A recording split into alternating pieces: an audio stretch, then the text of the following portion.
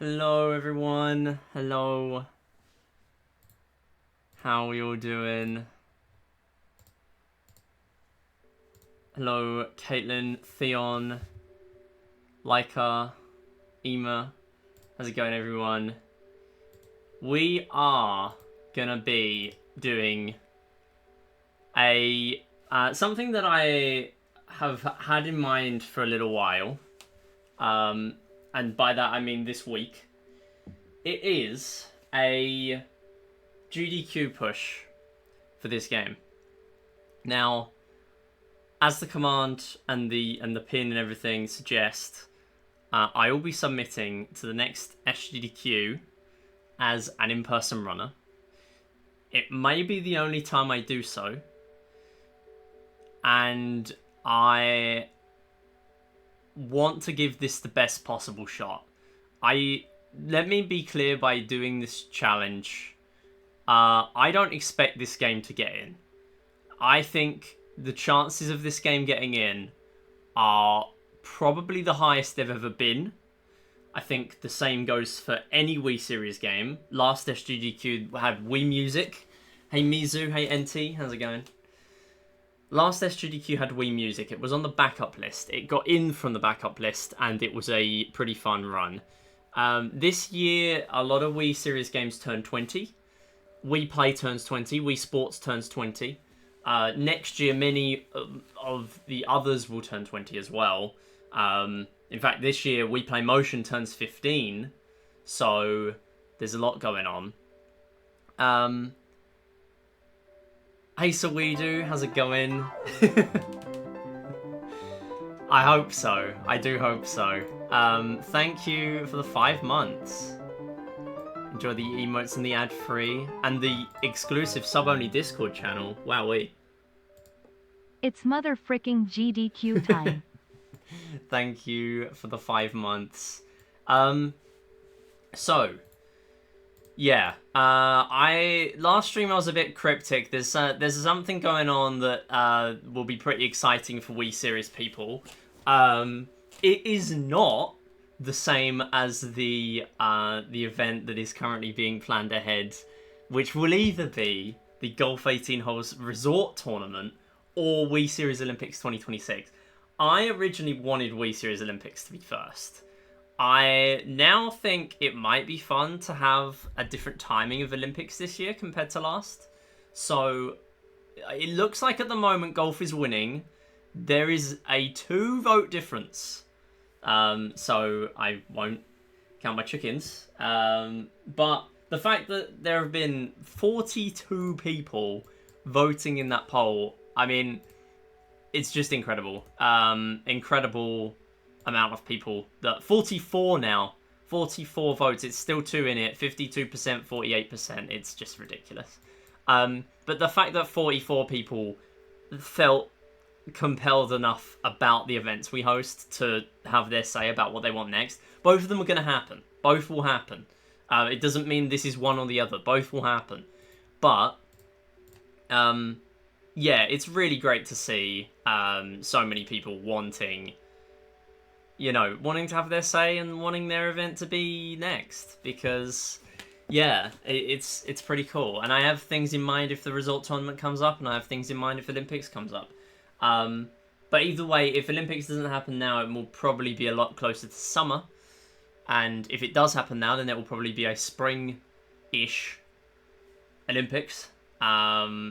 So, yeah. Hey, Drywall, how's it going? Best of luck with getting through on everyone in the community who'd love to see the series at such a big event. Yeah. I mean, that is... yeah, that's the aim, isn't it? That is the aim. I would like to say, so for those who don't know, because this is since last stream, I will be posting the February schedule probably tomorrow in the Discord, which is the only place you can find the schedule. I'm going to do all this rambling right now because you're not going to get much conversation between me during the runs because I will be commentating. My goal is for all of these runs to have good enough commentary for me to just use any of them. And then just take the best run, really. So yeah. I'll be going again. I'm currently at a big gymnastics event. No worries, Soidu. Thank you so much for stopping by. Thank you for the sub as well. And wishing us the good luck. Yeah, it is a very, very close vote. That is true. It closes pretty much this time tomorrow, so yeah. You got a blustery wind and a snowstorm coming in this area. Oh dear. Good, look after yourself. Hopefully everyone is okay. Thank you for the good luck, Theon, as well. And Leica. Yeah, so. And RMC, and how's it going? So, this is my goal. I have 2 outcomes from this, and I will not be happy with any other outcome. My goal is get WePlay or WePlay Motion into SGDQ, or fail knowing that I put in absolutely everything. I could not give any more effort, and that is the only... That's all I could do, and that's all that's up to me. And then it's just up to the powers that be, which are the games committee, to decide if it gets in or not. That's the plan. So I will temporarily be adding in a third stream in the week again. It will probably be on Tuesdays, because that is the day I have off, working from home, rather than having to spend time commuting to get back home. Hey Kiro, how's it going? So, streams will probably be, during February at least, there will be Monday, Tuesday, Saturday. That's the plan. My birthday is actually on Tuesday the 17th, so I don't know if that will end up being a stream, but that... Maybe I'll schedule it for Wednesday. I don't know. I'm not sure yet. We will see. But the plan is, I am going to put in a few different categories for each of these days. We're going to start with the WePlay ones, which are bronze, 22 minutes. Silver's 30 minutes. Gold's 42 minutes. Plat's 105. They are the estimates. That means every single no reset ideally needs to beat them. I would be okay if Plat's sort of ticked over into like a 106, 107-ish range. I would prefer not to, but I do have confidence that I can consistently get out of billiards now. We have double jump shots. We have so much going on there that this is probably the best chance I have to decrease the estimate to 105. It also is a lot easier for a games committee to justify WePlay getting in for an hour and 5 minutes than an hour and 10 or an hour and 15. An hour and 15, I can totally see why they would just reject it on the basis of time. I will probably be submitting plats, golds, and silvers. I don't think I'm going to submit bronze. It's not that interesting, and the only interesting strat there really is final FPD. And at that point, if I fail it, then it's just you're watching the same 2 minutes again, which is not that interesting. So I will go for some final FPDs on Mission 5, but they're probably not going to happen. And it just is a bit of a silly category. It would be fine. It's just that I don't think it's as interesting as the other longer categories. And I will also be submitting Tanks 100, which is sub 55. Tanks Pro 100, which is the Pro mod, 640 tanks instead of 540. I will need to de-rust that. That will probably be the last one I do for WePlay, because I need to focus on tanks and then do Pro. We also have an incentive as well. Tanks 1P2C 20 missions. That's a sub 10. That's not too bad, as long as I can consistently finish.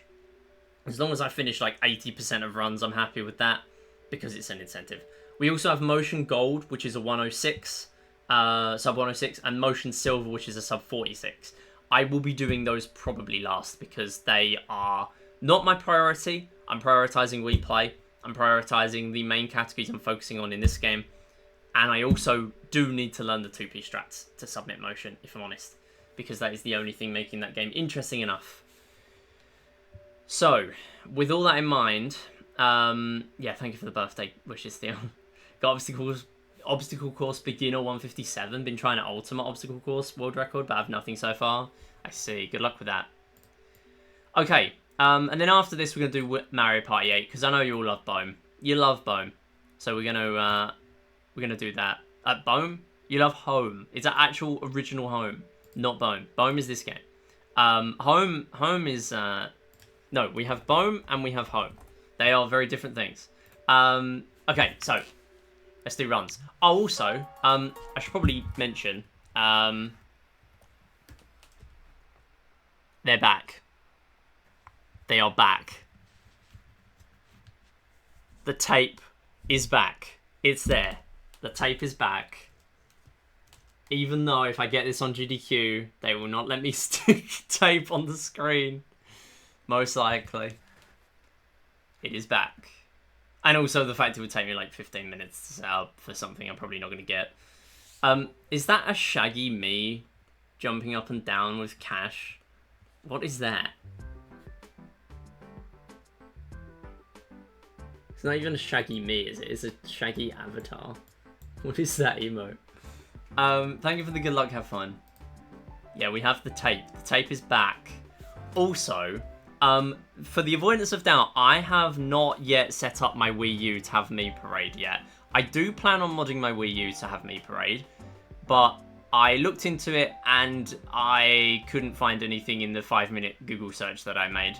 So, yeah, I'm going to have a bit of a deeper dive into that.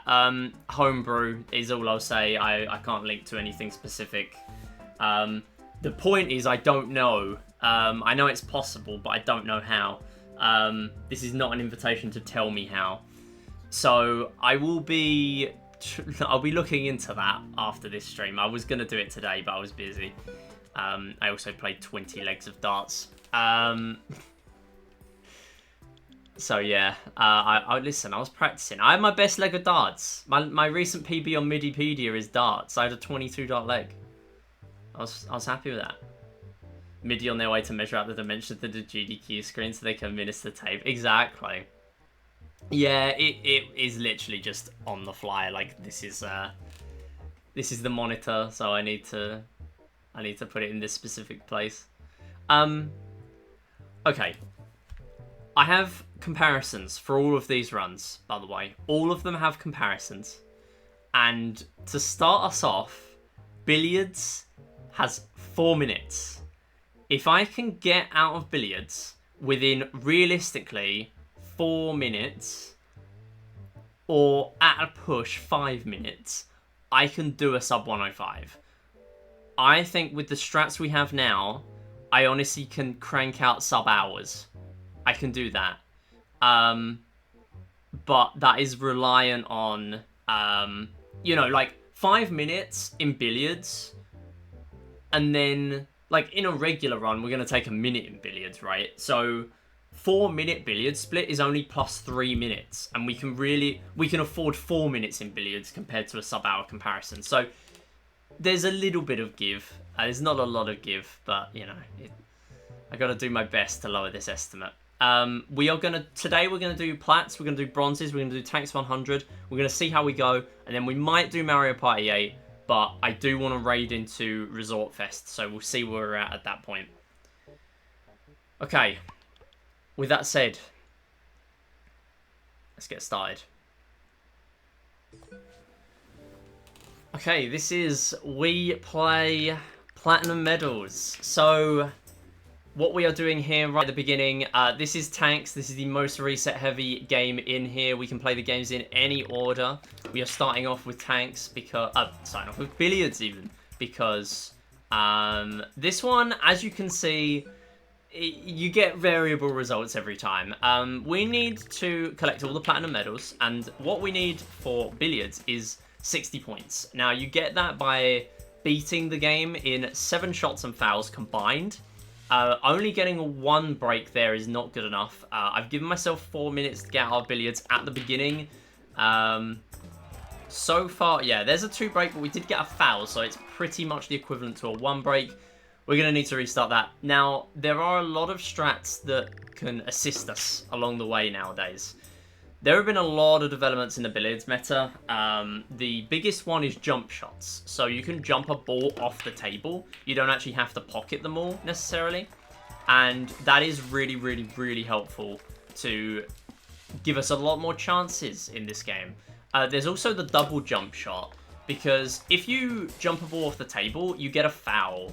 And if you only pocket one ball, that's actually not useful, because technically you're going to be behind on points. We need to finish in 7 shots plus fouls, and that would not be good enough. So what we're going to be doing here is hoping this is going to finally give us our first 3 break. It's not. Whenever a break happens, which is the break shot, the first shot of the game, by the way, I'm always scanning the board. At the moment, I'm looking at that 7 and I'm thinking that is in the way of the 1. That is unfortunate. I can barely squeeze around it, but unfortunately, not really a lot I can do without the cue ball going in the pocket there. So we're just going to have to take another restart, see how we go. A lot of the strats in billiards in terms of no reset runs comes down to how quickly I want to reset. I'm looking at that and I'm thinking, that is not good enough. I need to just reset and take another break. This is looking very good, though. Almost a 3 break there. We are going to have the 1 ball blocked by the 7. So I'm going to just hit as many balls as I can here, see what we can do. Nothing much from that. That is okay.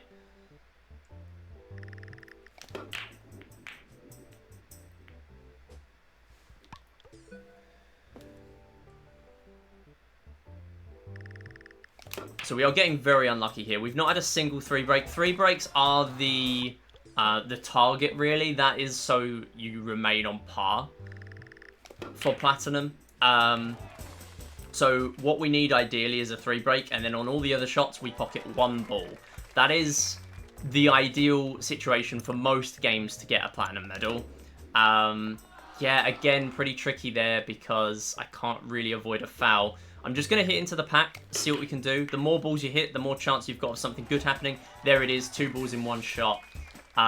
Nothing much planned from that, but that did end up working out. Now I'm going to need to take my time a little bit, see if I can line up some shots here. There we go.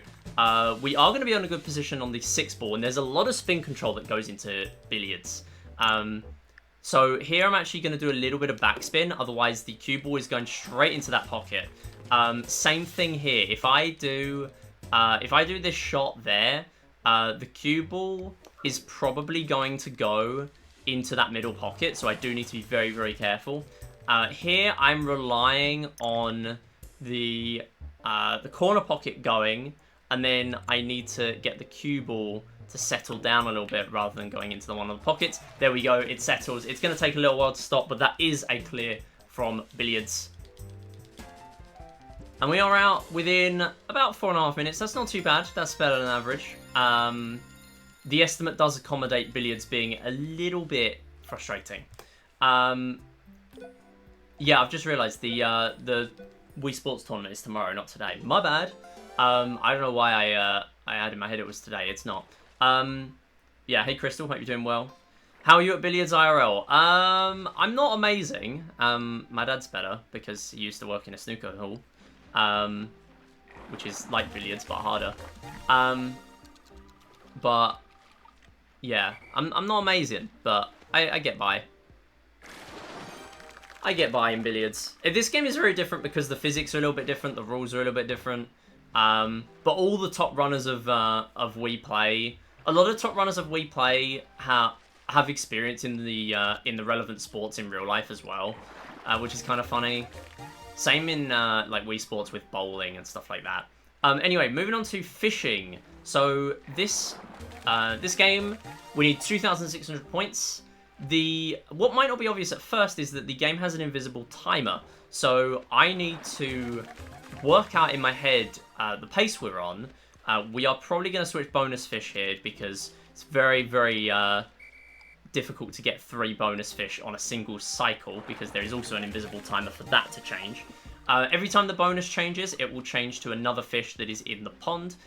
This is actually a very, very good pace for fishing. I'm aiming for about 11 fish here, and every time you catch a fish, the timer pauses. So you do want to minimize the fish you're catching. I've had world records where I get sort of 10 to 12 fish.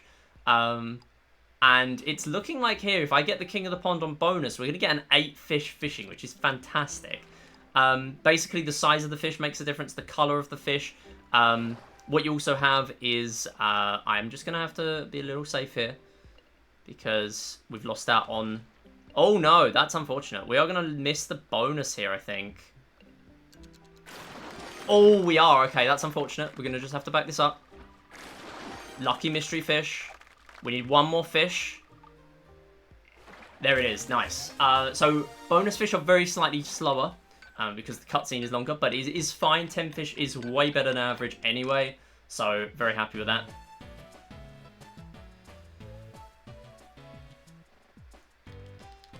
And moving on now. Fishing is a very, very early game for me in regular runs as well. I'm using a slightly different game order compared to usual. Normally in runs, I would be playing fishing at this point, though, and then I would also be playing tanks here. I do just prefer a different order where you get the reset heavy games out of the way early. It just works out better for me.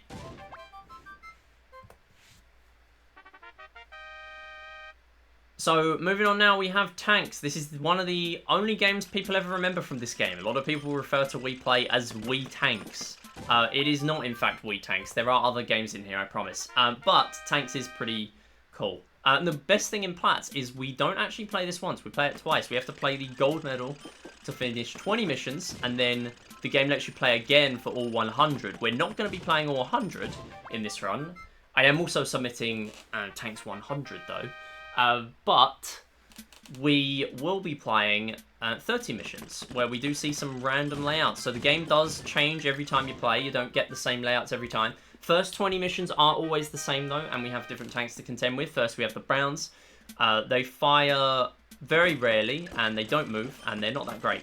But Greys do move, and they're very defensive and annoying for speedrunners. More defensive tanks, the Teal tanks, they fire rocket bullets, and they do not rebound. Most bullets rebound once in this game, but the Teal tanks do not rebound. So that is quite good. We're going to be using a lot of sprays on the walls, so we can control where the bullets go. We have 5 bullets to use at all times, and the moment one of our bullets gets popped, then we will keep that one. Manipulating the Teal tank there to stay on the right-hand side by going left. Basically, the defensive trait means that they will go in the opposite direction to you when they retarget. They kind of retarget like ghosts in Pac-Man. That's the best way I can describe it. So occasionally they will just think, I'm not doing this great. I'm not doing great here. I need to switch it up a little bit. And so they'll change where they're targeting, or if you're playing 2-player mode, they might retarget onto the other player. So by going the opposite direction there, it kind of manipulates the tanks to go the other way. Now we have yellow tanks. They lay mines down, and they are also pretty quick. They lay up to 4 mines. We only get 2. Unlucky defense there. Didn't quite hit the Teal bullet there. Having to deal with 3 tanks at once right in the middle, it's not great. On the gold medal here, we don't need to take deaths, so every death is going to cost us 8.5 seconds. Hitting that Teal, and yeah, we're just going to take straight shots at those. That is absolutely fine.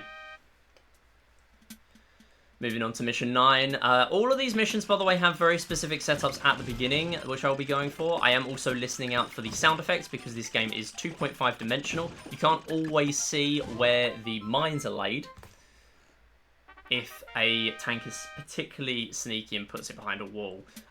Next to the pink tanks. Pink tanks fire 3 bullets, potentially, and they actually do have a fast fire rate. That is a decent tanks. That's a 3-minute tanks 10. It's not too bad, especially with a death. And every 5 missions, we do get a bonus life as well. So that will be helping us here. Now, you might be thinking between... Well, that is a fantastic spray. Wow. Brilliant mission there. And then we just have to pick off this Teal right at the end. That was fantastic. Teals are very good at dodging, so it did dodge until that rebound there, but very slight angle stopped it from going that way. Mission 12, we then have green tanks. These are the only ones with 2 rebounds in the vanilla game. There is a mod for this game, which I'll be submitting, though, which they do have more rebounds than that. Too many rebounds, one might say. So we now have the pink tank, just sort of sporadically firing. Thanks for the good luck. I'm not responding as much to chat today during runs. See the pinned comment. But Thank you very much for the good lucks. Yeah, there's a lot going on in this game, and the missions, you might think between the 2 playthroughs, this is actually going to break a wall, so I'm just going to use that to my advantage. They're all grouped up here, so I'm just going to try and pick them off one by one here, and there we go. Teals take a while to fire between shots, by the way. They're very predictable with their shots. They will always fire at very specific intervals, as long as you're visible to them, as long as you're not hidden behind a wall or something. So you might think between the playthrough of Tank's 20 missions for gold and 30 missions for platinum that these will be the exact same. They are not. They are going to have a very slightly different strat that I will be using. I actually have tape and post-it notes on my screen because they are frame-perfect deaths, and I will get onto them when we get there. That helps a huge amount for the consistency. I do have audio setups for it as well. It's not game-breaking, but it does save 8.5 seconds, which in a world record attempt is pretty big. Anyway, purple tanks, we will be seeing more of those as well. They are like pink tanks, but they have 5 bullets, 2 mines, which is the same as we have, and they also fire a lot more sporadically, a lot more frequently. So they are very, very tricky to deal with. We're going to fire a mine at that wall. That's going to help us take that green tank out. Purple tank gets hit by that rebound, and we're just going to go for this tank right at the end. That's absolutely fine. The moment the tanks sense us getting close, they will start firing at us, so I do need to be a little bit careful there. 17, pretty difficult one for a lot of beginners. There's no mission select in this game. There is a practice mod, though, which is fantastic for new runners. To be honest, fantastic for me as well. But there is something called Impossible Shot, which I just tried to hit on that top left tank. Didn't quite hit it, but it is fine. We're going to take that tank out now. Not quite, that is fine. Yeah, so there's a shot very, very close to the middle here in a very precise spot. The hardest strat to hit in the, to be honest, any tanks mission. There are 30 different layouts in this game, and that is the hardest one to hit in my opinion. What you have to do is you have to fire at a very specific wall in a very specific position, and if you got it right, then you will hit that top left tank, and it is actually pretty good because it cuts off an entire section. We don't normally have many setups like that in tanks because most tanks are not stationary, but greens are. So we do have to be a little bit careful with them. No worries, Theon. Thank you for the good luck. Hope work goes well. And hey, Seagull as well, by the way. Sorry, I'm not interacting as much with chat today. I am very locked in on marathon commentary. Almost hit that purple tank there. That is unfortunate. This is one of the hardest missions in the game, and so early on as well. 8 tanks here. Now I'm going to put that mine at the top. That is going to stop the purple from going down. So basically, mines in this game don't just act as explosions. They act as invisible walls. Watch how the purple tanks all cluster around here, and they are now much easier to hit. The reason for that is because they will actively try and avoid getting hit by mines. There are some tanks in the game that do not see your mines. So, for example, grey tanks will just walk straight in, teals will just walk straight in, and pinks will just walk straight in. Whites go invisible, by the way. They are pretty good, but the tracks do give away their location. That is a 7-3x, which is fantastic for a couple of deaths there. We're moving on to tanks platinum now, so I will explain some of the stuff that is happening.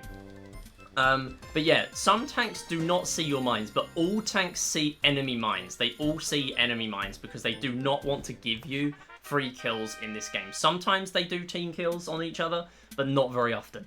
Anyway, here is frame perfect death. The attempt. Not quite. We're going to get one more shot at it. There was a couple of frames away. So I'm trying to fire at a very specific time here to try and get the tanks to both die at the same time. There it is. There we go. And that is frame perfect death. So you can see I've just lost about 6 seconds to that. That is actually not the case. I have not lost much time to that. I missed the first one, which cost me about a second, but I did get the second one. And that does mean at the end of this, I will be able to avoid draining as many lives. So we are now playing on 1 life for a little bit. Not for too long. There is also an FPD set up in Mission 3. We won't be going for it because otherwise, if I do hit it, I would game over. So that would not be good. So we're going to play a little bit safer here as we come through on Mission 4 and Mission 5. And then we're going to rack up our lives again. And then hopefully we will be fine for the rest. So to explain a little bit more, tanks frame perfect death. What it is, if you die on the same frame as the last enemy tank in a mission, you will both die. That means you win and lose. There is a tie in tanks. That is right. Everyone loses. But we don't actually lose. We win. We don't do that in Tanks 20 because the game automatically ends when you get the gold medal. So FPDs or frame perfect deaths, they do not help in that category. But in every other medal, they do help.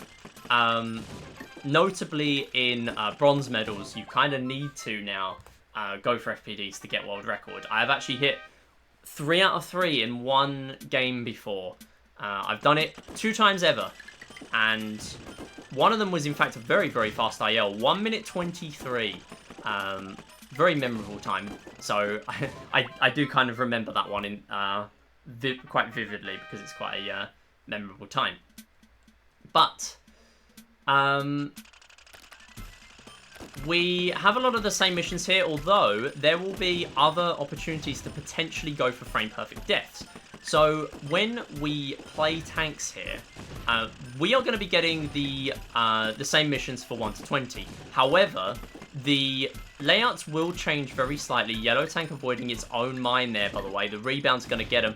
Kind of trapped itself in the corner. It's going to go right here because that mine has just disappeared. It's not quite going to have enough time to, though. Mission 8 is a very, very RNG-heavy layout. But again, nothing too wrong killing. It's only really wrong killing if you're going for a world record attempt. Yeah, so as we get past Mission 20, we will have missions that have 4 tanks on each one. Now, those will actually... Yellow is in panic mode here. What is going on? Wow, it's succeeding as well, though, in fairness. So, in missions 21 to 100, you have randomized missions. So, basically, the game has 30 mission layouts. First 20... appear in missions 1 to 20, and then there are more that start slowly appearing during the rest of the game. Some of these first 20 you can get again. So mission 1 will actually appear only on mission 1 and mission 100, which is quite funny. They like buffed all the tanks for mission 100 rather than just having one brown tank. And it's a tricky one too, because there's a wall that restricts how big the playing field is. Which, by the way, we're playing on 4-3 because the playing field is smaller, and that means we save time as a result. It's one of the only Wii games that saves time by playing on 4-3. We're going to have to come back for that teal at the end. That is fine. We're going to have to pick off these one by one. It's not quite working out here. Yep, still not happened. That's me trying to be a little fast about this, and unfortunately we're not managing to get any of those. There we go, we're finally done. So the way the layouts work is that every mission number has a layout pool. So, for example, at mission 21, we'll have like 10 to 15 missions in a row where the layout pool will always be the same. You can never get the same 2 layouts in a row, but the game will basically generate a random number, and that will be the layout you have. Some of them are fast, some of them are slow. And it will also have, for every tank spawn position, it will also have a random tank color that it will assign. That basically is the game's way of making it so that you always have, like, by the end of the game, where there are 8 tanks on a single mission in the 90s, you will always have, like, 1 or 2 really, really strong ones, 1 or 2 really, really weak ones, and then a few in the middle. You can get really unlucky, and then some of those middle ones will be strong, or some of them will be weak. But generally speaking, that's how the game handles it. And it's a pretty cool way of doing the randomization, if I'm honest. It does mean that some of the later layouts have thousands and thousands of permutations of different layouts and different tank colors that you can get. So you will never have the same mission in many cases at that stage of the game. Ever. You will pretty much never have repeats. So once again, doing that spray at the beginning, just in case the purple tank decides to go that way. Doesn't always, but it is worth going for, in my opinion. It only costs about 6 frames to take a shot. You're basically unable to move during the time you're taking a shot, so you don't want to always be doing that, but it is worth going for there. So we're starting to rack up a lot of bonus lives now, and something I should note is that on this playthrough of 30 missions, there may be an instance where we get a brown tank in a specific position. Some of them are very good to go for FPDs. I obviously am a lot more familiar with going for them on the regular missions that are the same every time. So mission 1 is the easiest one. You also have a mission 3 setup. There's a mission 4 setup. There's also a mission 5. It's not really worth going for. It's worth going for in bronze medals because it saves more time there. But it doesn't here. So mission 5 FPD is kind of a no-go unless your name is Taz. Gonna be very careful there, and the reason the final FPD or FFPD saves time is because of I think that hits. Oh, not quite, very close though. Yeah, so the reason the final frame perfect death counts for more time save is because that is where the game ends. When you get down to 0 lives, you get mission failed, and then that's where the game just ends. However, what can happen is if you get a frame perfect death on the last life of the last mission of the medal, so that's 5 missions for bronze, 10 for silver, or 30 for platinum. Remember, it doesn't save time in golds because the game just ends anyway. But if you manage to do that on any of those missions, that was a fantastic spray there. That was a gold, actually. I'm not even surprised. Half a second gold. That is not the layout I want. Go back. There we go. My bad. Yeah, so, if you manage to do it on any of those final missions, you will save 20 seconds. The reason for that is because when you go past that mission, so in Platinum, we'll beat mission 30, and then we'll get our bonus life, taking us up to 2 lives, and then we'll have to drain the rest of our lives. If you game over on mission 30, which I've never done in an RTA run, it's obviously very risky. You would lose 15 minutes if you failed it, or you would lose the entire length of the Platinum Medal run, which is like 12-13 minutes. If you somehow do it, you would skip draining the last life, you would skip the bonus life animation, and you would therefore skip getting the bonus life itself. So you save 8.5 seconds twice, and you save another 3 seconds on top for the bonus life cutscene. So it's a very, very strong strat. That was a fantastic second life there on mission 20. Playing a little bit risky, so we're making our lives back up now. That is absolutely fine. I will be careful here. Pinks can't lay mines, so I'm not going to need to worry about that here, but the purple could lay mines, so I do need to be a little careful. Almost a good rebound there, actually. There we go, and I do like to use 4 bullets every time, and the reason for that is just because Grey can walk into that, by the way. Didn't quite happen, though. Yeah, I like to use 4 bullets every time because then it gives me a backup bullet just in case the tank decides to... or any tank decides to just fire straight at me before I get any bullets back. So yeah, again, these sprays are really good because it allows me to get my bullets back quicker. You get 1 ricochet with your bullets, as do most of the enemy tanks. And if I fire at a wall, then it means it's going to be... or if I fire at a wall so that it then either goes straight into a tank, or if it hits another wall very quickly, then that will be one way of getting your bullets back a lot quicker. Decent. That's one of the good missions. As I was saying, these missions are randomized here. Mission 25 will be the same layout every time, and then we'll be back to random for 26 to 29. And then mission 30 will be the same every time. It's a pretty difficult mission. Multiples of 10 are always the same. So you do get some missions that are always the same here.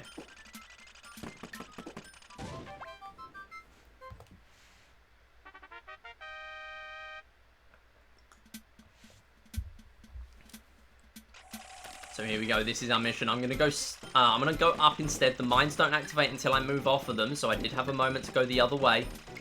The mines do automatically detonate if I go too close to them, but they're not the case because I had not yet moved off of it.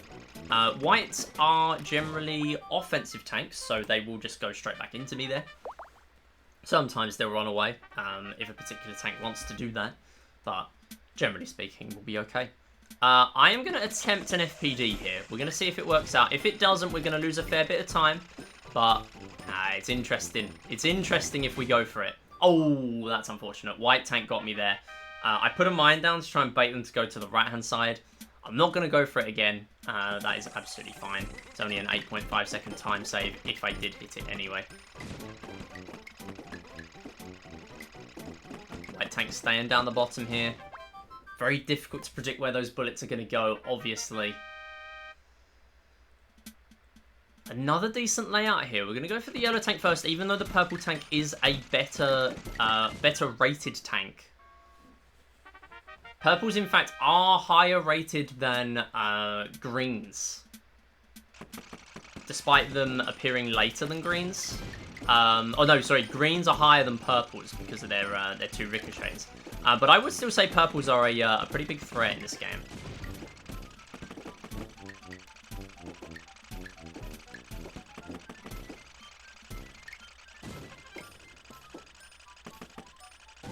And we're just going to pick that one off.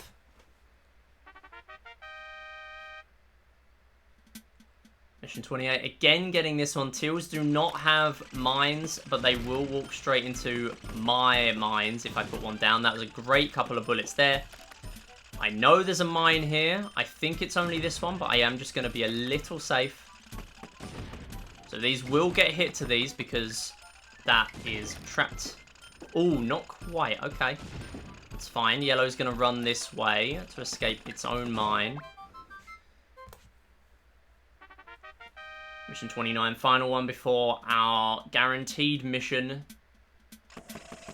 This one, not the fastest, but it is one of the safer ones because we have a lot of stage control here. We have the entire bottom section to ourselves, and the yellow tank will just get stuck in the corner, actually.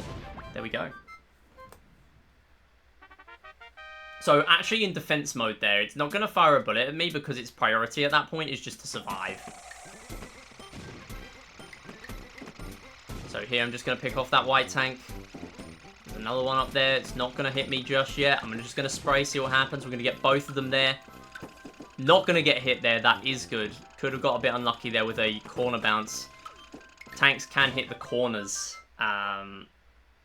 of walls. And if they do that, then they will actually stop me or stop the bullet from changing direction. And that can be pretty bad because it does throw you off. It does count as a ricochet, but for a green tank, obviously, they have 2 ricochets, so it can be really tricky with them. So a good mission 30 split there, due to us only needing to lose 2 lives. That is good, and we are moving on now to Charge. Charge, very, very quick game in here. I wouldn't normally play it this early, but I just want to change up the order a little bit, makes it a bit more interesting. I think this is better as a showcase. And then when I'm actually doing runs, it is more optimal to play this later. But it is still a pretty tricky game. This can go bad if you miss anything. So here, 325 points, that is what we need. You get 300 points from hitting scarecrows. There's so much tech in this game, I cannot explain it in the 1 minute it takes. Basically, think Moo Moo Meadows, IL, with motion controls, and again, this game uses a lot of pointer controls. That's the point of this game. Wii Sports introduces you to motion, and this game introduces you to pointer for the Wii, because it is a tech demo after all. There is drifting in this game, as you heard. That is a small sound effect there for drifting. I'll try and do it again when it's safe to do so.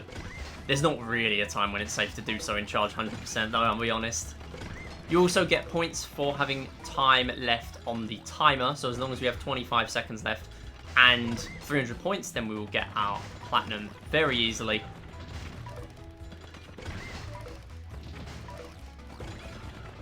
And there's our 334, perfect as well, and that gets us platinum. This is, to be honest, one of the easier platinums in the game. A lot of people, when they played it as a kid, would have got this first. Me, personally, I definitely got this one, and only this one. A lot of bronze and silver medals on my casual save. But we are moving on now to Table Tennis Gold. This, I imagine, would not have been one of the ones on my platinum list as a kid. So, This is essentially a reaction test. I will be going for 100 points first, and the same as tanks, we have to get 100 points, and then the full game unlocks where we can get 999 if you really want to. There is a speedrun where that happens. Highest achievements and all achievements. Not many people have done runs of them.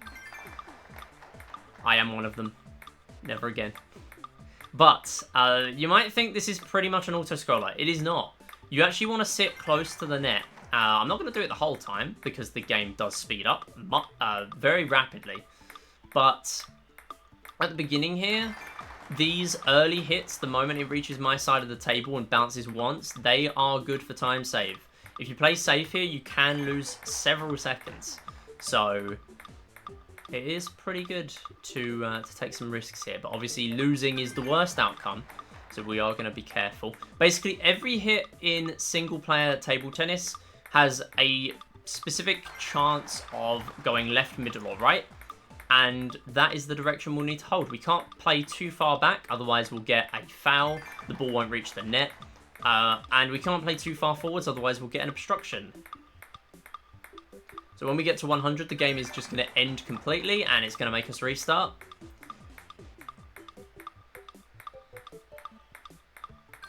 There it is, our 100. Now, the game, as a lot of things are in replay, it is not just get 100 and get 200. There is more going on.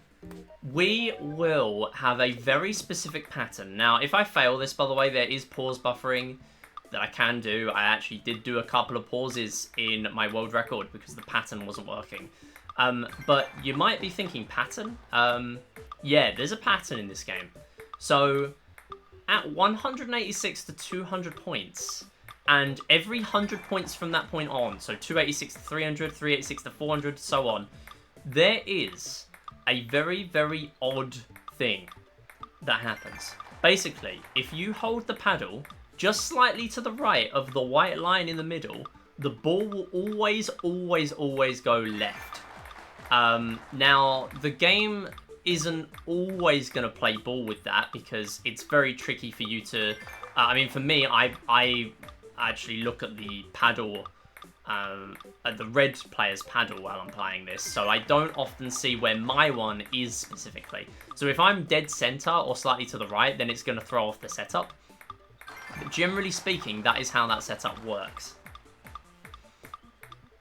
And the game does get very, very fast at sort of 120 onwards, and 186 to 200 is a huge bottleneck for runners. When I was first picking up Platinum, that was a really, really tricky section. So I will need a little bit of quiet time during this. Again, pause buffering is an option if I fail this on the first try. So just going to play close to the net during this start because the ball does slow down very slightly and then it's going to start picking up again.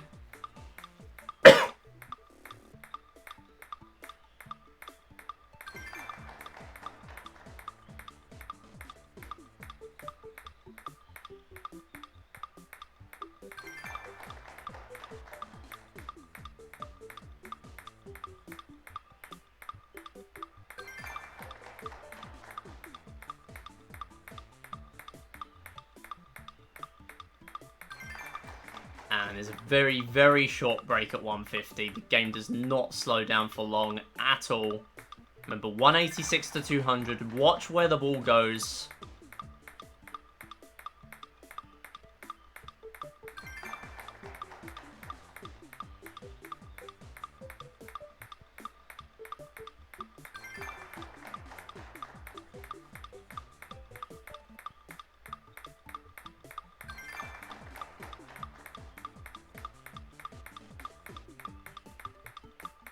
There it is, and we got a little bit lucky. The game actually decided to play ball and give us a couple of extra left hits as well.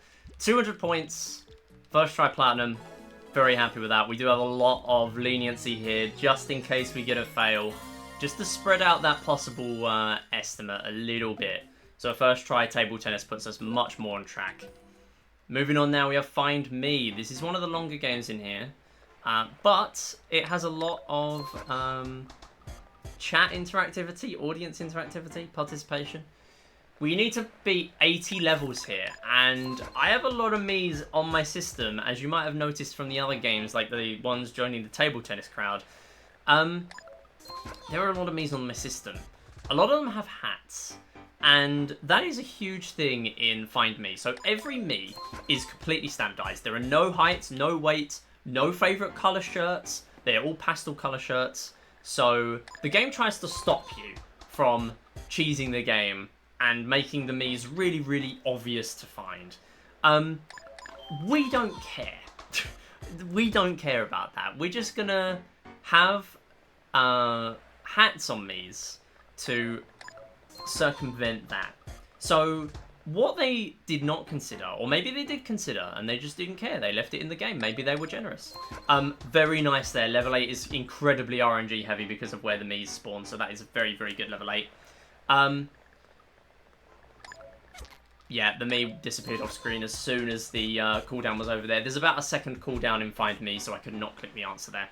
But yeah, basically every level has a specific condition. They're always the same, and you always get a specific number of Miis. And more importantly, there are strats that we can use with the Mii Parade. So, for a start here, what we have is... we want to be having as many unique looking Miis. I'm talking B Mario, I'm talking Clockface Mii, I'm talking Burger Mii. I've got Mike Wazowski. I got so many Miis on my system. They are here just for Find Me. They're still on my console all the time. And that is essential to doing well in this game. A quick way of setting this up is just to have Miis that are pretty much the default Mii, but there we go, that was a tricky one. That are pretty much the default Mii, but they just have slightly different color hats every time. So there are two different types of hat in the Mii channel. The first one is a beanie, and the other one is a cap. And as you might notice, we are using both different ones here, and they do transfer the favorite color. So that is how we can use the favorite color, rather than looking at the shirt colors, because they do not have the Mii's favorite color. We can instead look at the caps. So not every Mii has a cap. Some of them do, some of them don't, but there are 12 colors and 2 different caps. So my maths tells me you want to have around 24 Miis with caps. If you have any... 12 with caps, 12 with beanies. If you have any more than that, you might end up confusing yourself between the two, unless they are very, very different in their rest of their appearance as well.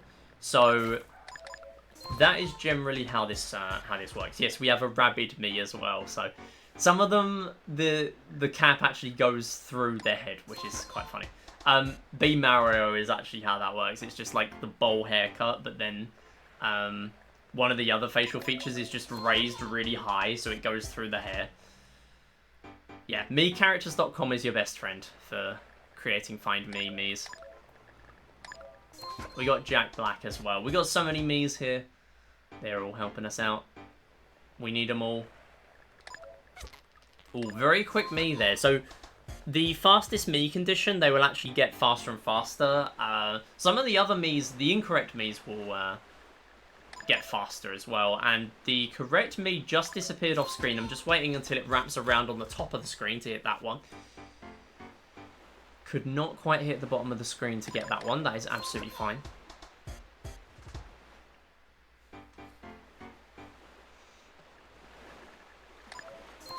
So I'm using my Mii to play this run as well, and there is a reason for that. There's a strat called Score Skip. So you might have noticed between every game, normally there's a high score animation. We are not actually getting that here because I'm playing on a very specific save file that is set up with a bunch of high scores but no medals. And that is allowed for speedruns. Basically, the only requirement is don't have any medals. So what you can do is you can actually set up a save file that has a bunch of scores, because you do not get medals in this game until you back out of tanks for the first time on a save file. They fixed that in We Play Motion, the sequel. They actually give you medals whenever you play them, which makes sense. But this game does not do that. So we can kind of abuse that. And that allows us to skip the 3.1 second animation every time. So in a full run, that's 28 seconds. That's not bad. And in fact, now for pretty much every main medals world record, that is required. Okay, so pick a favourite.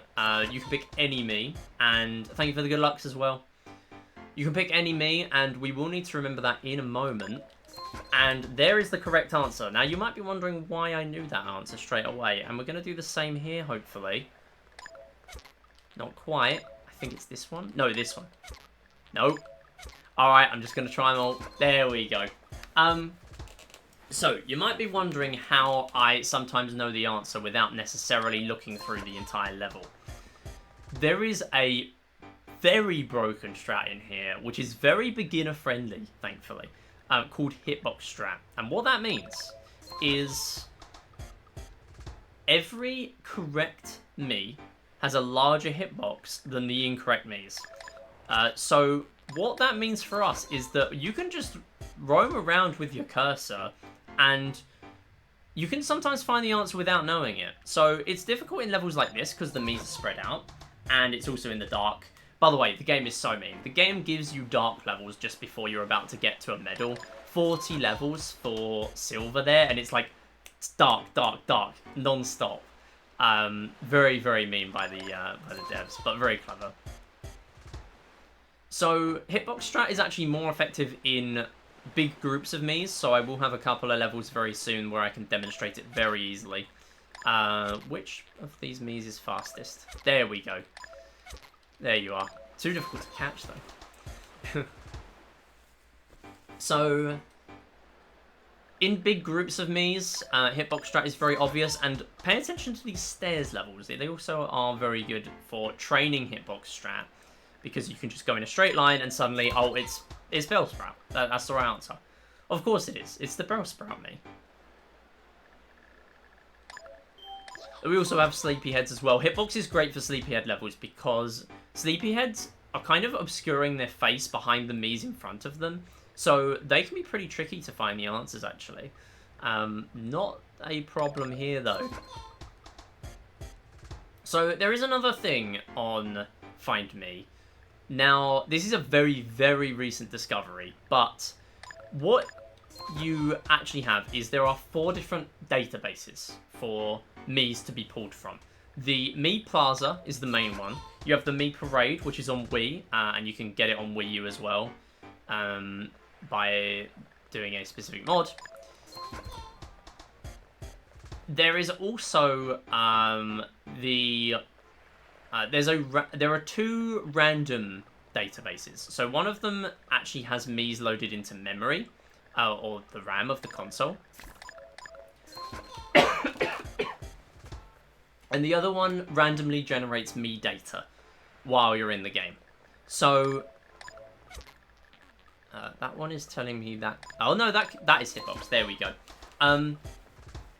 Yeah, so those randomized me's, you want to cut those down as much as you can because they are very, very tricky to find. They often don't have hats. As far as I'm aware, this is a bit of a theory, but they seem to throw me's at you that look very similar to the ones that you have a lot of the time, which is not helpful because that makes them harder to find. But there is a way. There's a way of cheesing this game so you maximize the number of me's that you have from your own console. In every level, a maximum of 50% of the me's will be from your Me Plaza, and a maximum of 30% from your Me Parade. So, that means, if we max out the me's based on the highest number of me's in a single level, this is a really big level, by the way, lots of me's in that one. If you maximize them as much as possible, then you will end up with 80% of the me's being ones from your console. That is a huge, huge advantage.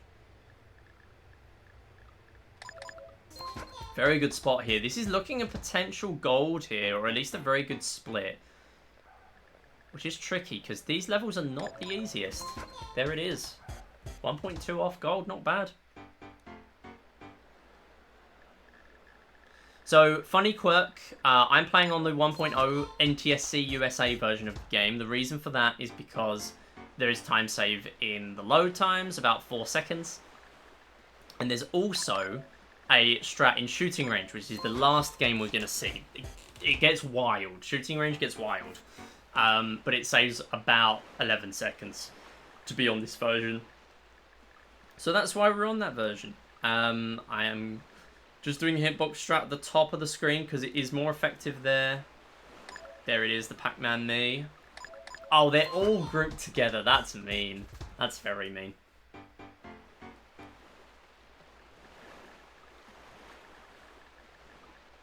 Okay, I know it's you. Just can't see who it is. There you are. So again, because the camera is more zoomed out, hitbox is very, very effective at the top. Nope.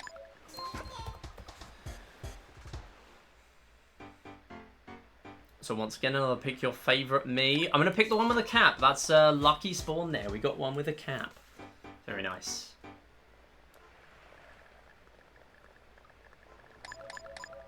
Yeah, so I'm playing on the NTSC 1.0 version of the game. For some reason on level 61, the light just doesn't come on instantly. I have no idea why. It's very, very odd. The thing that's even more odd, though, is that around 10 to 15 levels out of the 99 in this game, we're going to see 80 of them, by the way. We're not going to go all the way. But out of the 99 levels, there are about 10 to 15 that, for some reason, have more me's on 1.0 versions of this game. Even the ones that don't save time, the PAL 1.0 versions, then they have more me's than on the 1.1 versions of this game, which is very, very strange. It's just a really odd change. And yet, that is how it is. So if you're running Find Me ILs, you actually want to run on version 1.1. Because otherwise, you're going to have more me's to deal with. So there's a bit of a trade-off here. It's not necessarily in medal runs that the fastest version is 1.0.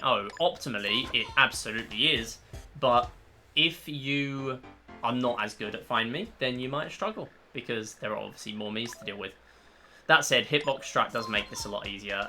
Dealing with it there, did not actually see the answer, but just seeking along and managing to find it for myself.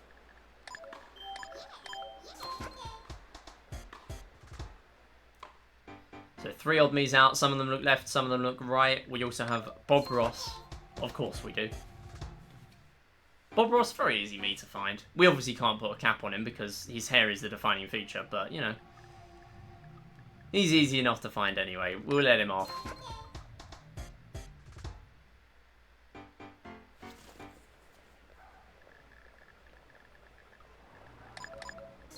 Good alien find there. We just have a couple more levels to go, and there is one more strat we're going to see before we leave. I think it's you. Oh, not quite. Okay, I'm just going to take the hit there. I'm not going to bother trying to find the me to unselect you. I think I saw B Mario earlier. Now, something to note on the escalator levels is that there can only be one correct answer per escalator. And that pretty much means we can just search through the one with the least me's first. Okay, I think it's the blue cap. Yeah, it is. There you go. I can't remember the hitbox strat there a little bit. You can take your time here. You get 2 minutes on the timer maximum. So, worst comes to the worst, we can just play a little safer. So here, I'm actually draining my timer a little bit. The reason for that is because the next level has 5 lookalikes. So on levels where you have to find one specific me, so for example level 80, all of them are separate answers from each other. So that means if we give 2 incorrect answers, we lose 10 seconds for that one cooldown. Here, we have to select 5 me's to lose 5 seconds. That is obviously not very good. Thank you for the good luck, by the way. That is obviously not very good. So it is faster to actually drain your time on level 80 and then very quickly, just before the game ends, select the right answer and then move on. It is very slightly better to do that.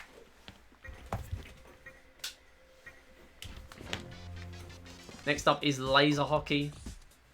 We need 14 points here within a 2-minute timer. The important thing is if we concede goals, we lose about 3 seconds, but it does not increase the number of points we need. As long as I don't get a draw, then you will get the medal here. So this game at the beginning has massive cheese. You can use the side of the paddle to go slightly faster, and it just so happens that that slightly faster beats this CPU multiple times over. You can actually do this for the first 8 points. So yeah, and then here we'll just get a cheeky extra hit. The ball does speed up slightly every hit in a rally. So by the end, it will become pretty much impossible for me to keep up with, but the CPU will normally do a very good job. So there's a bit of a sweet spot in laser hockey where you don't want to make it too fast. So if it went any faster there, that would have been a bit tricky for me. Yeah, you don't want to make the ball to go too fast. That's unfortunate. That's fine though. We've got 82 seconds left for 5 points. We're well on pace.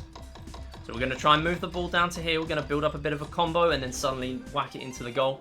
That is the easiest way to do things here. And the CPU getting ever so slightly faster every time. Nice rebound there. Rebound shots are the key here. Actually getting a double rebound, which still works out fine. But my play is to generally try and go for the... Oh, unfortunate. I didn't hit the ball enough. Generally go for the bottom and then go for a ricochet on the top. That's how I like to do things here. Sometimes you also get a situation like that. It's a little bit reactionary. You want to go in as soon as you see an opening. Oh, not quite. Still conceding a few goals here. Remember, this does not increase the points we need. We still only need 14. It does obviously put us in a disadvantage. I don't want to be conceding points because it resets our combo.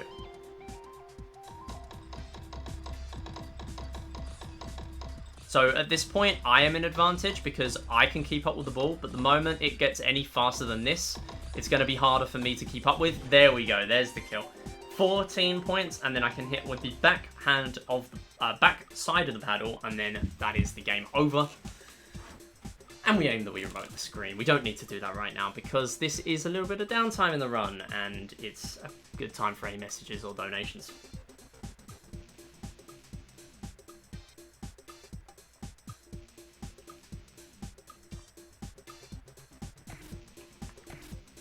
If I play better here, I can actually have about 60 seconds remaining. And there is a category called Platinum Medals Fast Exits, where the moment you get the score required for a medal, you would just leave. So laser hockey here is an auto-scroller, but in that category, it is actually one of the most important games in the entire set, because you can save so much time. Next up is Pose Me. We need 1,200 points here. This is the penultimate medal, and this, like fishing, it has an invisible timer. So every level, you have 30 seconds where bubbles will spawn in, and you have very specific patterns going on. For example, this level, always the same direction, and then at 27, it's going to flip to the other side, and that's all. That's all this level has. Now, the important thing to note is that because of that 30-second timer, you cannot win levels early. You might be thinking, hang on, that's another auto-scroller. No, this is not an auto-scroller.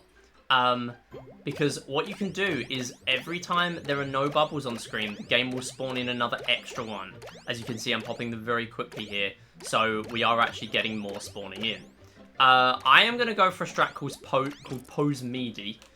This was found by me after I was goofing around after a bronze medals grind, trying to find time save. I wasn't even trying to find time save, it just kind of happened.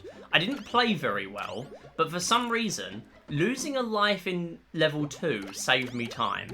And there is a reason for that. Now, you might notice there, every time I lost a life, the pattern would reset. So you got 6 bubbles on the right, then on the left, then the right, then the left. And then they start alternating after that, which is pretty difficult. You get less points when that happens because they're hard to keep up with. When you lose a life, the pattern resets, so you get the same again. Not only that, but losing lives is pretty slow in this game. Like, you want to generally, if you're not doing Pose Media, you want to lose lives just before you get to a medal. So say like 1190 for a 1200 platinum medal. But if you are particularly daring, then you can instead lose lives in level 2. That will make you lose 10 perfect bonus points because perfect bonus happens if you don't drop any lives on a level. But in return, the worst case scenario is that we're going to save a couple of seconds as a result of losing those 2 lives. Reason for that is because the level that I normally end platinum on is very slow to lose lives on, so it does save time doing that. There is also another way of saving time here, and that is by ending an entire level early. Now, there are some pose me goats out there.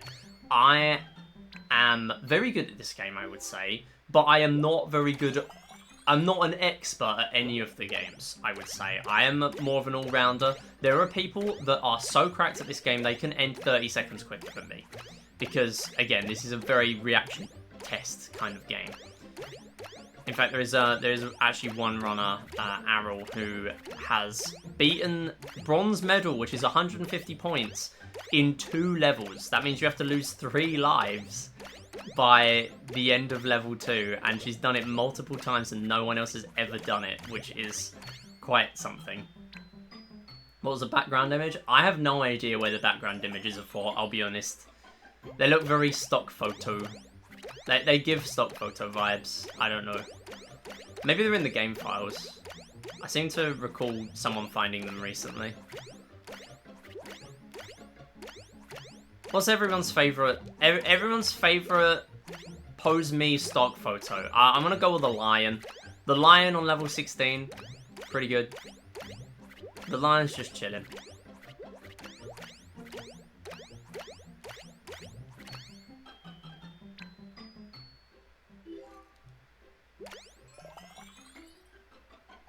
The duck. Yeah, duck's a good choice.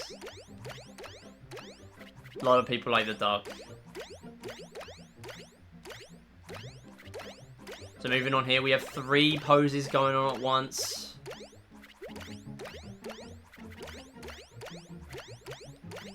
You have to be switching them very constantly. You don't need to get your Mii in the exact spot. They will clip into the bubble if they're close enough. So you can kind of use that to your advantage. Keeping the Mii upright most of the time. Butterfly is a cool one, yeah. It might be 12, I don't remember. I'll be honest, I'm too locked in on the game. So, this level, very unique one here. We're actually going to pop this rainbow. It stops time, and it also stops that invisible timer as well. We, on most times in this level, are going to get 2 rainbows. So, I'm actually just going to pop it here. It can last up to 10 seconds, the rainbow. There we go. It did last the full time. So that does prolong how long the level takes, but it also means we get more points. Which can be a good thing.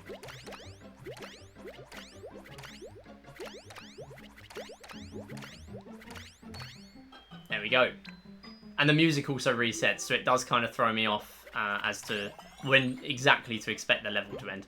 Anyway, this is now the upside down mission. This is pretty much the exact same pattern as a few levels ago, but we're playing upside down. That is all. And probably again at this point, another good time for donations. This game just gets progressively harder as we go, but is largely the same. Getting a rainbow there because I'm playing a little slow. Basically, when the game starts to see you're struggling, it does throw you a bone and give you a rainbow bubble. Thank you for the good lucks, everyone. Hope everyone's doing well. I will catch up with chat after this run. So this very interesting pattern here. You get 2 bubbles of a certain pose, then 3 of another, then 9 of another, 9 of another, and then finally you end on the middle pose. It's always the same pattern here. Apart from the first few levels, which are like your bread and butter to rack up points, this is the best one. This is so good. Very, very easy point accumulating level here. It can get out of control because the bubbles do spin a little bit.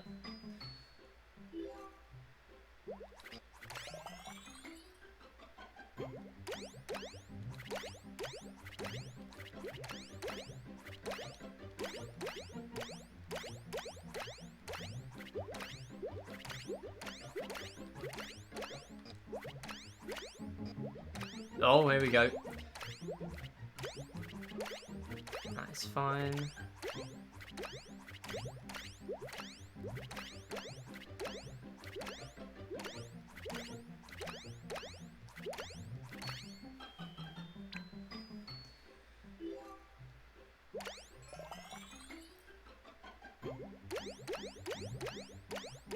So this is another very, very consistent pattern. You get very specific spawns here, and then like the level where we had pretty much guaranteed rainbows, we are going to get one here as well, except the game is significantly faster. Remember, if any bubbles drop below that line, I am finished. Probably in a marathon run, I would go for one pose midi.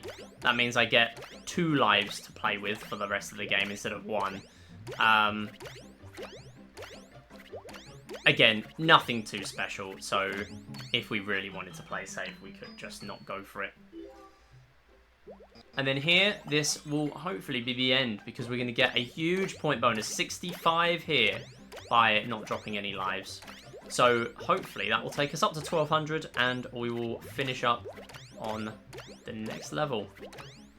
And this is a pretty tricky one to score points in, actually, because the bubbles start off pretty much upside down. They do eventually spin round to a more 0-degree orientation, but it can still be tricky. Do remember, each level takes 30 seconds, so even though I'm playing slow here, it does not cost me time. As long as the moment that 30-second invis timer is up, we finish. It is pretty much going to always be the same result. And we are now going to finish up on shooting range, but we've been playing one player this whole time. We're going to play 2 controllers. 2 controllers here. It's level 14, there it is. You'd think I remember that, because I always end on level 14 in Platinum. And moving on now to shooting range, here we go. This is 600 points for Platinum. So what we're going to do here right at the beginning is we are going to play quite quickly. Remember, 600 points. We are going to try and get a bit of a combo racked up here. And if we hit if we hit balloons of the same color back to back, then we will get multiple points. 2 instead of 1. But our combo is a big thing because we're going to get a lot of bonus points from that. Now, NTSC USA 1.0, the specific version of the game means that if I hit a purple target, I get +3 points with the second controller. We think that is a bug carried over from two-player mode, because if you hit the other person's face, you get 3 points. This is the bread and butter. This is the huge round here. 6 targets at once. We're going to get as many as we can, as much combo as we can. And the targets do actually disappear quicker on level wave 1 than they do on wave 3. So very, very tricky there. Getting both at the end there as well. Fantastic. And that was a really, really solid level 2 for me. Level 2 is the only level in here where you can get a variable amount of points. You will always get the same amount of points on all the other levels because they have the same number of targets every time. You also get birds as well. In fact, level 2 was so good, I think I get to skip everything else. It is faster to hit these, so we are going to hit them. But honestly, if I just get birds on level 4, I think we're set. So this is really, really good. Even though we dropped a couple of combos in here, this is still really nice. Foreground cans save a little bit of time. So if you're on 2 players, that does help you a little bit. Missing that one there, that's absolutely fine. We're just going to pick off some more points with these. That's all good. We're not quite going to get 600 though, because you get 6 points in the UFO level, because there are some that are very slightly not fast. So we're going to go for these 2 slow ones. The 2 fast ones will get rid of those Miis there. And then the other 4 UFOs are very quick. That's going to end us off. Time is coming up when the medal banner appears. And even with that huge unlucky streak in billiards, we are just barely overestimate here. 105, low 105. Very happy with that. And that's time. 105.12. Where'd I get gold? In billiards? No! In billiards, I got gold. Alright, I'm gonna be so real with you, chat. About 2 minutes in billiards, 2 minutes into billiards, I knew this was not gonna be the submission. I need practice at these submissions. I knew 100% that this was not gonna be it. I just need a lot of commentary practice to get this absolutely down to a T. We're gonna do it here. We're gonna get our plat. I need to log a time on the board. I need to log a time on my no reset list. Here it goes. Here's our platinum. Go on, get a double. Ah. Okay, I'm relying on the 6 and the 8, I think. I can't believe that. How did I not notice gold medal billiards? It's the first game. We got nothing, by the way. Billiards was so mean. This gives me a lot of confidence, though. Because, like, billiards was so bad. And yet here we are with, like, very, very good billiards. This... Okay. I don't know what happens if I don't think the 6 ball goes in here, but I know the 9 does, so I'm just going to do that. Okay, yeah. That just wasn't going to work, was it? Billiards was so rough in this run. I got no 3 breaks. I got, like, 1 with a foul. And then in this one, I just got a 3 break, but that was with a foul on shot 2. Like, very unlucky billiards here. So I'm pretty happy with this. I'm honestly gonna see how my average goes and then go with that for my estimate, but I do think a 105 is still realistic. 106 at a push.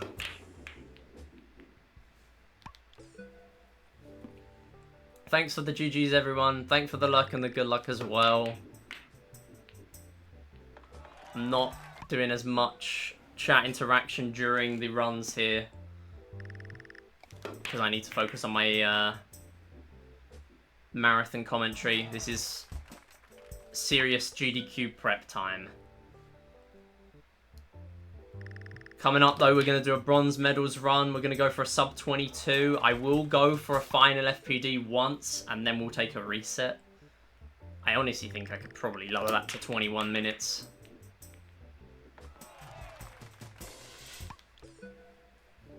I think, realistically, if any of these are going to get in, it's going to be silvers. Silvers is the most likely to get in. Because I'm probably not going to submit bronze. I'm only going to submit bronze if I'm very unhappy with any of my other submissions.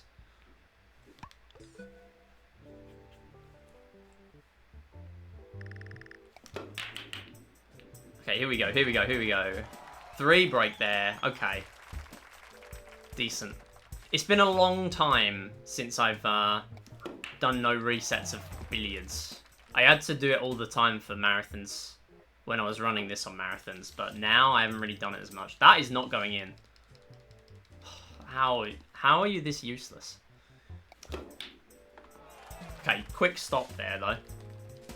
Because it hit the jaws of the pocket. Oh, hello. Nothing from that. 6 and the 7 ball could work here. I'm probably not going to get on a good angle, though. Okay, the 7 ball on this collision will probably work. Maybe. No? Alright. My god. This is so bad. Come on, let me out. Tanking my average on day 1. What is this? There we go, there we go, there we go, there we go, there we go. There's the 4 break. And the cue ball is blocked. Absolutely incredible stuff.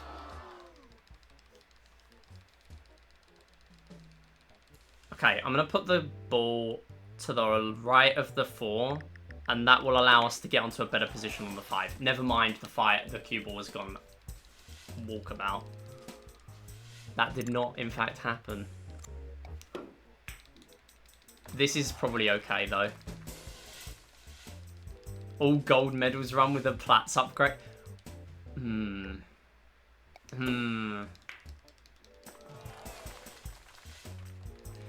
I think silver's upgraded to golds might be better. I think golds upgraded to Platts would be a bit of a stretch.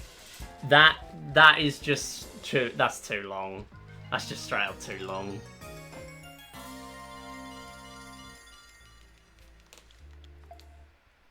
Alright. It's a 1:10:45. Sure. Okay. Terrible. I need a sub-hour to balance that out. Alright. Not a good start. Yeah, it would be 23 minutes of a bonus incentive. Like, for a 42-minute run to increase to a 65-minute run, that is huge. I just don't see that happening. If they want it, they can have it. But, yeah, I don't think that's going to happen. Silver's up to golds would work, though. Because that's a 30-minute run increasing by 12 minutes. That's more realistic. No worries, Neddy. Thank you for stopping by. Yeah, a 20-minute upgrade for an hour run is silly. If they want it, sure, but I don't think so. I hadn't considered it though. That's an interesting thought I hadn't considered. Okay, we are gonna reset that and get that out of my face because I hate that. 1:10:45, awful. I am logging all this, by the way, on my notes sheet. If you go on the We Play GDQ push tab, it's all on there. I'm tracking it all. My best, my worst, my average, they're all going to be on there. And for now, my Platts is going to be plus 5 minutes 45. Unfortunately. A billiards last Platts run. Yeah, that was not expected. In fairness, if I knew that wasn't going to be a platinum originally because I was locked in too much on commentary, I would have saved like 15-20 seconds just being able to reset billiards rather than sitting through all the cutscenes twice for it. Okay, we're going to do a golds run, and then we are going to do a tanks 100. Oh, sorry, golds? Bronze even. Bronze run. We're not doing golds. Not today. We may do golds next stream. Do you all want golds next stream? Maybe I could do that. I'm going to just decrease shooting range very slightly. We do get more shooting range stats to talk about in this run, in fairness. 59.99. Okay, so for this one, we actually don't have Find Me sub-splits. I'm using my regular set of splits for these. But we do not have sub-splits here. I actually didn't mean to in that run, in Tanks and Find Me, because I thought it would distract me. And distract me it did. It did just that. Okay, here's the plan with Bronze. I'm going to go for Final FPD because I'm really silly. But if I don't hit it and I die, I should still beat the estimate. That's my theory. Nice console crash. Don't you just love Gecko? I love Gecko. It's my favourite animal. It's my least favourite Wii mod though. Just kidding, it saved me buying an NTSC Wii U. It's actually quite cool. Alright, yeah, sorry to anyone who just joined during that run. Hello, I'm not going to call you out now. This is going to be a recurring theme for the next month. I will be doing a lot of marathon commentary. During any of these We Play streams that are a GDQ push, if I'm in a run, you are probably not going to hear much from me. That will be normal, because that's the only way I can get these submissions recorded. I will still look at chat and stuff like that, but yeah. Also, I forgot I was going to turn the chat box off during runs of this. So chat box is now off. That is intentional. With that said, we're going to do our bronze medals run. And then tanks. It's been a long time since tanks 100 actually. I'm going to need a lot of practice, I think, for tanks 100 to get under 55 minutes.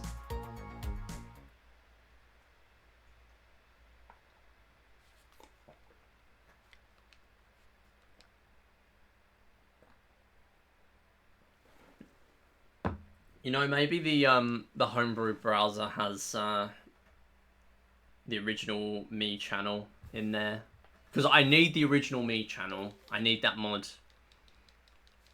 I did one practice run of Find Me on emulator, not even with my regular Miis, with Miis that looked all the same.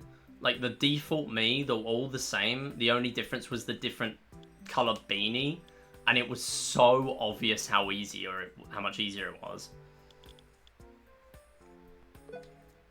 Like, I need to get that. I need to get Mii Parade on here.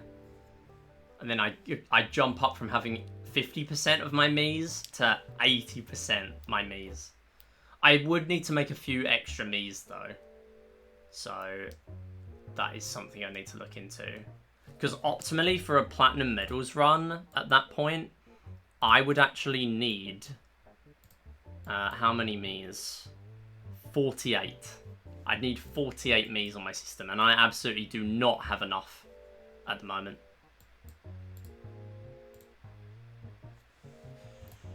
Okay.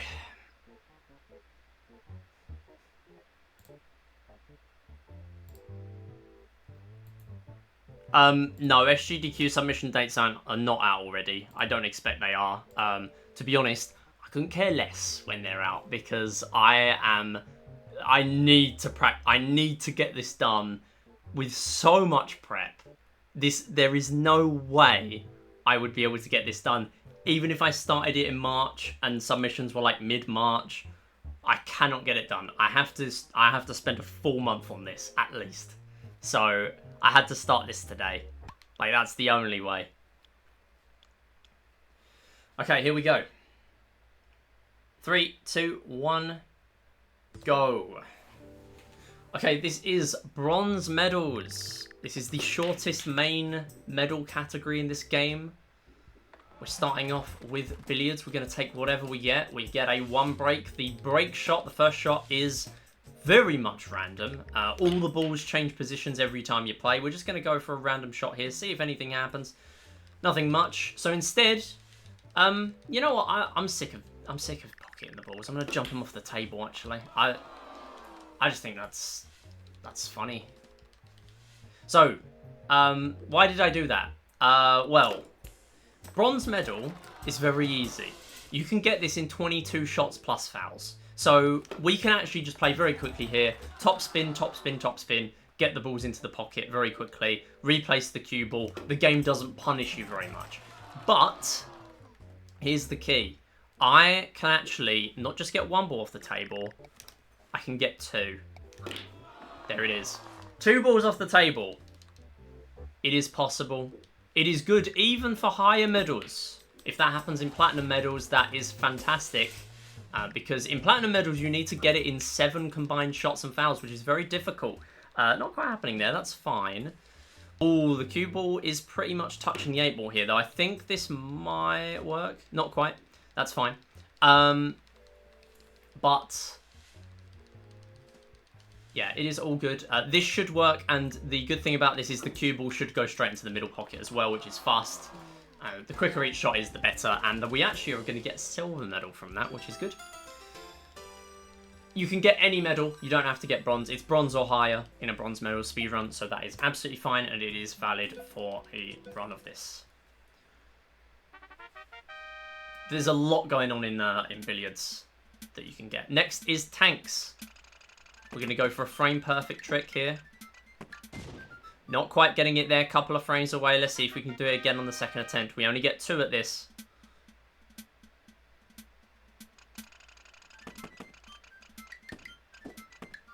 Not quite, a couple of 1 or 2 frames away there. That is fine.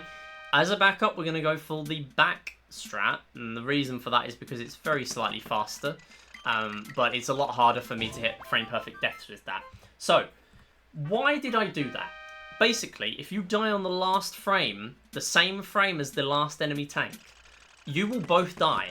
Rare grey tank going down here. That actually normally goes up there. That is fine, though. If you die on the same frame as the last enemy tank, you will save 8.5 seconds, because in a bronze medal speedrun, we need to lose our lives. So, oh, grey being very mean there. They are a bit defensive, so we do have to be careful that they don't go the other way. That is absolutely fine, though. Managed to realise it quite quickly, and we didn't lose much time from it at all. So, losing a life and winning the mission means that at the end of tanks, I will need to lose one less life. There is one more, though, I'm going to go for, and it's called Final Frame Perfect Death. This has a very low chance of working. I'm going to go for it once only. This is very tricky because the teal tanks move. Here we go. Not quite. We're going to go for it again. We're going to play tanks again. That is absolutely fine. The estimate does factor this in.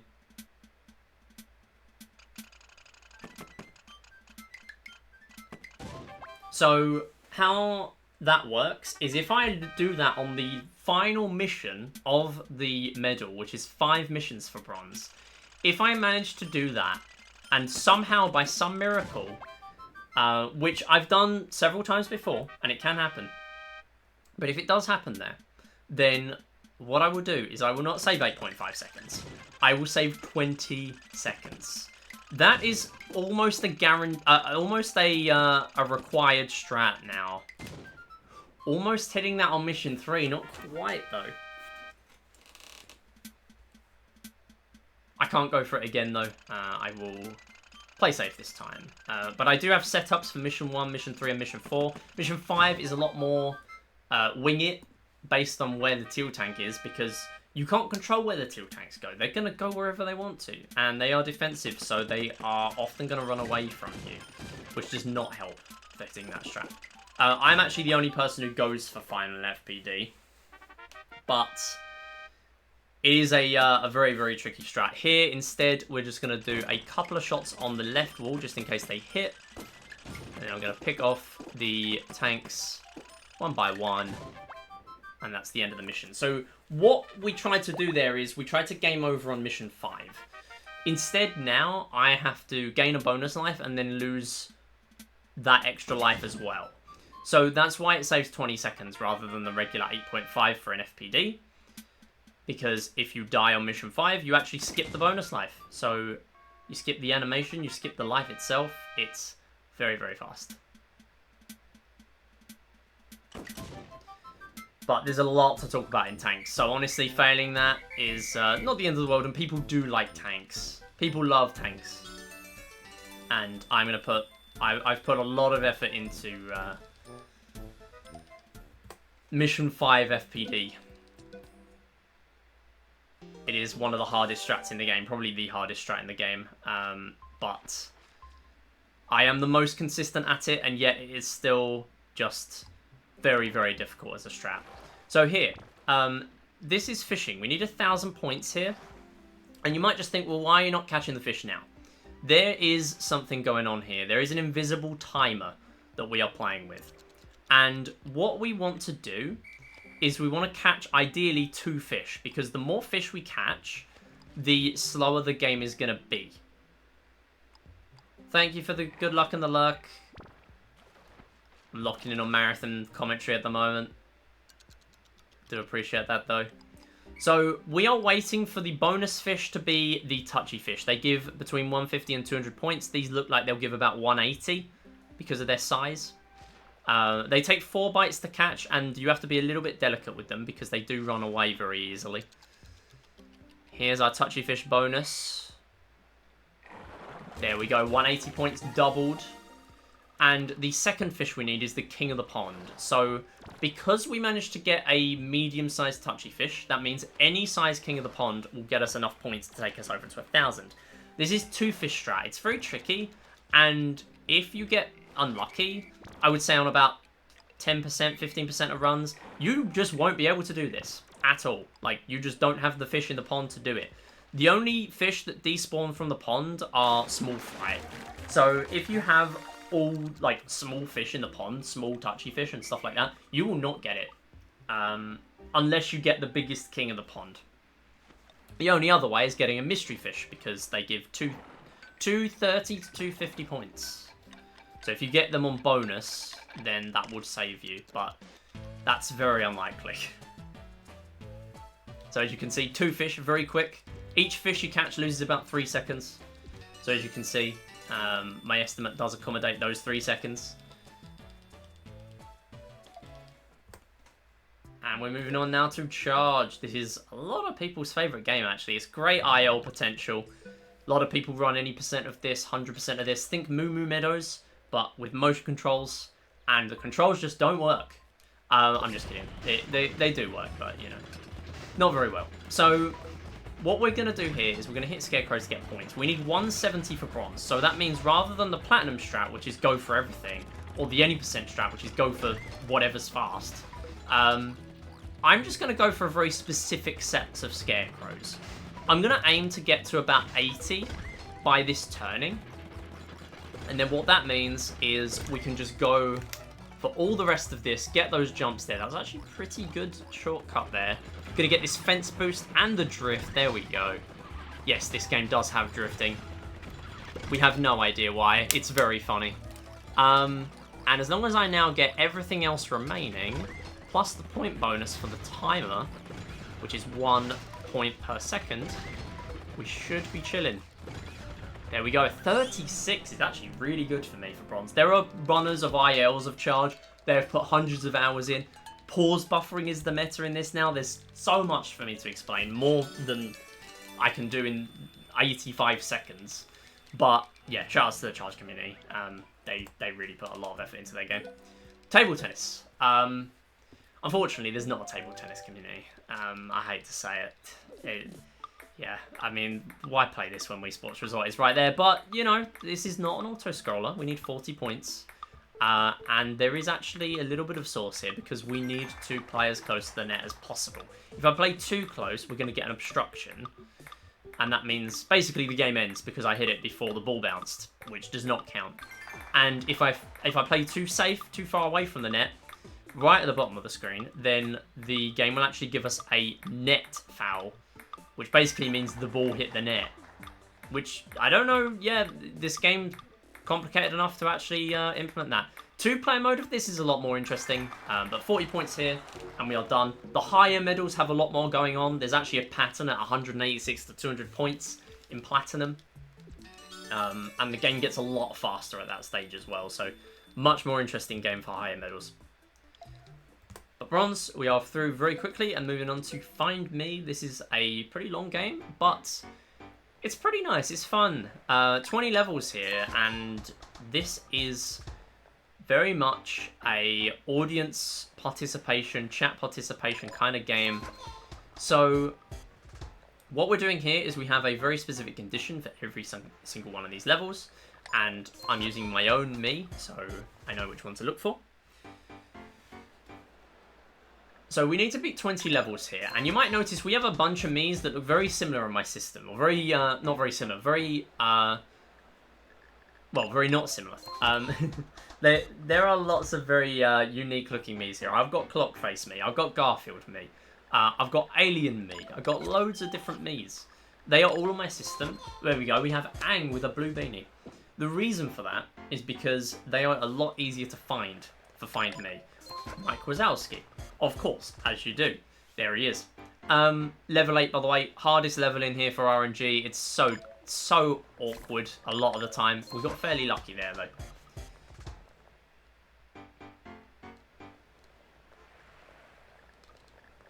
Yeah, not quite able to hit that answer there. There's a very short cooldown at the beginning of every Find Me level. Otherwise, the task would just find the answer before the screen even spawns in. There we go. Brilliant 10 levels there, though. Now, you might notice it's kind of tricky to find the Mii's based on a few different things in here. The first is that the Mii's themselves have all the same weights, all the same heights, and their favourite colour shirt is actually not there. It's actually a pastel colour. So they do look very nice, but unfortunately, it's not very helpful for us to find them. But we can bypass that restriction by using hats, which are beanies, and the caps as well. I don't know whether that's the dev's intention to let you do that, but that's what we do, and it is very, very helpful to find the answers. The other strat, which we don't see too much in bronze, but you can use it, it's called Hitbox Strat. And that means the Miis that are correct have a larger hitbox than the incorrect ones. So on very zoomed out levels, crowded levels, the Miis that are correct will override the incorrect ones, and it will work a lot easier to find the answer. So a lot of the time, top runners don't actually know where the answer is.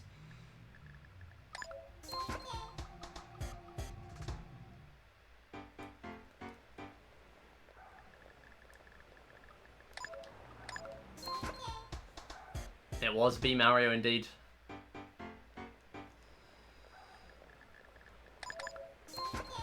And then that is 20 levels, 3 minutes, that's pretty standard.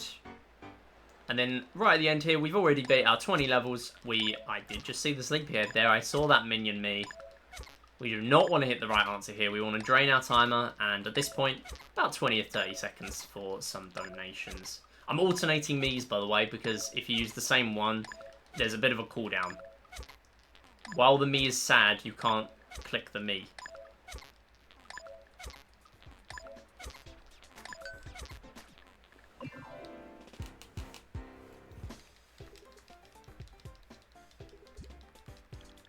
Yeah, welcome on in everyone. We are currently doing submission videos. We're on bronze medals at the moment. We're going to do tanks 100 after this. And suddenly, because Find Me can be a bit tricky, I am now ahead. We had a pretty good Find Me there. So next up is laser hockey. We only need 3 goals here.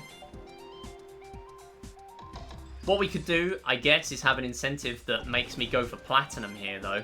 Every goal costs us about 3 seconds, so we're not going to go for any more. I am submitting incentives. There is one for tanks, 1 player, 2 controllers, where I use 2 remotes at the same time.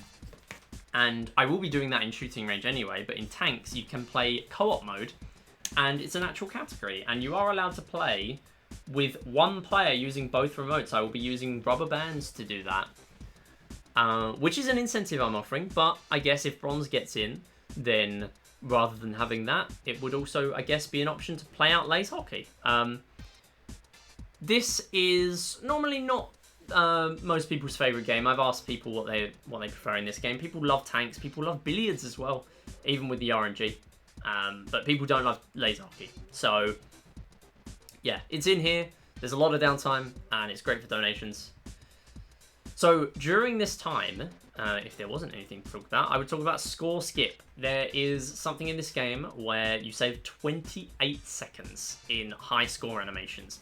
Basically, if you've ever played this game before, you might know that you do not get medals when you first play the game. You can do so well in shooting range, you can play really well in billiards or anything like that, or charge. You don't get medals. You only get medals when you first back out of tanks, the last minigame in the set, and then the game says go for medals. That's the point where the medals unlock. So what that means is we can exploit that, so you can pick up 5 high scores on every game that are higher than the medals, and as you'll see in about 10 seconds time, we will not get the high score animation, we will immediately jump to the medal. That's because we got 5th place or worse, or tied 5th place or worse. So this is actually set up for platinum medals runs, so it works just fine for bronze. No high score animation, straight through there. We save 3 seconds as a result of that. Oops.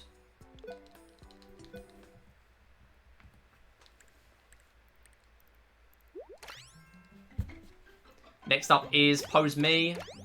There's a big strat here. No one else has ever hit it before. I've been close.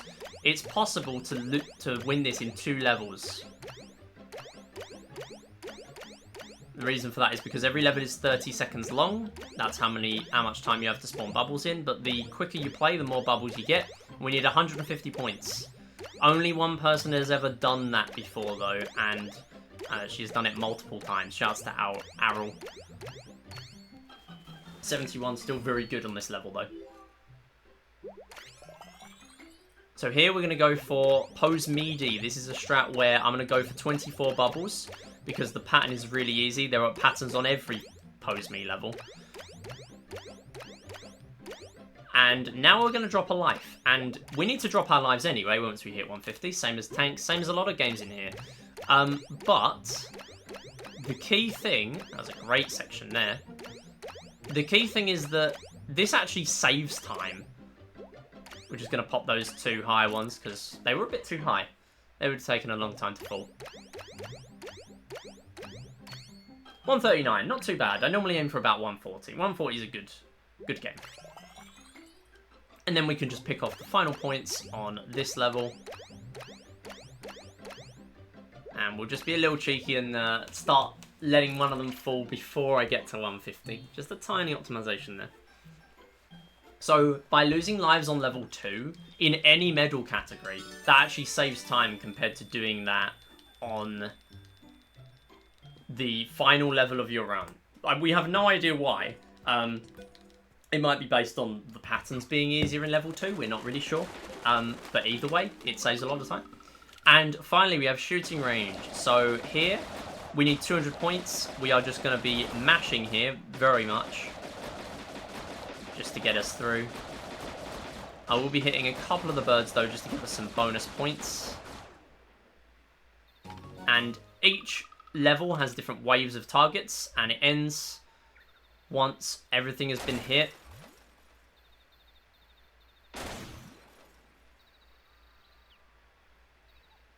There we go. And you might have been wondering why I did those shots at very specific times. I will count seconds on this one.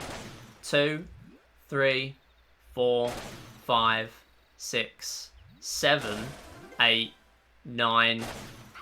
There we go. So, at 9.5 seconds into a level in shooting range, targets will stop spawning. The same concept as Impose Me. So, what we can use that knowledge to do is, rather than the old strat, which we did for years of playing this game, about 18 years of playing this game before we realised this strat in 2025, we would just leave those targets to disappear on their own. We were losing 2 seconds without realising it.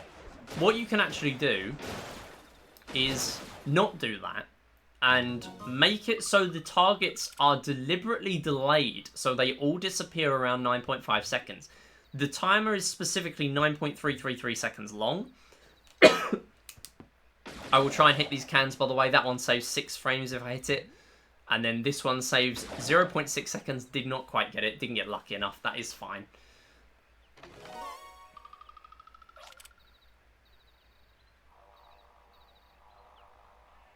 And then here, we're just going to shoot down these 2 slow UFOs. Let the other forward take the Mies, and that is going to be the end of the run. So as you can see, 22 minutes. Very much a comfortable estimate, even if we do not succeed with Tank's final frame perfect death. Time is coming up on the medal banner. And that's time. 21:21. Not too bad. Not too bad. But yeah, there's a lot of strats going on for how much there is in this run. I would say I prefer the longer categories. I will probably be mainly focusing my attention on the longer submissions. But this is still one of them in here. I made a huge grind for this category. As you can see, 10,000 attempts. A lot of those were in 2025 in the space of a few months. After an LTA we held, I realised that sub 18 would be possible, and I grinded this down so much. In fact, I have tape on my screen right now to try and time Tank's frame perfect deaths. They are that precise. Of course, they're frame perfect, so they are that precise. But having tape on my screen does help. I also use audio setups if I don't have tape on my screen. I did that for years before tape strats, so there's a lot of ways of attempting those. Unfortunately, didn't hit any in this run, but sometimes that happens, and we did get shot off a lot of other stuff in the run. Thank you for watching. I'll see you next time. Okay, probably not going to use that one because Tanks was diabolical, but my commentary was alright, so yeah. And we're underestimate by 39 seconds, which gives me a lot of confidence in the 22. 22 is probably where it's at for bronze. I don't think we can I don't think we can really care about that too much. MIDI defacing the GDQ monitor for FPD. Yeah, exactly. We gotta do it. It's gotta be done. Thanks for the GGs, everyone. And hey, ZM and Katafa. Thank you for joining. Sorry, I'm not interacting with chat immediately today during these runs because I have to lock in on commentary. We're gonna do one more run. That's gonna be Tanks 100, and then we are gonna take a break from this, and we're gonna do some Mario Party 8, which arguably isn't much of a break, but yeah, it's a different game anyway. But we will be back doing more runs of games, categories for We Play on Monday. At the moment, I'm thinking maybe I do golds and silvers and another Tanks 100. I don't know. I'm not sure yet. We will see. Thank you for the GGC goal as well. Thank you for the 90 watch streak as well earlier. That was during one of the runs, so I did not respond to that, but thank you very much. Yeah, runs today have not been very nice to me. Pretty much the only thing I want to hit in bronze medals is at least one FPD.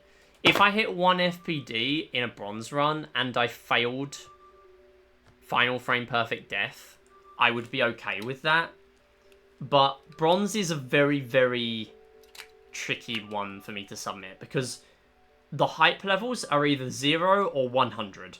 If I hit Tanks frame perfect death, it's pretty good. If I go for mission 5 Tanks frame perfect death and fail by gaming over, the hype is on the floor. Like I can't really use that as a submission because it's just I failed it and I died. If I failed it and I lived, it's fine. But if I fail it and die, it just kind of sucks. Silver, I can't really go for it because no one in their right mind would go for a final FPD on mission 10. Genuinely, mission 30 is easier for platinum medals. Golds, we can't go for it, and plats, I would not go for it in a no reset. So the others are all kind of better, I have to say. So if this challenge starts to get a bit tricky for me to fit everything in terms of my time constraints, because, you know, I got a month to do this, or realistically like 5 weeks, but then again, I got 9 categories to do, so it's tricky.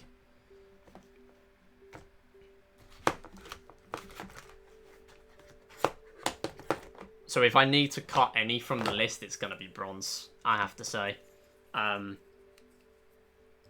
don't think bronze is interesting. Hate to say it. I think it's a great grind category for people to watch because you all love billiards for some reason. Probably because you're not the ones playing it. But grinding it, I'm good. Grinding it's cool. Playing it for marathons is it's all right for marathons. It shows off the game at the very least. But I just think I can make silvers, golds, and plats more interesting because there's more stuff going on. I do think bronze is good though. Maybe I should just go for one or two FPDs and just bin off mission 5. Maybe mission 5 is not the play to be going for. Watching MIDI suffer or good category, the choice is difficult. I mean, sometimes you get both. For example, Mario Party 8 Star Battle Arena. Okay, so I need to delete my save.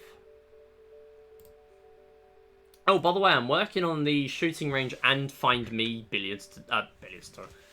Shooting range and find me tutorials right now. Billiards tutorial released this week, and that is the other part of this. It is not just recording these submissions. It is getting tutorial videos out there. I want to get at least really 3 or 4 out by the time the submission period comes around. And if I got in, I want them all to be done. I want all 9 to be done. Table tennis is easy for a tutorial. Laser hockey is easy for a tutorial.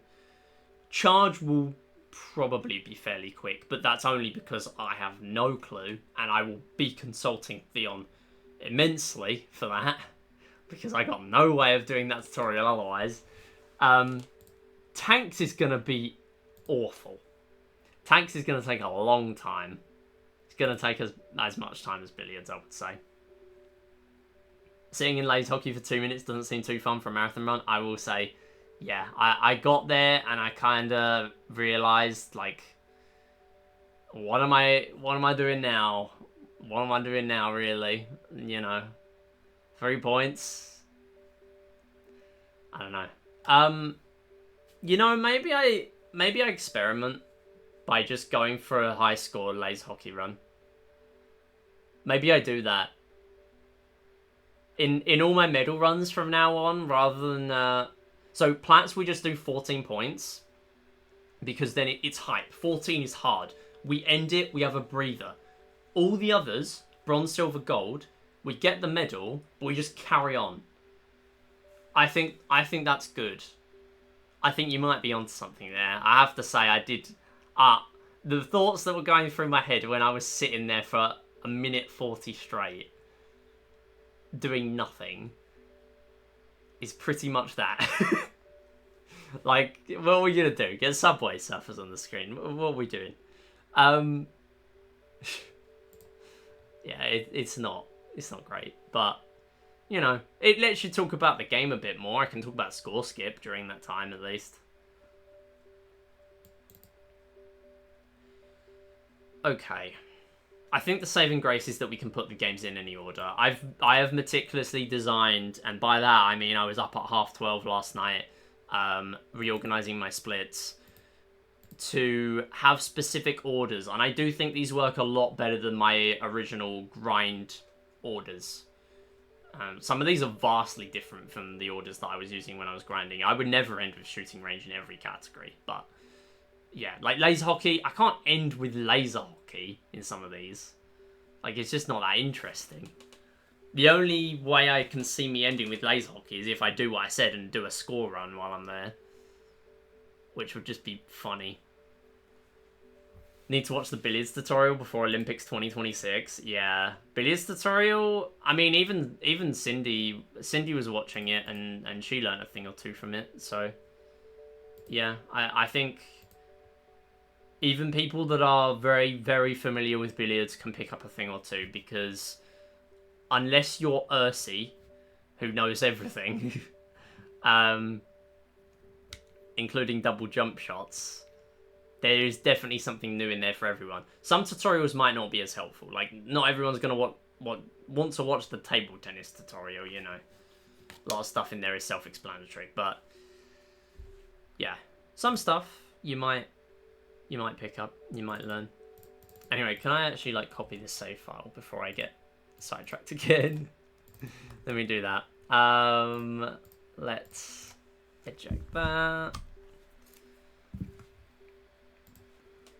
Blue jeweled speed run during the laser hockey wait. Yeah, how many runs of blue jeweled, how many levels of blue jeweled can we do during laser hockey? Double jump shots existing is the one thing I fear in this world. I'm not gonna lie, I hit that double jump shot and I was so happy because I thought, yes, this is gonna be my bronze submission first try. And then I absolutely lost it in tanks. I lost the whole thing. No FPDs. I failed mission 5. I then played again and got no FPDs. Like, come on. I can't use that.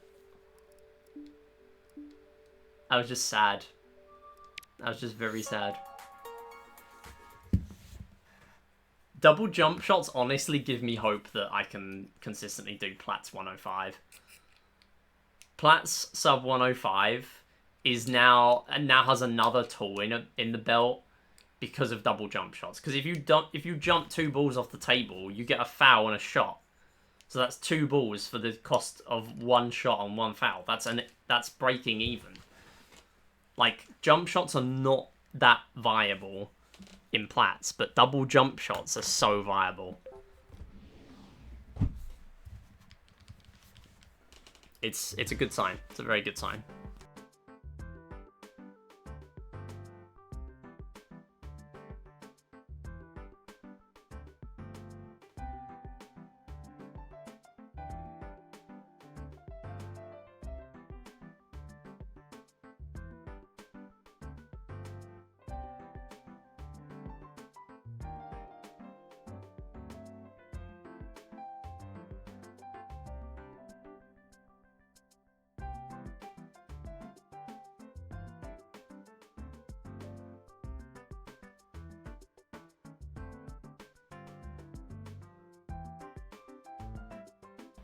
I would have preferred the billiards tutorial to be a little shorter than 30 minutes. But I think it was necessary. In fact, there were some things that I think might have been better off to be longer. Okay, I'm going to take a very quick minute or two just to drink. Because this non-stop commentary is absolutely killing me. But we're going to do one run of tanks. I've changed my splits for this. 1 split every 10 missions. And I'm hoping to do this in 55 minutes. That is my plan. 54, 59.99. Okay. Let's do it.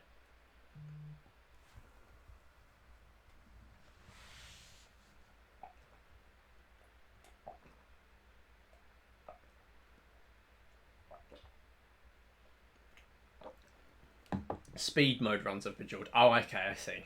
I mean, yeah, that would make more sense. But even then, yeah, we're really considering putting blue jeweled on instead of laser hockey. That's where we're at. Okay. Thank you for the stream, Streaker. You know what? I wish I started the run before that because I would have had an excuse not to read it. Thank you for the 7 watch streak with the message 6. And with that, we're gonna do. I hope you're doing well. We're gonna do the run. So, 3, 2, 1, go. Okay, welcome. This is We Play Tanks. This is the 100 mission run of the game. Thank you for the lurk as well. Appreciate it. So, how does this work? We have 100 missions to get through. First 20 are always the same. The rest is where it gets wild because you start getting randomized missions. So, there are a lot of different tank grades in this game that we have to contend with. The first ones we're seeing at the moment are brown tanks. And to start us off, we get 5 bullets and 2 mines. That means if I press B, then I shoot a bullet, and if I press A, then I lay a mine that lasts 10 seconds, or a tank walking over the mine, or close to a mine, will also detonate it early. So, brown tanks, they don't move, and they don't shoot bullets very often. Grey tanks, they do move, and they are very defensive, so they run away from you. They are bad for speedrunning. Same with teals, except they fire rocket bullets, and are very predictable with when they fire their shots. Now, as you can see, we got a bonus life. Every 5 missions we'll get a bonus, and that means at the end of this, we will have a maximum potential of 22 lives. Now, every time you take a death, you lose about 8.5 seconds. So it's obviously not ideal to do that, but also you want to have a bit of a trade-off because you don't want to go too slow, play too safe, because then you're going to be losing time from playing too slow. So there is an incentive for us to play very offensively here.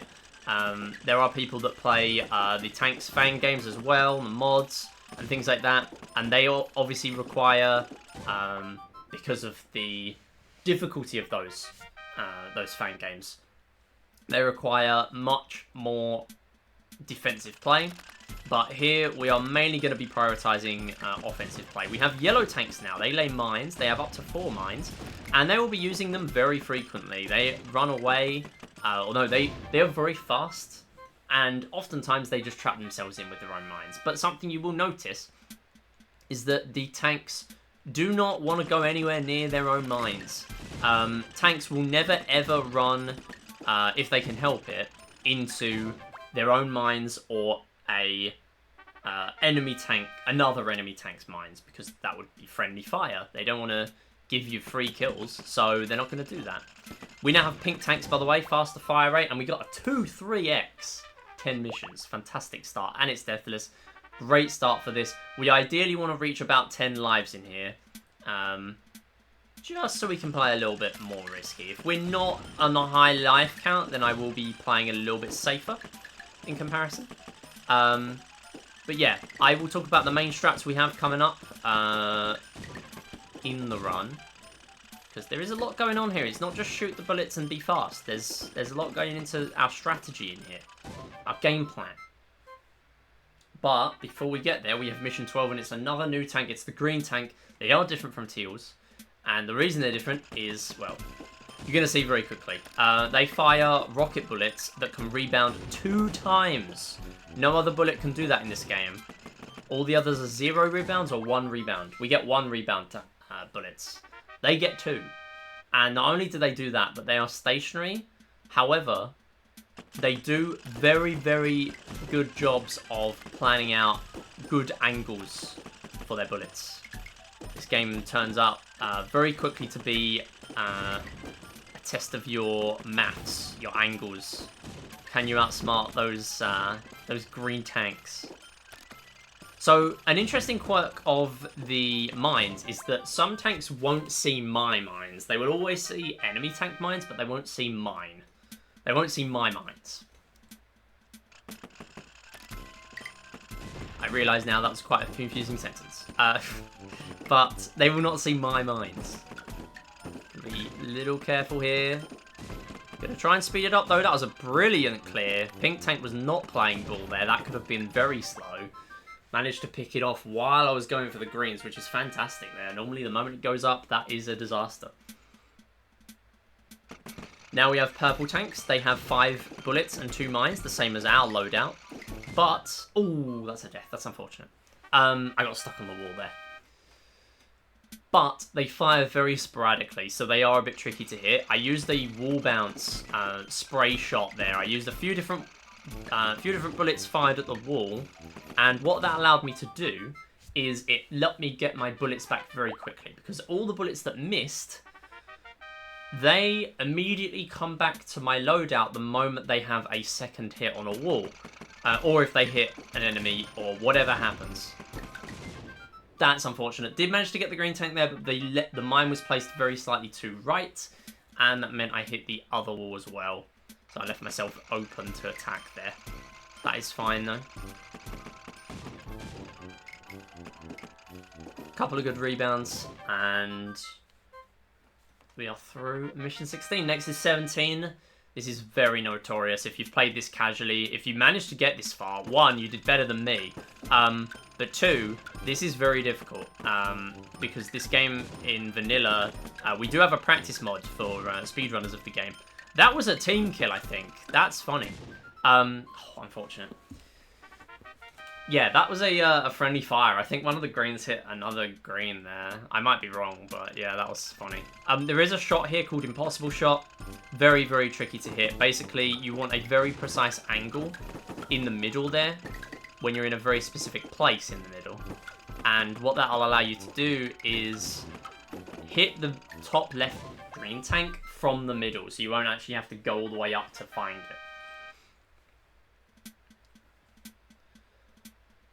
So next up, a real mix of tanks on this one. We've got 4 different tank grades to deal with. We're going to pick off that green from the inside wall. Remember, the pink walls you can hit and destroy using mines. Teal is guaranteed to go down there because they don't shoot down mines. You can do that, but they don't deliberately do that unless you're in their line of fire. Like, they don't go for a mine detonation, which of course we do. So that is a huge advantage we have over the tanks here on the battlefield. So I'm out of bullets here. I got all 5 on the screen at once here, so I can't actually do anything. There we go. Brilliant spray. And that purple tank is actually going to go that way. I'm going to hold it there by using a mine. Remember, the mines act as invisible walls, so they will not go left there. The moment I put that down, it forces it to stay there. And next is the white tank. White tanks turn invisible, but you can see their tracks. We managed to get 1. We now got to get the other one here.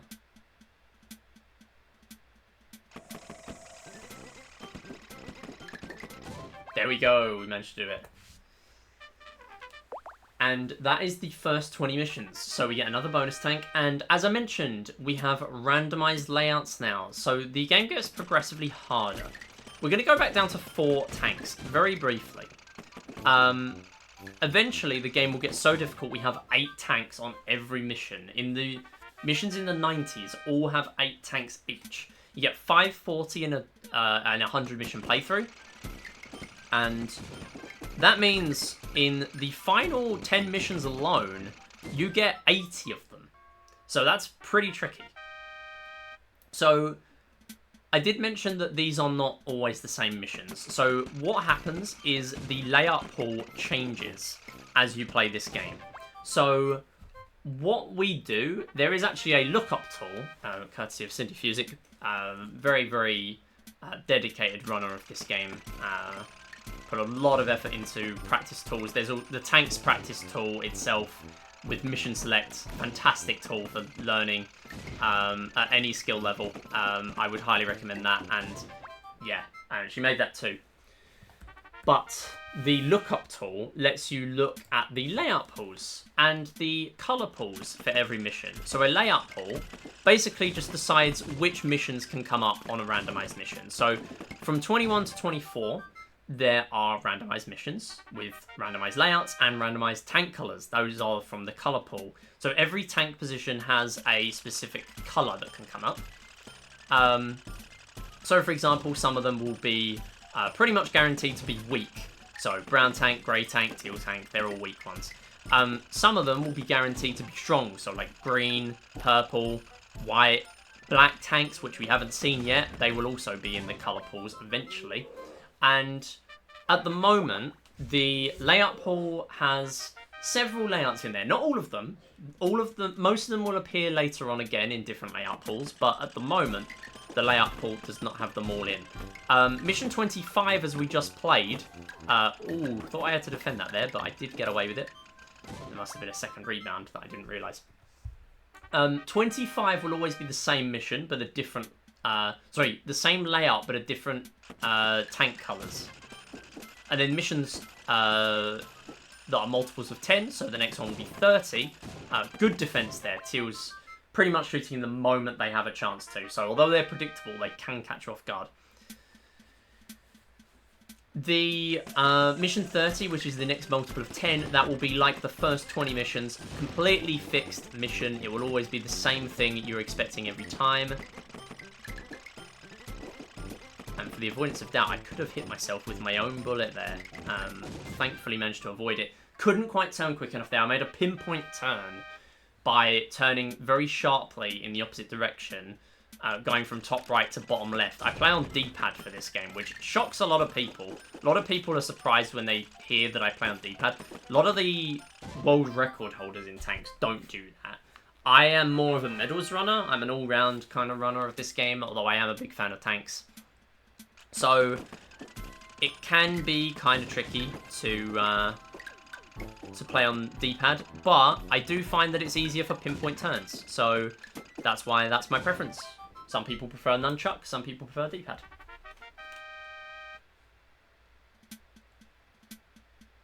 So now we have mission 30. We have some very, very strong tanks coming in here. 2 purples, 2 whites, and a green in the corner.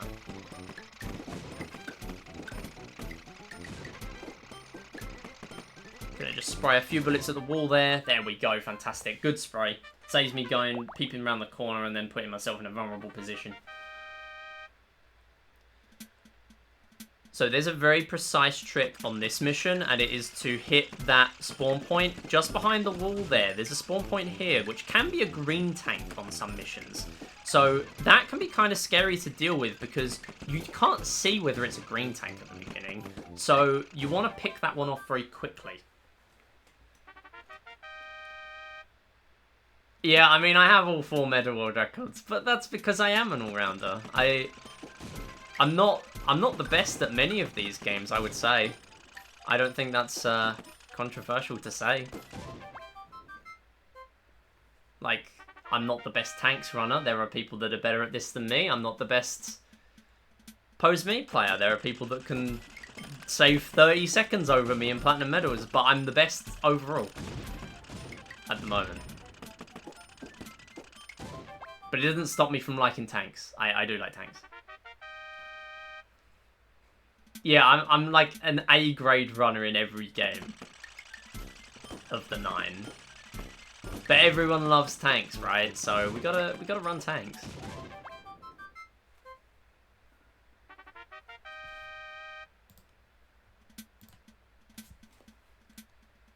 So, fun fact, there is actually a very specific set of missions where there will always be... New layout, by the way.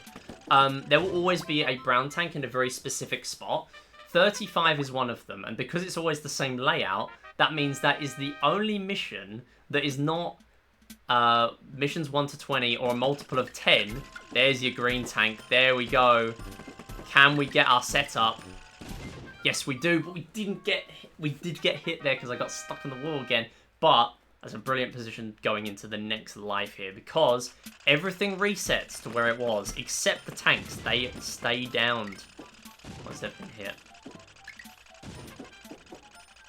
Yeah, so it means that mission 35 is the only mission outside of 1 to 20 and the multiples of 10, which are completely fixed, where you have a completely fixed color tank. It's a very, very odd thing in this game. My theory is that because they made the increase in tank numbers go from 4 to 5 slightly quicker than the expected point you would think that would be on, which you would expect that to happen. So like the jump from 7 tanks to 8 tanks, for instance, happens between mission 89 and mission 91. But for some reason, it doesn't happen on a multiple of 10 to go from 4 tanks to 5 tanks. So to compensate that, they made it so that all the missions that were affected by that, to make it a nice round 540 tanks total, all the missions that were affected would have brown tanks guaranteed. That's my theory. But as I was saying, we now have 5 tanks per mission. So these are a little bit harder to deal with. Grey tank often goes left here. Decides not to play ball with us here, though. We're going to go down. We're going to break some of these walls using a mine. A very common strat for me to break those walls on this mission. Even on the regular mission, that is first appearing on mission 3. I do sometimes break walls there. Now we have a one-on-one brawl in the center. This time it's with a purple tank. Later on, we might see this mission again, and it might be an even worse, higher grade tank to deal with. That's a really tricky... Oh, wow, nice dodge. That was such a tricky setup there. Okay, everything else is gone, and we are finished. Fantastic set of 10 missions there.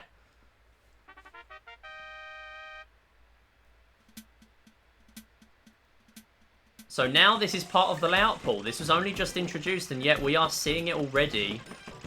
It's a pretty tricky mission for speed, because especially pink tanks, teal tanks, grey tanks, they can really run away from you very easily. They can cost you a ton of time. One of the worst layouts in terms of consistent speed in this game, I would say. I'm just going to pick off this green tank while I'm down here. Not quite defending myself, but did manage to dodge out of the way there. Going to keep the purple tank away. There we go. Nice. Keeping the purple tank from going, hugging the bottom of walls there, very slightly. Purple tank's going to go round. That's unfortunate. No, I'm going to stop you in your tracks. You're going to go upwards.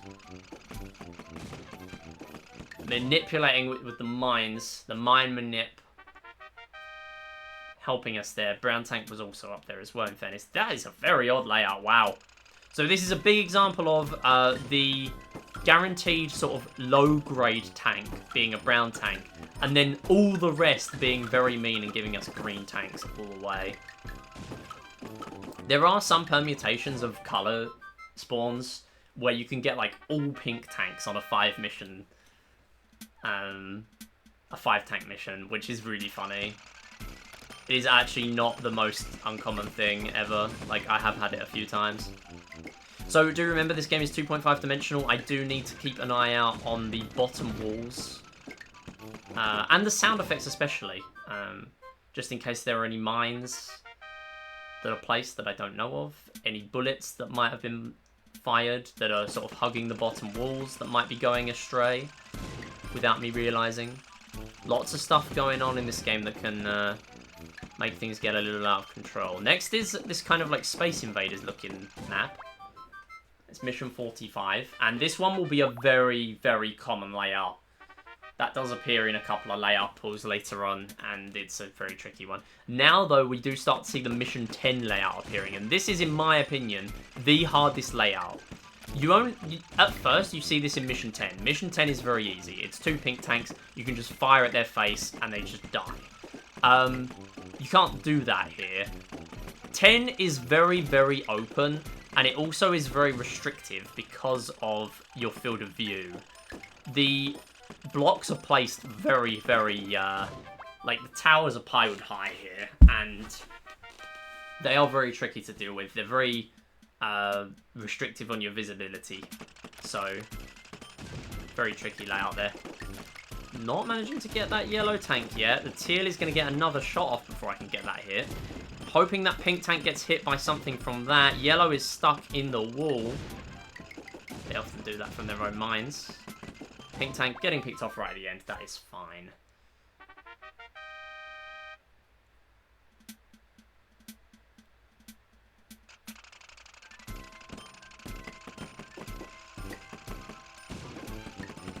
So we are coming up very, very soon to the Mission 50, the introduction of black tanks.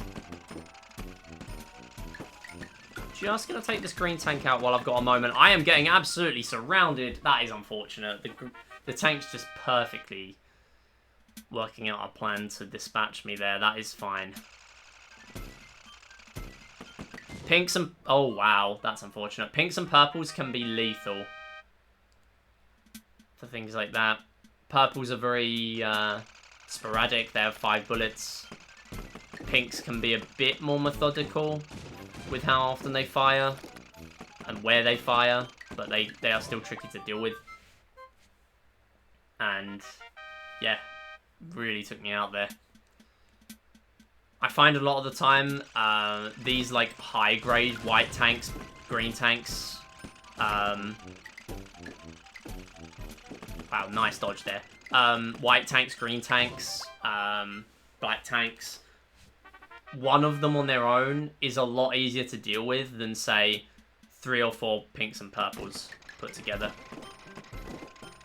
So now we have black tanks. They have absolutely everything going on, except when they don't.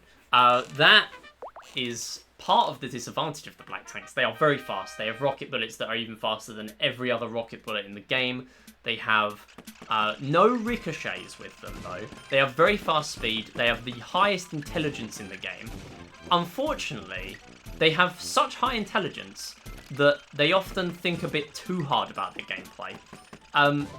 In other words, what they do is they retarget very often.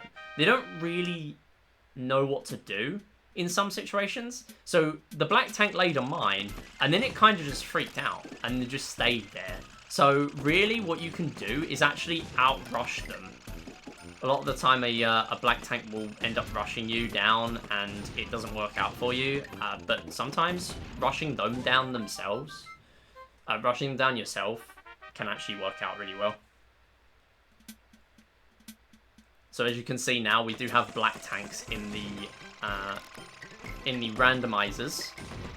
Later on, we will have guaranteed missions where we have very high level tanks. In the 90s, there are 2 out of the 8 positions that are guaranteed to either be a white or a black. It's a coin flip which one it will be. So you have a 75% chance on every mission in the 90s to have at least 1 black tank. So you do have to get used to them. You cannot just rely on luck to get by. Getting a little bit cornered there. Managing to dispatch that one absolutely fine.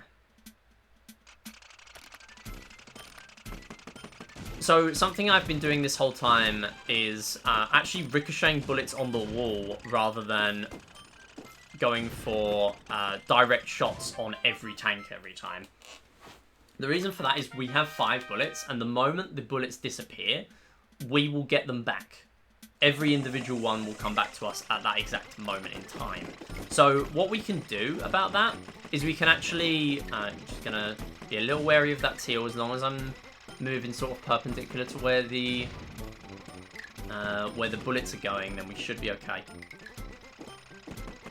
Oh, white tank being a little bit scary there, hiding on the bottom wall here so I couldn't actually see what was going on.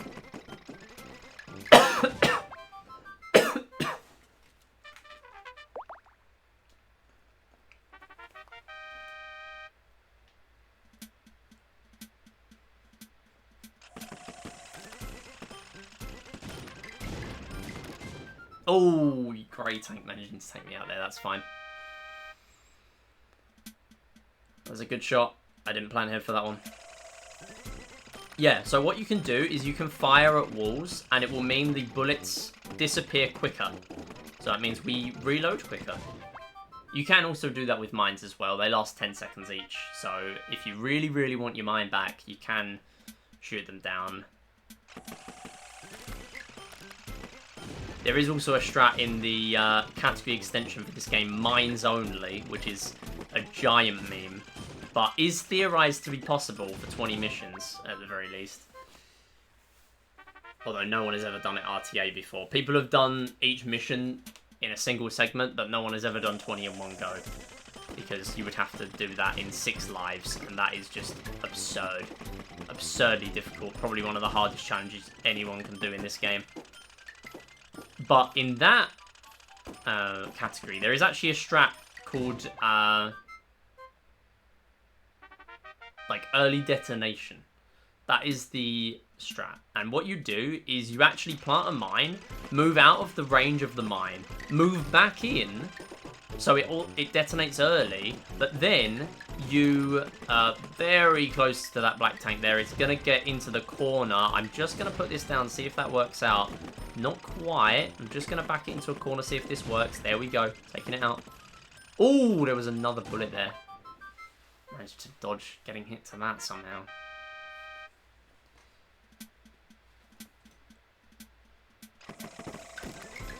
Yeah, so you can actually get your mines back as well without using bullets. In this run, you would never really bother with doing that because that would just be really silly.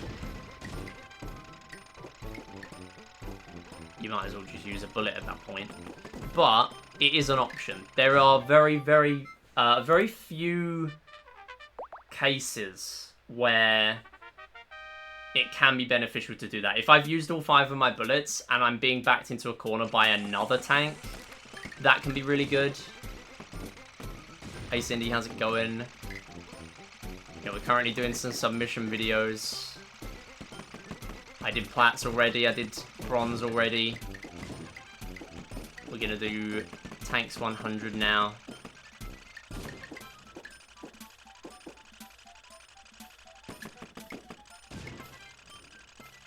I'm not going to submit everything. I'm not going to submit bronze, most likely. I think that's the one I'm going to cut. Because, I don't know, I think I have a better chance with longer categories. I think the best chance I have is silver. I've also kind of realised that there's a lot of downtime. Nice defense, brilliant. I've also realised there's a lot of downtime in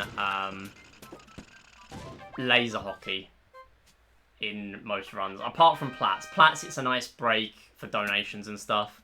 Any other category, it's like, yeah, we can just cheese this. Should we just, like, you know, talk about score skip or something? So what I'll probably do is I'll instead just go for a high score in laser hockey and see if I can get like 20. Or maybe I'll use like circle paddle. Maybe I'll use circle paddle for the funny. I don't know.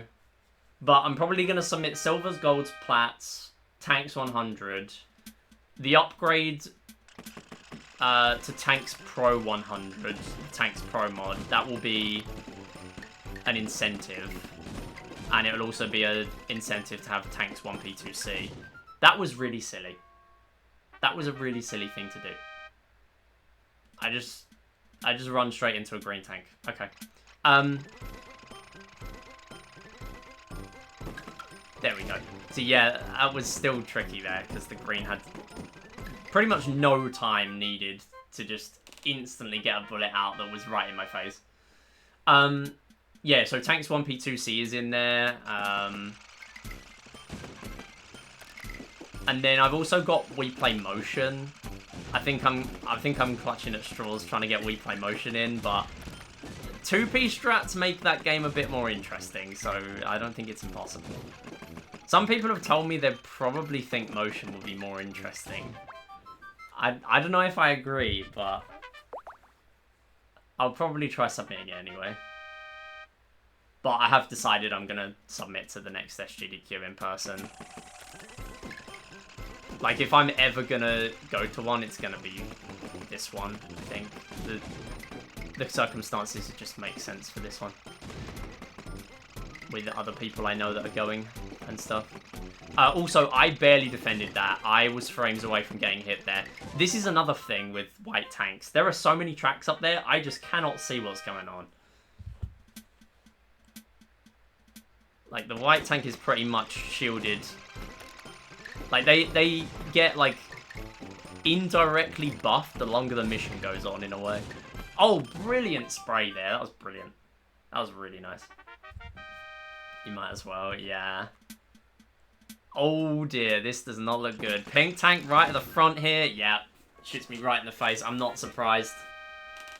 If the one game that's gotten in is Wii Music, there's no telling what the formula is. Yeah, I don't know. I'm just trying to give this game the best chance it has. I think my main thing is to practice marathon safe strats. For different things. Like, that's really what I'm looking at doing. Pink tank, come on. I promise you can peek out. But I do think this here is the most likely Wii Series has to get in. Is that another green? It was a brown. You can actually see, based on the particles, when they die, of what tank it was. That was a brown. Brown and green are very easy to tell, because if you know a tank is stationary, you know it's going to be brown or green.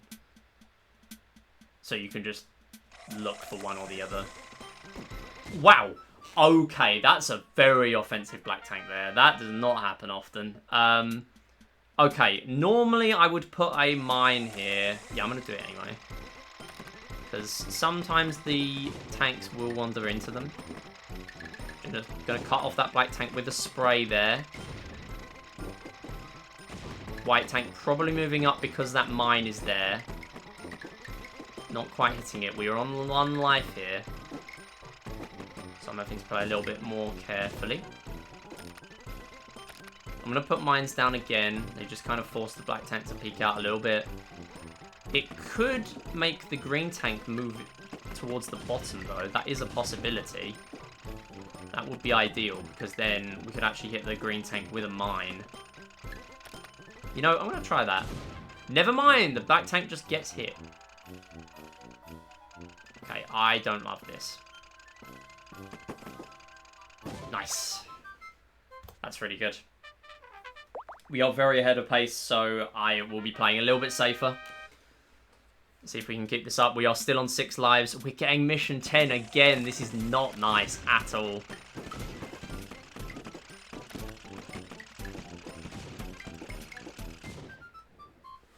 That's very tricky. Okay, grey tank's still there at the bottom. Any tank can get these kills, so even though it's a grey tank, I am still concerned. There we go. Nice team kill by the yellow tank. I think that might have been its own mine. I'm not sure, but it kind of just trapped itself in. Honestly, if this got into a marathon, I might do like $5 per friendly fire kill or something. I think that would be funny. Also, I was just about to get shot in the face. That was close.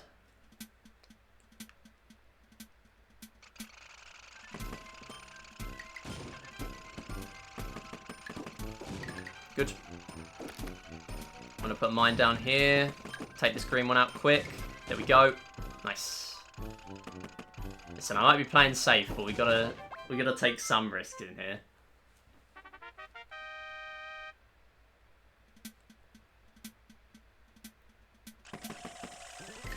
Alright, 4-bullet spray there. Remember, always keeping one in hand, just in case the tanks go astray.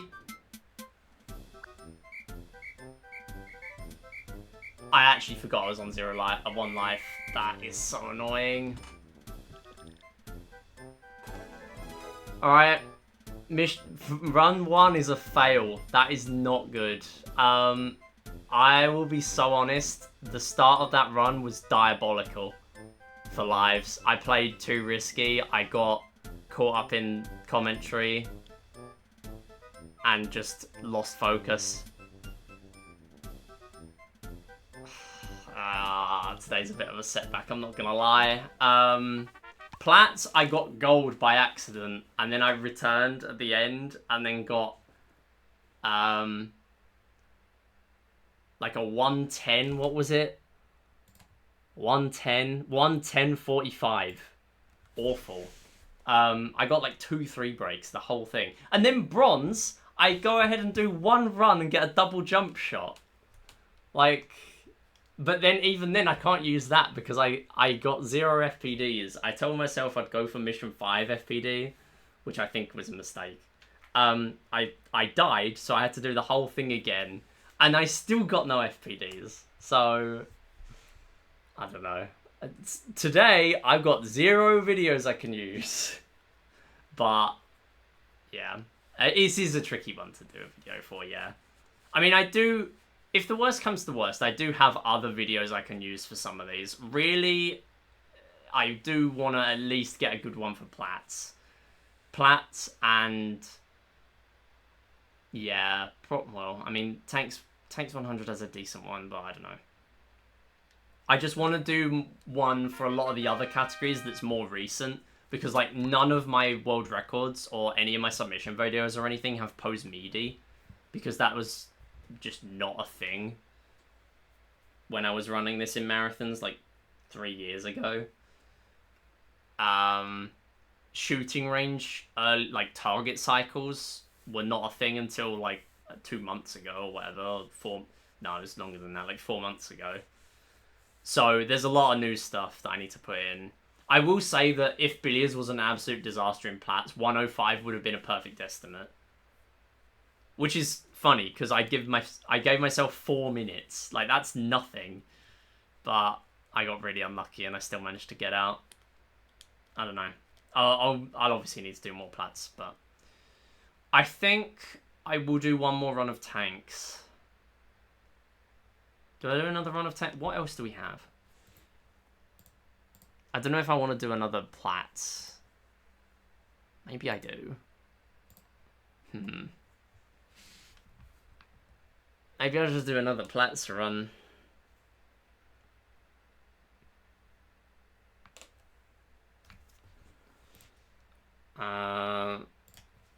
DNF. Not good. Okay, let's do a run of Plats. Sure.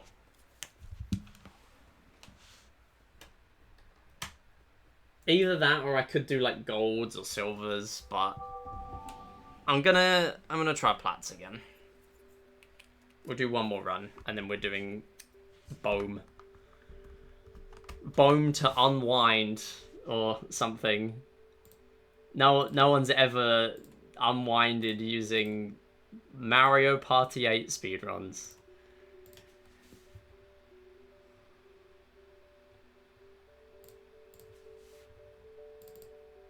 Oh yeah, I need to look into getting Find Me, like Me channel, the original Me channel on my Wii U as well, ideally.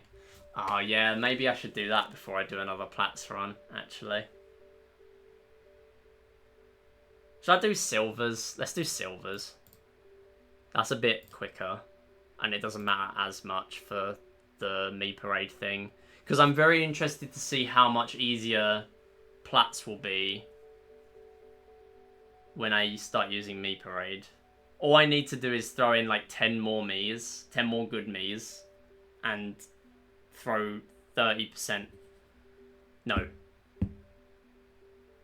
4... How many is it? However many I need to be in the Me Parade. Listen, I did the maths when I needed to. I don't need to now. I need 18 in the Me Parade. That's how many. 18 out of 48. Yeah, I was right. 3/8. I need 3/8 of my Me's to be thrown in the Me Parade jail. And then the rest can be in Me Plaza. And then suddenly 80% of the Me's are from my Me channel. So I need to look into that. Yeah, Run died. I died on mission 71 because I played way too risky and I was on good pace, but Yeah, I started to get really unlucky as soon as I played save. I just, for most of that run, I was under 4 lives the whole time. About 30 missions, I was 2 lives or under. It just didn't go well. I think if tanks got in, I honestly would need like a backup plan. I'd need like a Wii on the side that had the practice mod booted up that I could just plug in.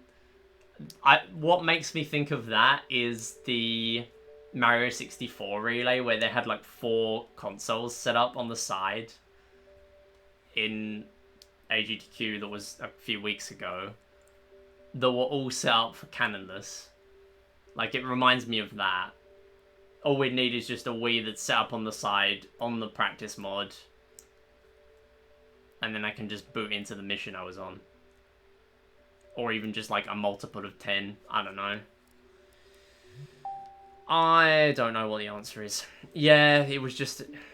I'll be honest, it wasn't a very good try. It was great for speed and alright for commentary, but yeah, I need to actually not play that risky.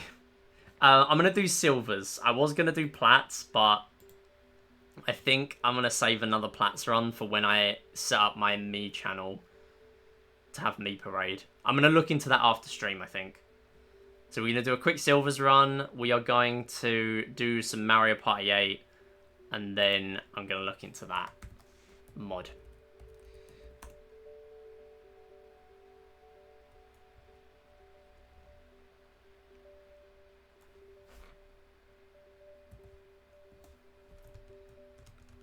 Alright. Let's give this another shot.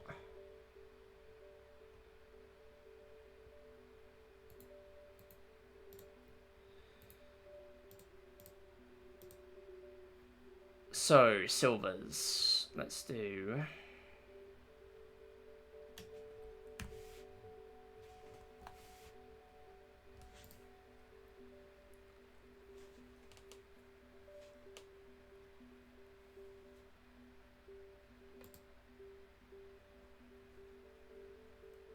Did I actually set up a silvers?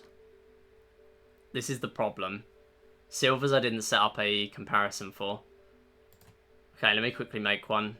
So, honestly, we can just have the same billiards split as we did for bronze. 150, I think that's fine. Tanks is okay. Tanks is 340 and runs, 341. So let's go for 5 minutes. Oh no, 450, that'll do. 450. Fishing will be...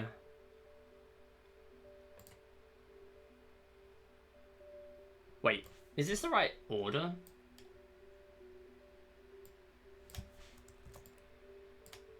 I think I just forgot to move my game order in my actual splits. So fishing needs to be next.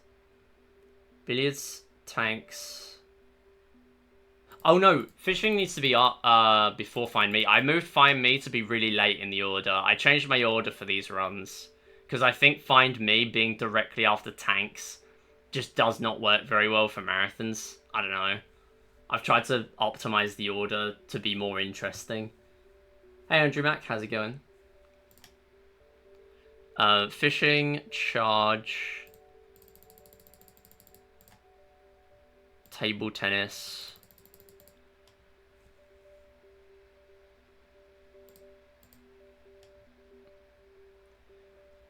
Okay. I've just had a DM I need to respond to after stream. Which might throw off these plans a bit. But that is fine. I think I'm sticking with this GDQ fish, I'm not gonna lie. I think I'm too far in now to not do that.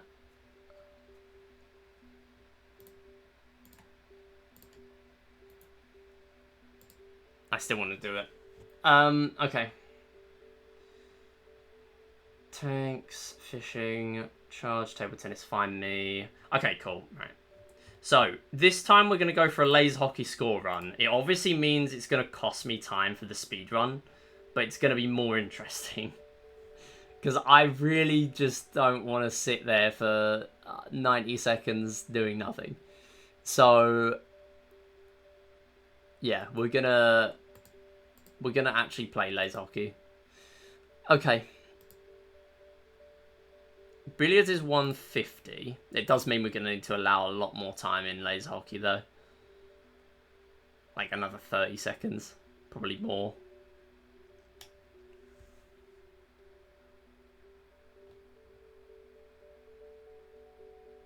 So tanks is fine. Fishing is a 2-minute 20 split, so I'll go for a 2:30. That allows me 3 extra fish. Charge 1:30. Who cares? It's fine. 1:31. That'll do. 1:30.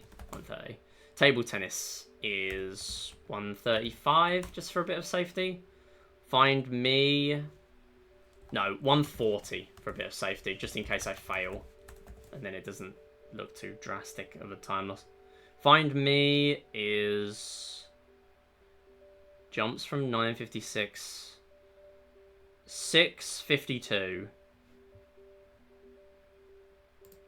So find me is like 8:25. Honestly, like 8:30. No, 8:20. Laser hockey, I will need to increase a lot. 3:30 for laser hockey. Normal split is 2:43. Pose me, I'll make 4 minutes. That's 12 seconds allowed.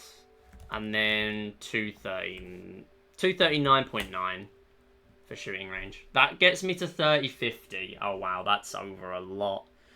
Okay, let's cut some time from tanks. We'll cut that down 20 seconds, and we'll cut Find Me down to 8 minutes. I think is okay. And then... No, we'll cut Find Me down to 7:50. Realistically, it's only silver. It should be okay. Okay, so we now have our splits. Is that a comparison? 30 minutes. I do like silvers because it will be a very, very nice round estimate to have. Okay, I have tank subsplits in here, so I do need to allow for that.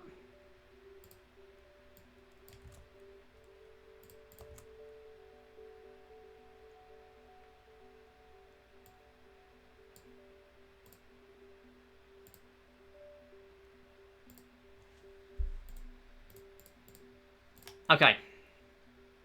Cool.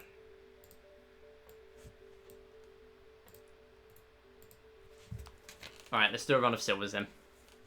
I need to change my save file back.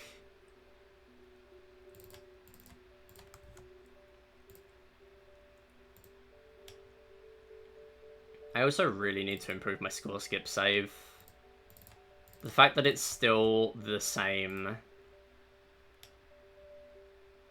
333 charge score skip, and honestly Pose Me could be improved as well. The fact it's still that is not great. Like, I'm getting 334s for free now. I never miss 334. Honestly, I could improve it to 335s if I wanted to. I don't know. I should probably do that.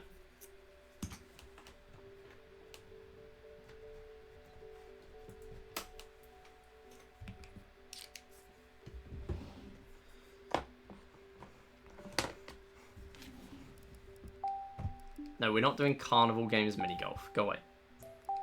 Not today. Okay, one run of silvers with commentary, and then we're gonna do Mario Party 8.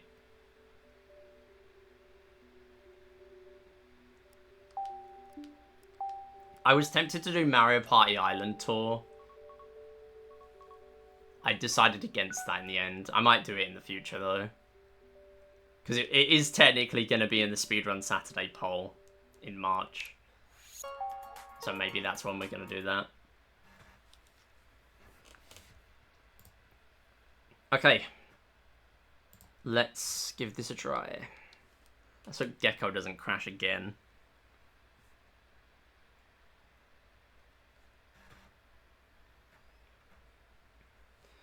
Alright, so we are currently at 0 for 3.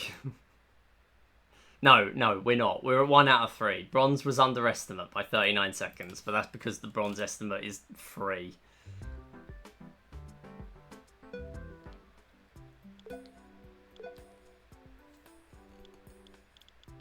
No medals. Here we go. Golds. No, silvers even. I totally remembered what category I just prepared.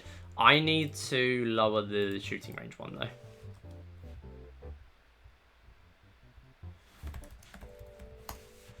Done. Okay. 3, 2, 1, go. Okay, this is silver medals. So this is We Play. This is a game mainly based on the pointer controls of the Wii remote. We are going to be doing silver medals here, and the first game is billiards. This is absolutely very reset heavy, usually, but silver medal, absolutely fine. We're just going to take whatever we get here. The break shot, very RNG, mainly down to the fact that the balls change positions randomly. Just tried to do a jump shot, didn't quite happen. No, I'm going to restart this one. Because I don't want to have that. I don't want to miss a jump shot like that. I shouldn't have gone for that one. Okay, go again. Yo, Queenie, how's it going? You're stopping by just before I start another run where I can't talk to chat very much. Hope you're doing well. The sleep I just had... Go, it's 6:20. How late did you go to bed? Are you okay? I mean, I'm glad you had a good sleep, but... Okay. Thank you for the good luck. Okay, silver's time. Come on. 3, 2, 1, go. Okay, this is We Play Silver Medals. We Play is a tech demo game for the Wii. We're going to be using pointer controls to control most of these. However, this game uses motion controls for a lot of it, and... We got a 2 break there. The break shot is the most RNG part of this game. And basically that is because the balls in the diamond change position every time you press start over, which is the bane of our existence as We Play runners. So just going for a bit of a random shot there, didn't quite get anything. Silver medal is pretty simple though. We need to do this in 18 combined shots and fouls. So it's not too scary here. So... we are going to go for this 4-ball. However, you might be thinking, we need to pocket these balls. No, we don't. We're going to jump them off the table. Oh, damn it.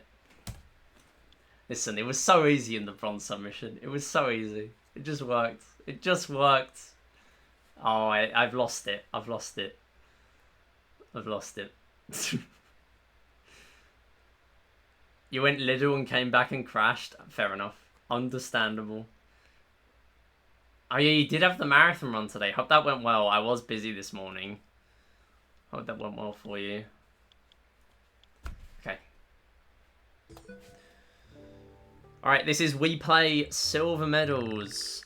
This game is a tech demo based on the Wii Remote pointer controls. We got 9 minigames in here. Starting off with billiards, it is one of the RNG games in here, mainly because of the first shot, the break shot. All the balls change positions every time you play, so it is pretty tricky. What we can do, though, it's the silver medal, so it's 18 shots plus fouls combined. It's nothing too scary. What we are going to do, though, is we're not going to pocket all the balls. We're going to jump some off the table, because that is very slightly faster. This one, I'm actually going to go for the 6 into the 3, because if this fails, at least the 3 ball might go in the pocket. Didn't quite work. We actually ended up with the 6 ball volleying over the 3 ball. That is unfortunate. If the balls line up well enough, you can actually go for something called a double jump shot, which I don't think we're going to get here. Yeah, it didn't quite happen. Unless this 4 ball goes in the pocket, which it does. 9 ball went off there, and then the 4 ball slowly rolling in. That is absolutely fine. We get a silver for that. Double jump shot is where you get at least 2 balls out of play, and at least one of them goes off the table. It is a very advanced strat, very recent development in the billiards meta as of 2026. Next is tanks, and we're going to go for a frame perfect death here. Let's see if we get it. 1 frame away there. I get 1 more attempt at this.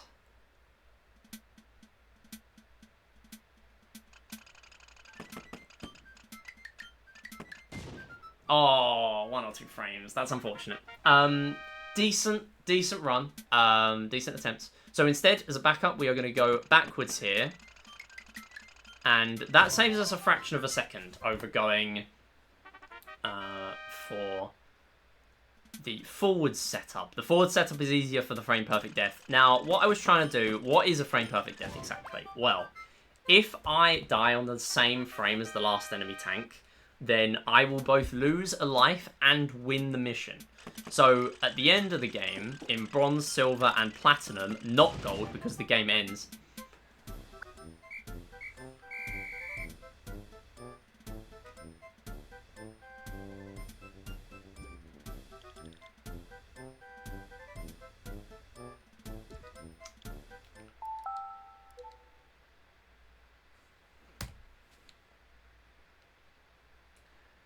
how's everyone doing? My god. I fell off.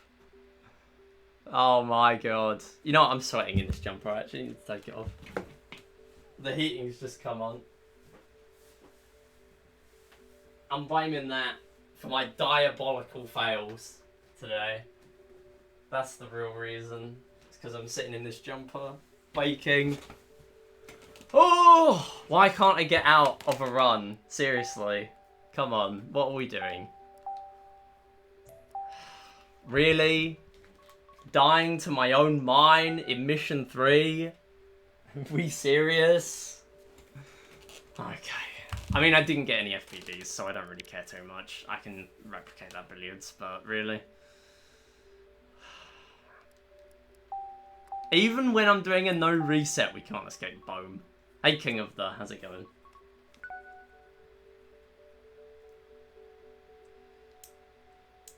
Damn, they be pocketing them balls.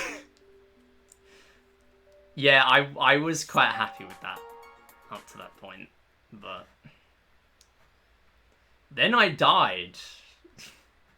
So, guess not. Guess not anymore. 33-35, 33-55 on Morimasa. Energy was great, host was amazing, Lucille was awesome. That's great to hear. I'm glad it went well for you.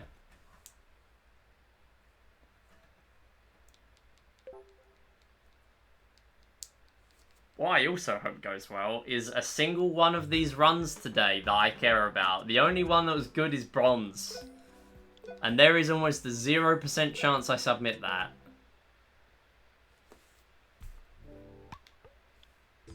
Alright.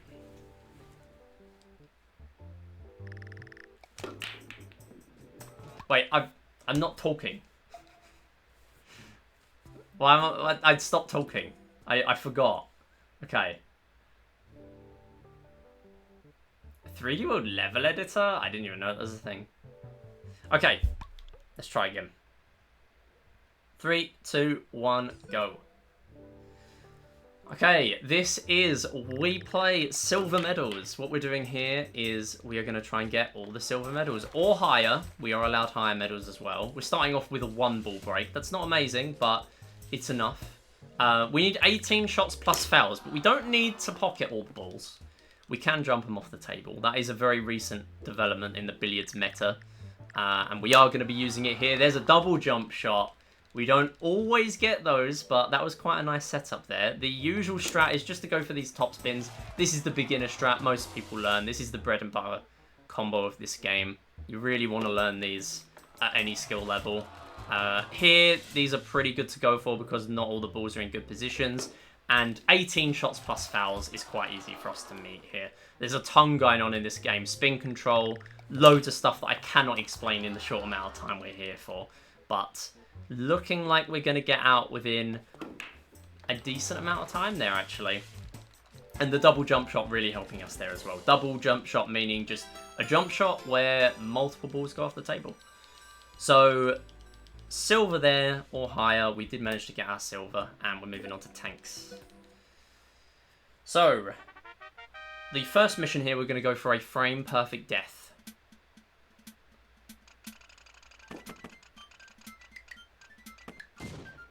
Okay, couple of frames away. We're going to try it again. So I need to die on the same frame as the last enemy tank here. We got one more attempt at this.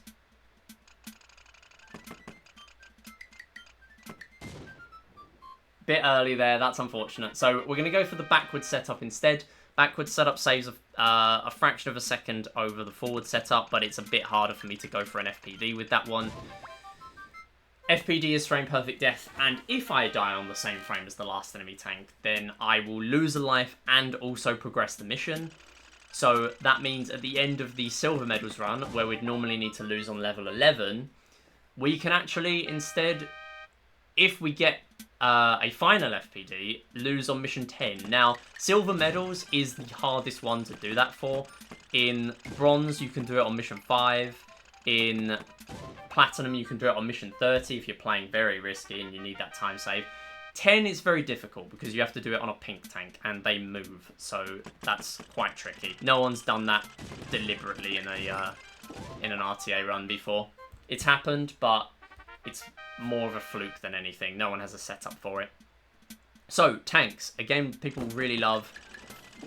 We have lots of different colour tanks. They all do different things. Starting off with brown tanks.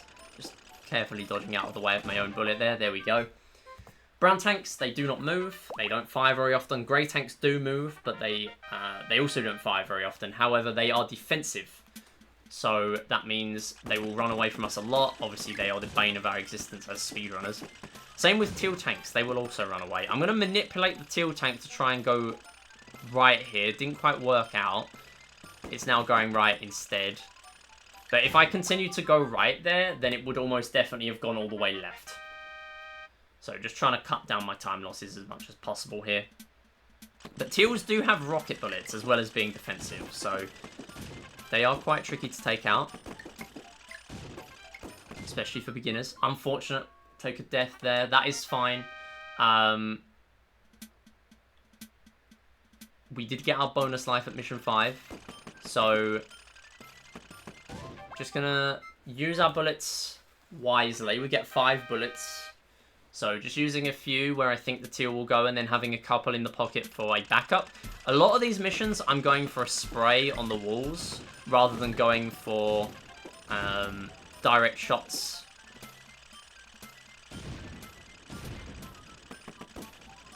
There we go. I see that gap in the wall. I see that. So sprays on the walls rather than direct shots at the tanks means that I reload quicker. So the moment a bullet ricochets once, it is fine for us. Wow, that's an instant friendly fire kill by the yellow tank. That's brutal. It happens often, but like in free, not all the time, but you know, in a silver medals run, that's pretty pretty unfortunate for the grey tank there.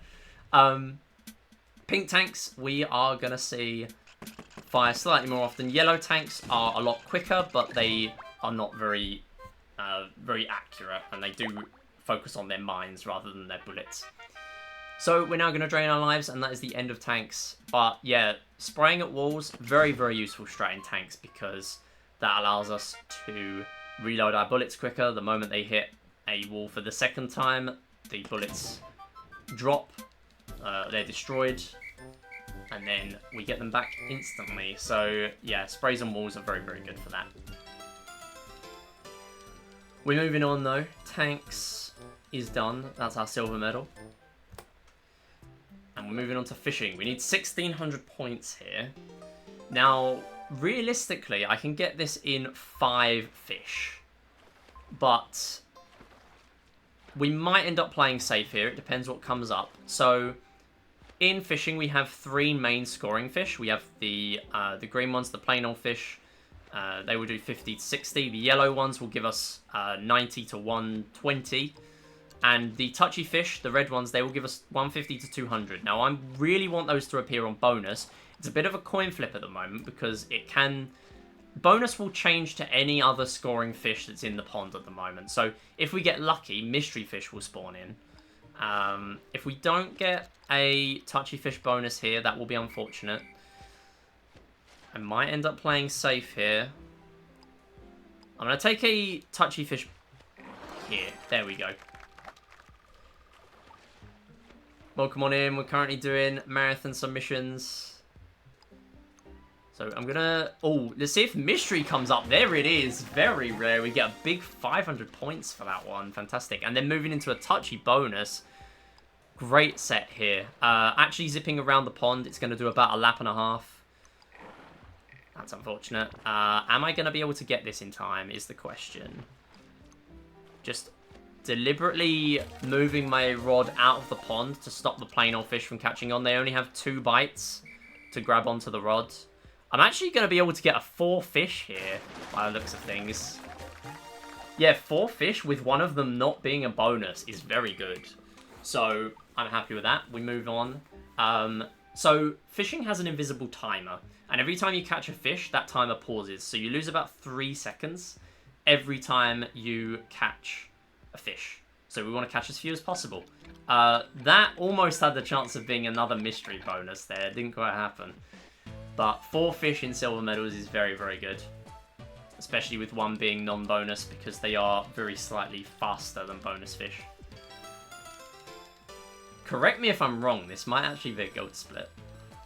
Which is really funny. Okay, it's almost a gold. Next is charge though. We have to get 250 points here. This game goes by way too fast for me to explain it properly, but think Moo Moo Meadows from Mario Kart Wii. With motion controls. You get a start boost here if you lower the Wii Remote on go. Tell me this game isn't Mario Kart Wii at home. There are 300 points available from the Scarecrows, but we also have time bonus as well, so we're going to skip the very slow ones. This game also has drifting as well, so like it literally, it's Mario Kart. It's Mario Kart before we had Mario Kart Wii.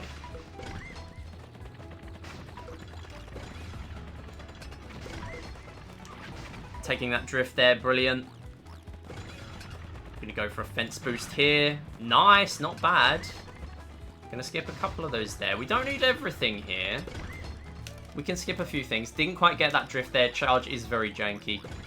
Sometimes. Sometimes it just does not work. There are people that grind ILs of this. Any percent, 100%. 100% is where you get everything. Any percent is where you just dash to the end. Very fun category. But that is more than enough, even before time bonus, which is 1 point per second. Charge, probably one of the first games that people got Platinum in as a kid. Platinum's 325 here, so pretty nice. Moving on to table tennis. This is quite tricky to go fast. You might think at first glance this is an auto-scroller. It is not, in fact, an auto-scroller. We want to go as quick as we can. And the way we do that is by playing as close to the net as possible. If I go any closer than this, then we are running the risk of the ball getting an obstruction by not having a bounce. The ball has to bounce at least once to count as a hit. And conversely, if we play too far away from the net, what will happen is we will get a net shot. So the ball will actually not go far enough and it will end up hitting the net instead. So every shot here has a specific chance of going left, middle, or right. So I'm just trying to pay attention. My eyes are looking at the red paddle to see where we're going. I'm just going to move back very slightly because the main thing is just not to fail this game. The estimate does accommodate us failing a game or two in this run though.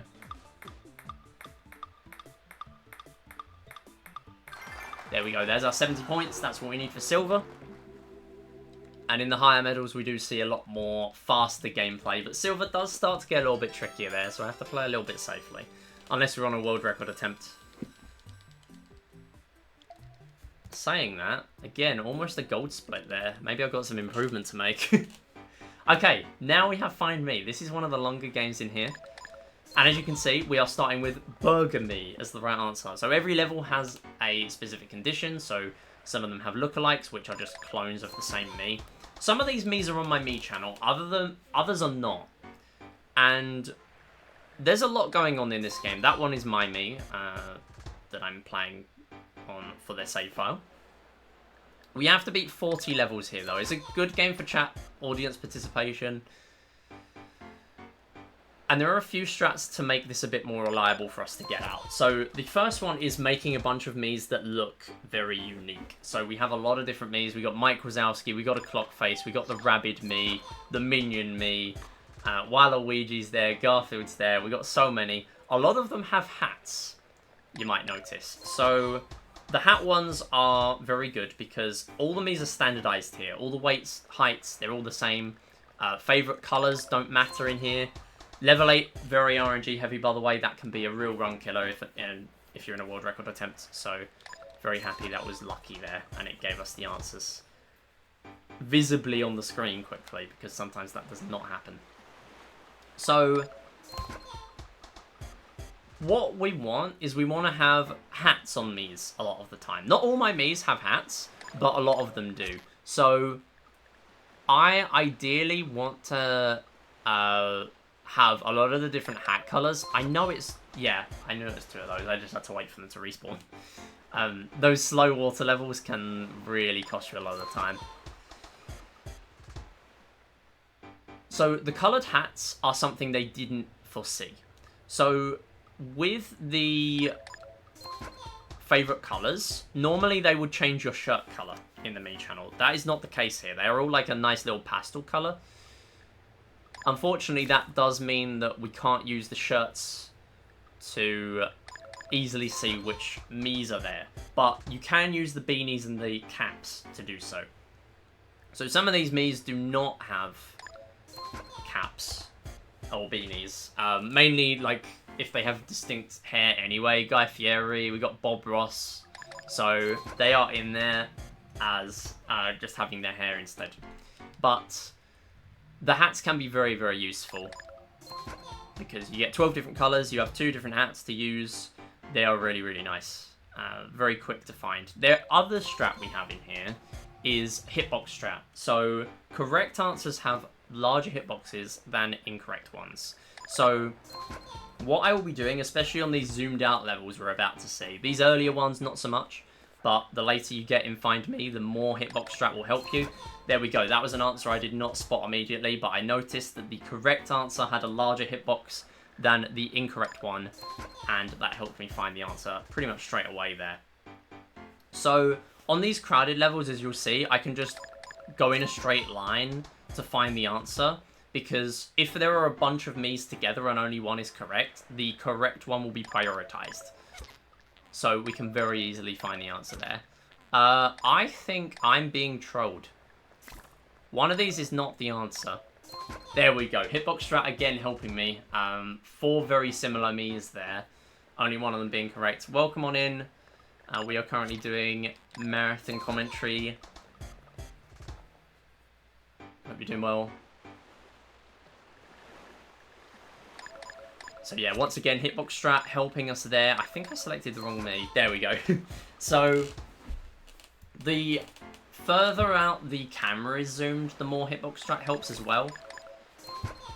So that is why a lot of the time I will start a level by looking at the top of the screen. But oftentimes I'll be looking for the answer myself and subconsciously doing hitbox strat movement at the same time. There we go. And that makes up a lot of the gameplay of Find Me. So good time for donations and messages. It's a pretty long game in here. But we will be ending this at level 40. And there will be a little quirk that I can explain at level 40, which we'll be doing. There we go, just kind of scattergun approach there, trying to find the answer. 3 separate answers there, so I can actually just fire away at 3 different ones and hope one of them is correct.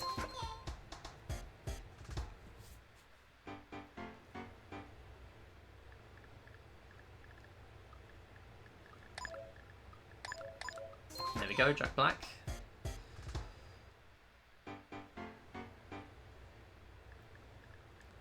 So every time you play Find Me, all the level objectives will always be the same, but not necessarily the Miis.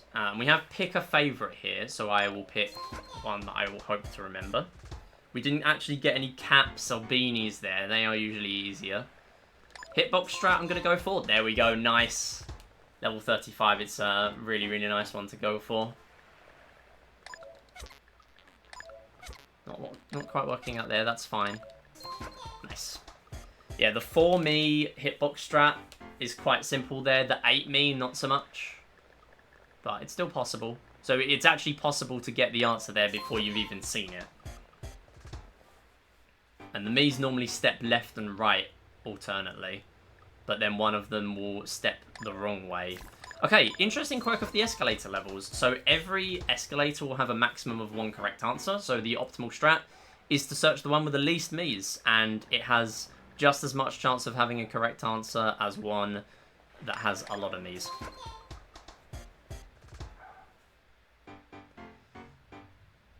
And then level 40, I'm actually going to drain my timer here. So I'm looking for the me that I'm using, and I will do that periodically throughout this level. However, it's actually faster for me to drain my timer here. So I found my me, it's in the top left. So I'm going to get as low as possible without gaming over. And this saves a surprising amount of time. So we're going to do one more, and then we're going to pick my me. And then on level 41, we're going to drain our last little bit of time. Now, even though we just gained 10 in-game seconds, this is still faster to do compared to going for a full timer drain on level 41. That's because in that previous level, we had to select 1 me, and in 41, we had to select 2, which is very slightly slower.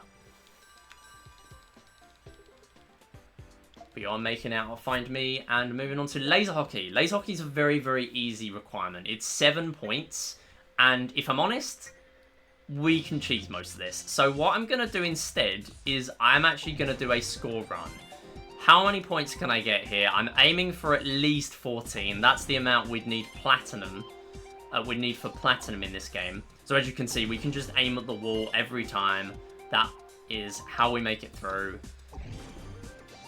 So every point we get, the CPU is going to get faster. So we can't just cheese all of them. Score runs of this game are actually better on 16:9. We are playing on 4:3 because tanks is quicker for every mission because of the layouts being shrunk down. So that's why medal runs play on 4:3 in this game. Even though this game is a 16:9 game. So we already have the silver medal. Can we get to 10? That gets us gold. We are still able to cheese this just with a couple of hits here.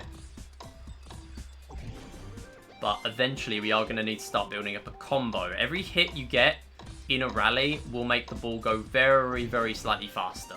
So if we just charge up a combo at the beginning, that will allow me to bypass the CPU. Oh, CPU being a little mean there. Not quite getting in, that's fine. Conceding goals does not affect this score run, by the way. As long as we don't tie, then we will get the medal. That is all good. Okay, that's fine. I thought I'd take that hit just in case it bounced out. Okay, we are going to build up a combo here. So I'm going to start on the bottom, try to work my way up, and that almost went in. Did not quite work out. Nice, good rebound. So one more for platinum. We'll see if we can go any further. And at this point, any messages or donations are welcome because this is pretty much the same game from here on out. We're just trying to get as far as we can, just for fun.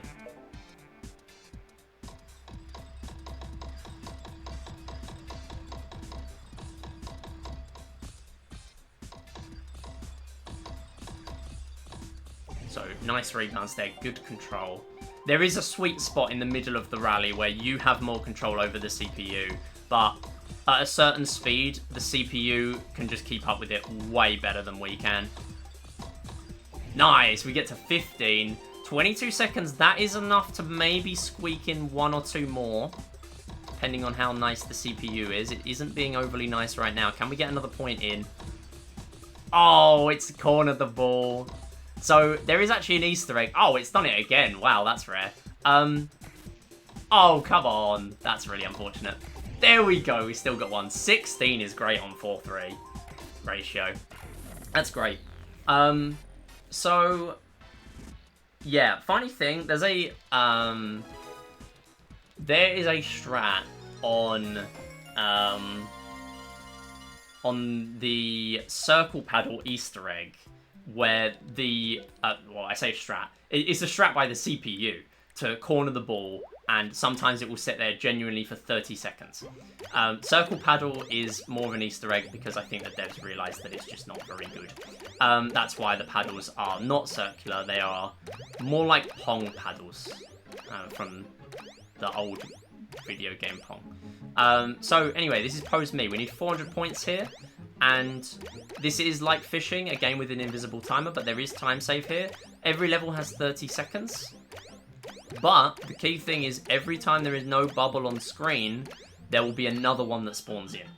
So you are not capped in the number of points you can get. 76 is fantastic at the beginning. Here on level 2, we're going to go for something called Pose Meaty. So that is a strat where we are going to get 6 points 4 times. Because of how these patterns work. And then we are going to drop a bubble. And the reason we're going to drop one is because it resets the pattern. We need to lose our lives at the end anyway, very similar to tanks. It just turns out that level 2 is the best one to do that for. Even though we drop 10 points here, this is still the better one to do it for because the pattern repeats. It gives you a lot more opportunities to build up points. There we go, just one more to finish it off. So it doesn't look fast, but trust me, even worst case scenario, it saves a couple of seconds doing that. It does mean, though, we're going to be playing the rest of the game on 1 life, which is a little scary. But thankfully, every level has a pattern that we're familiar with. We don't know where the bubbles will spawn, or the orientation of all of them, but there are some things that you do get used to in this game. For example, these fast ones will always either go slanted left, slanted right, or dead center. And we do start to get levels where there are more than one pose as well.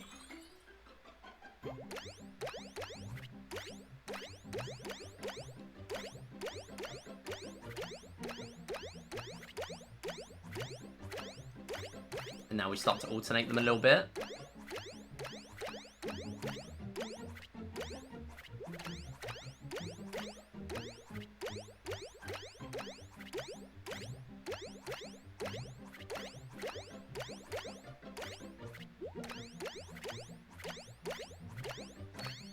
Nice. And a lot of the top runners that are great at Pose Me will be ending levels early. That's the way you save time in Pose Me. You don't necessarily finish levels themselves early because they're all 30 seconds long minimum. That's how long the bubbles take to stop spawning. But you can get more points per level and then therefore end the game early. But the good thing is, I am already down to 1 life thanks to the Pose Meaty strat, so we will be able to just finish off the game the moment we get near 400. So ideally I will end on this level.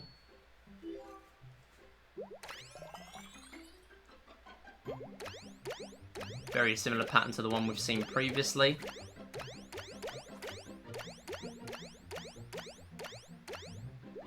And I'll take a little bit of a risk here. We're going to avoid the rainbow bubble as well because they stop time. The game gives you a rainbow bubble if it spots you're playing badly. If I popped that, then I would have had to restart that. I would have had to wait 10 seconds for the rainbow effect to stop, or I would have had to pop them all. So I'm glad I dodged that. And we're moving on now. The final game here is shooting range. We are going to be using 2 controllers at once in this game. So we're going to start off with very basic level 1. We're just going to pop as many as we can here, as quickly as possible. Every level in shooting range has waves, and they end as soon as everything is popped. However, here I'm going to be counting seconds. So we're going to go 1, 2, 3, 4, 5, 6, 7, 8, 9, 10. There we go. So, what I just did is I counted 9.5 seconds, and the reason for that... 2, 3, 4, 5, 6, 7, 8, 9... There we go. So, whenever the waves 1 and 3 start in here, there is a 9.333 second timer. And we're actually going to go for combo points here, just to try and get us to 320 as close as possible. We don't want to be contending with the other levels too much. So I will do my best to get as many points as I can here. It is fast to shoot everything here. And then level 4 and level 5, we want to go as quick as possible. But,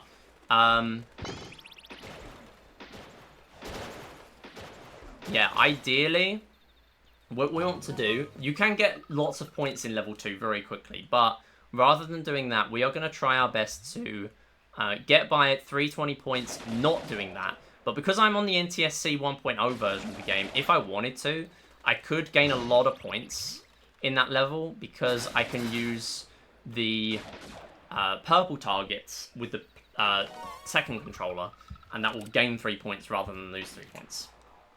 So we are not actually on enough points yet, but thanks to these 2 slow UFOs, which we're going to hit anyway, because that's the optimal way of playing, we are just going to pick those 2 off, and then that is the end of the run. 320 points. We are comfortably under estimate. It's going to be a low 27, low to mid 27. Time will end when the medal banner appears. And that is it. So we're coming up on time. And that is it. Wow, it's a sub 27:30 as well. And it's a gold because this is the first time I'm running on silver medals with the new time save. Those target time saves are actually new. We haven't ever done those in runs before. So, or definitely not silvers for me because I don't grind silvers too much. But I think it's nice for marathons. I think it's very good. It's quite well-rounded, same as golds. Thank you for the GGs, everyone. But that is We Play Silver Medals. Very fun category. There's a lot going on in a lot of different games. And personally, I'm a fan of the longer categories. But for a marathon, potentially Silver Medals is a good pick. And the Lazarki score run went really nicely as well. 16, which is more than enough for Platinum. And a Silver Medals run can get any medal. It does not have to be silver. It can be silver or higher. Silver, gold, or platinum are all fine.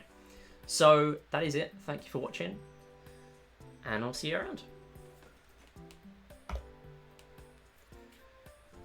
That one is how you do a marathon submission. Okay, that was really good. 27:29, that's 2.5 minutes under estimate. I honestly think I can probably lower that estimate. Maybe a 29 minutes, maybe that works. I honestly think I could. Like, realistically, 29-minute estimate works for that.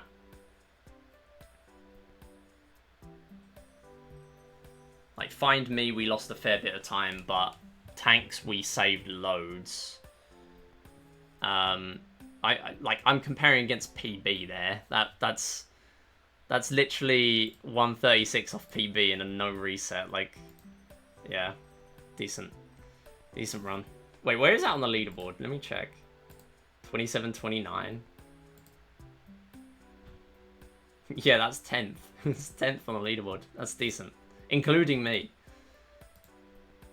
So, billiards we saved a lot. I think I should lower the billiards time a bit for this and bronze because we can just take the first one we get. Like, I would have to play really badly for billiards to not be good there. And then tanks we saved a lot of time. Find Me, we saved loads of time. And then everything else just kind of like slow increases in time save. But a gold split in shooting range is making me feel confident for me to come back to silvers. I think, if I'm honest, the last medal barrier has already been achieved in silvers, realistically. But maybe I can at least beat it by a little bit. I don't know. Okay, I'm happy I at least got one good submission video for today. That silver medal's probably out the way now. It's probably not the end of me running silvers for this grind. And then maybe we could improve on it if we managed to get an FPD, because that is the main thing that was missing there. We did get a double jump shot in billiards, but we did not get a tanks FPD. So, that would be ideal. But I am still pretty happy with that. I am going to switch my aspect ratio back. And then we're going to do Mario Party 8 for the last sort of 2 hours of the stream. That or the last half an hour of the stream. If we can't get out of DKs, then it will be the last half an hour of the stream. But I don't normally end with this game. This could be a disaster. And the funny thing is, I'm going to need to use Gecko again, because it's the NTSC Japanese version. Because there's no difference between that and the Japanese, and the North American NTSC. It's just that the North American NTSC is really, really expensive. It's like 50 quid. And the Japanese one is like 20. So, of course I'm going to play on the Japanese disc. Yeah, we're going to play Mario Party 8. And we're going to play on NTSC because it is faster. Maybe don't drop the disc. That's bad. That was the noise of me dropping the disc. That's not a good idea. We're not breaking my NTSC disc. So, this game is really silly because it's one of the only Wii games that has the thing where the game runs slower on PAL. Like, that was a thing with all old games, but like retro games, but not Wii games, not really. However, Mario Party 8 is different. So, Mario Party 8 wanted to be special. They made it so it runs slower on PAL. And I never realized that.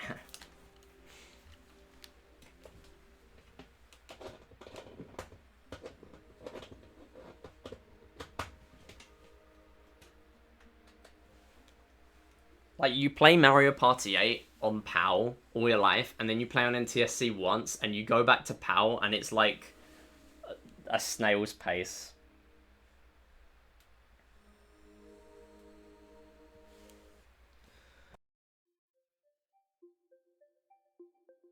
I would say I don't know why I'm coughing so much today, but I know why. It's because I've not stopped yapping.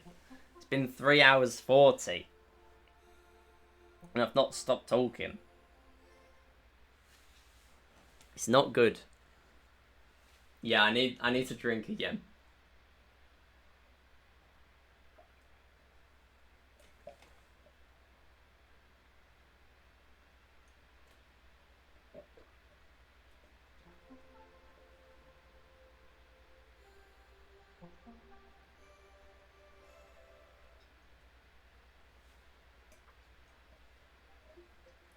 Alright, I just did the TV aspect ratio change with my feet while I was drinking. We're taking multitasking to the next level.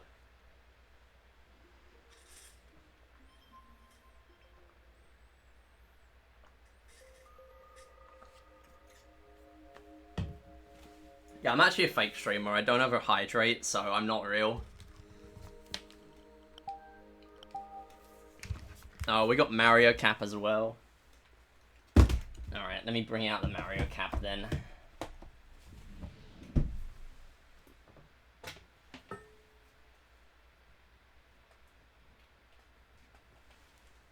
Next stream will be on Monday, by the way. I'm going to do more Wii Play runs, I think. I don't think I'll do as many. But I will probably do a Tuesday stream as well. And that will be New Super Mario Bros. Wii. And then if that goes south, then we'll do some Wii Play speedruns. I do need to fit in some Tanks co-op runs, but I think that's probably a good thing to save for the end of streams. Like, if I've got a stream where most likely I'll have a couple of them, where I've got like 20 minutes to kill, let's just do some Tanks co-op 20. That probably makes sense to do that. I am gonna boot up the aspect ratio. Oh, this game's loud. This game's loud. No. Turn it down. Get ready. Alright, I did it. It's fine. I saved our eardrums. Mine included, because I played through the capture card audio. Oh, he's gone. Never mind. I didn't realise that happened. Okay, Mario Party 8. Where are the splits? Gonna run this alongside someone name a character to use. Wait. I don't see that message. Oh, there we go. I see it. Oh. It's because all your names are purple. Why are you all purple? Yoshi's a good pick. Alright, let's go. Oh no, do I remember the buttons? Do I remember? No, I'll tell you what, I'll tell you how I remember. This is how I remember the buttons. This is how we remember the buttons.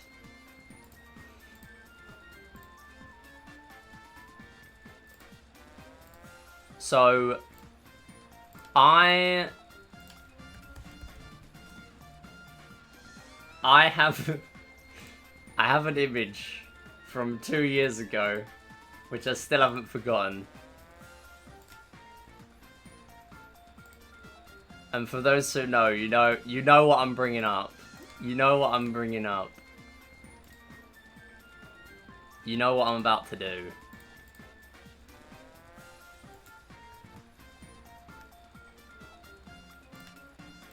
You know what I'm gonna do.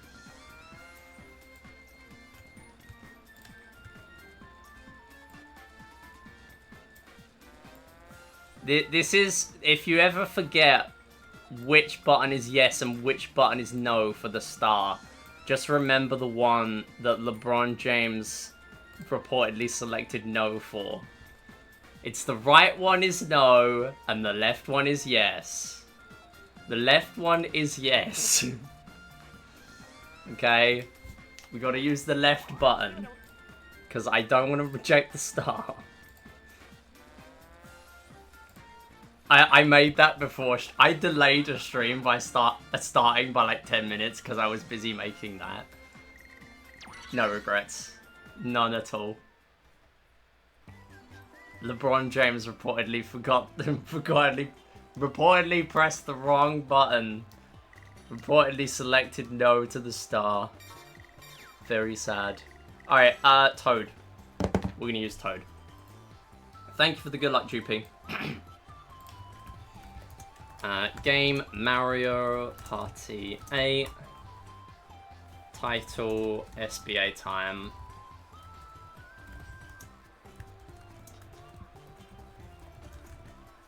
Bronze 17. There we go. That'll do. Did it do it? Why is it just not update the title lately? Does not work at all. Let's try again. No, didn't do it. SBA time. The game updated, not the title. Curious. I need to change my aspect ratio. Mario Party 8 NTSC, which for some reason is vastly different to PAL. 285, 287, 00.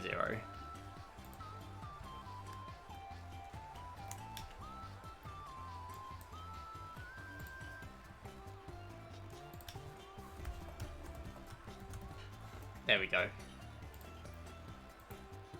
Okay, hopefully that is good when we go in the game. 3, 2... No, wait. I haven't got the splits on.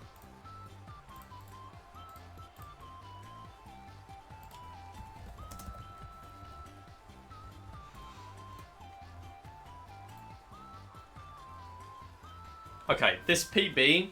Oh, this PB is so funny. So, I got a 122.14 ages ago. And then... The stream cut... oh, goodness. Hiccups now as well.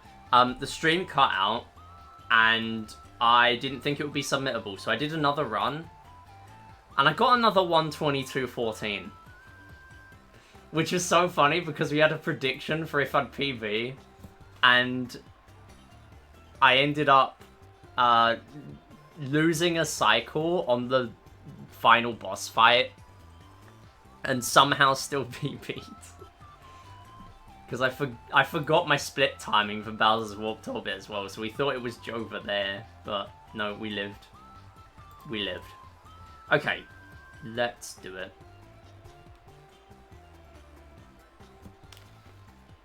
Three, two, one, go. Also, yes, Kelvin is the world record holder of both Tanks 100 and Mario Party 8 Star Battle Arena. This is true. He's just the GOAT.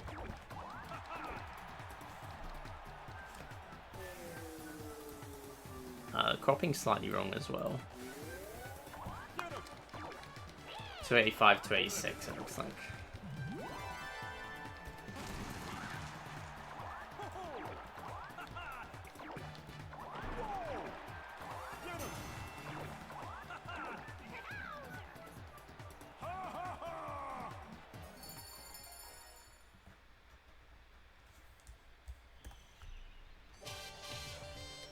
There we go, fixed it. Alright, let's go. I've not done any practice, by the way. I forgot how to throw the darts. I've been too busy practicing IRL darts to practice Mario Party 8 virtual darts.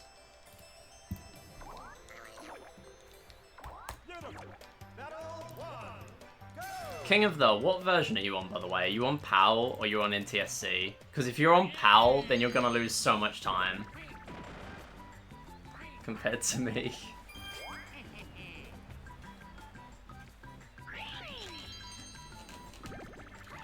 I used to play on PAL. It was not fun. Oh, we got... Oh, no, that's not DK. Thrice already. Nice. Okay, so, things to note with this game. Every board has a certain condition. It's not like turn-based. It's based on a certain win condition. Here, we need to get 2 stars to win. They cost 20 coins each. Fairly simple. However, what you also have is you don't get mini-games every turn because it's a duel. And also, you get a bonus once one person has 1 star, or whatever it is the win condition is for the game. Also, really, minus 20, come on.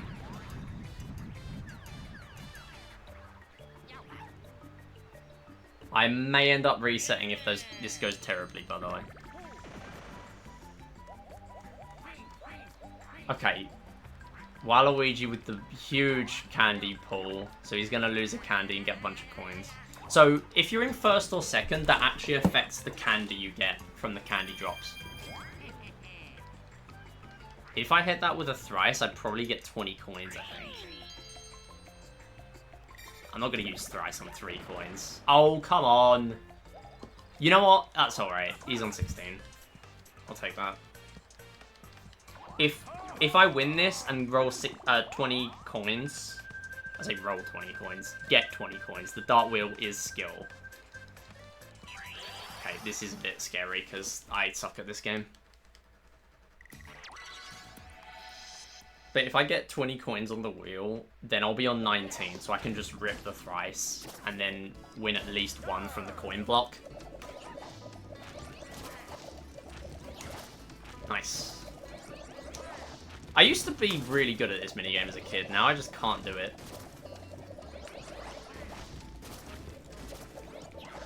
Nice.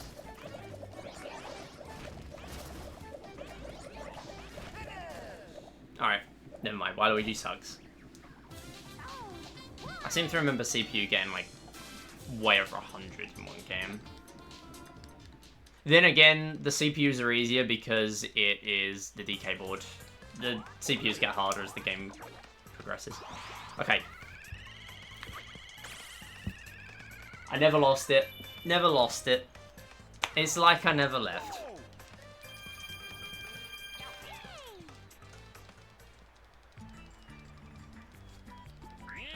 That is a good sign. I'm happy that I got that. Okay, I definitely ripped thrice here, by the way. Is the star here? Yeah, it is. Cool. Okay, I'm ripping thrice then. No, wait! The coin block isn't there. Because the star's there. Oh, no. Oh, dear. Okay. I'm not ripping thrice. There are so many blue spaces. Surely we hit 1. Oh, no. Is that... That might go too far. Oh, my God. Wait, the coin block is before it. I'm silly. The coin block is before there. I mean, I'll take it. I just got 20 coins. Bonus skip is possible if I roll well enough, I think. If I roll onto DK... Wait, no, I'm on 39 coins. Okay. No, I didn't realise he had that. And it's going to round me down to 19. Are you serious? Come on, this is so good. Okay, we at least get a star. It's fine. But I will also burn Waluigi at the stake when I get a chance. That's really annoying. So I pretty much just lost my thrice. Because I don't think that would have happened if I didn't get 20 coins from that. LeBron James picked the right option for the star.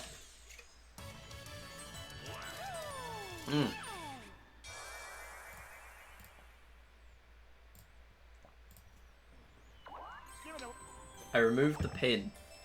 The pin is gone. Okay, that is not a bad spawn. If I can get enough coins by then. Okay, Bolo. Wait, I've landed on DK, haven't I? That's just really sad. If Cash Up didn't happen, I would have got bonus skip. I am sad. I'm burning Waluigi at the stake. I'm holding myself to that. I'm doing it live. You have news? What is your news? Mod development of cursed words is starting to happen. What? And only the demo is out and there are already mods being made? It's wild. Okay, never mind. Waluigi, you've redeemed yourself. X Candy. Sure. You can live. People have been tinkering. Are people making the Pokemon cursed words already? Guy Incognito is going to come in, who is definitely not one of the devs of cursed words. And is going to make a Pokemon mod. That would be really funny. I'm not saying they will do that, but it would be really funny. Because obviously they can't do a Pokemon mod because it's Nintendo. But someone else could.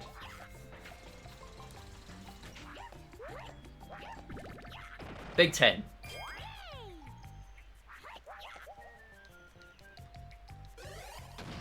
We have to talk to this guy because I got 5 coins. I'm skipping all the blue spaces. Where can I get 10 coins now? I don't think there is anywhere, is there? Unless you get 10. Wait. Is he on top of me? Can I Bolo? Okay, that'll do, that'll do. And he's got 13! Okay, brilliant. I'll Bolo. Free Bolo. Absolutely no monkeys after this, please. Do not give me monkeys. Thank you. That'll do. For now. It's fine. Just don't... Just have a normal end to the board and I'll take it. Okay, or we just go at a snail's pace, whatever. No, actually just get a twice candy or something from this. That would make it easier. Or just get a 10. Or do both. Okay, don't burn all the luck. And a slow go, alright. 10 was the only way. Wait, where is it? Oh, is it not there? Why? Did I go the wrong way? I just thought it was there. Why did I think it was there? Okay, guess I'm gonna use the DK cannon. I'm so mentally clocked out after locking in on marathon commentary today, clearly. Okay, we'll do twice candy and then we'll use the cannon and that will be fine because that costs 5 coins. Oh my goodness, come on. Okay. Alright. We're burning all the luck already. I've got nothing left for the rest of the run. Don't get 10 coins. Okay, good. We've got to save something for later.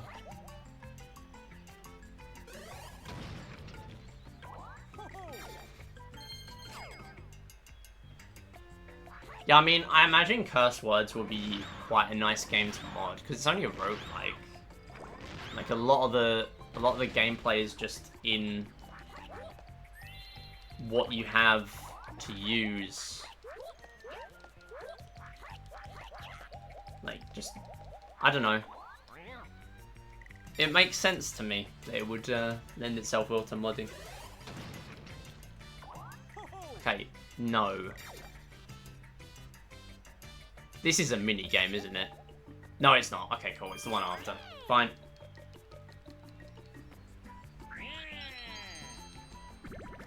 Save some for later. Who said you haven't already run out? I know I've probably already run out of luck. I know I have. You know what might be carrying me? This is the first run of Mario Party 8 where I'm doing a run of it. And there's tape on my screen. It's there. When the screen... Okay, the screen did not go black, so you did not see it. It's there, alright. I promise. Left for yes. Okay, good. Thanks, LeBron. I remembered.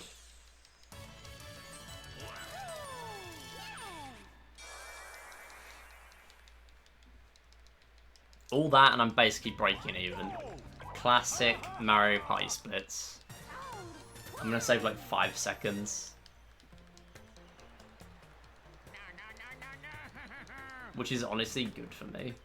12-minute split in DK. Am I actually saving... I'm not even saving 5 seconds. Am I behind? Oh no. 1 second. Why am I so consistently bad at getting good DK splits? I know I went the wrong way, but... Oh, maybe that's my answer. Okay.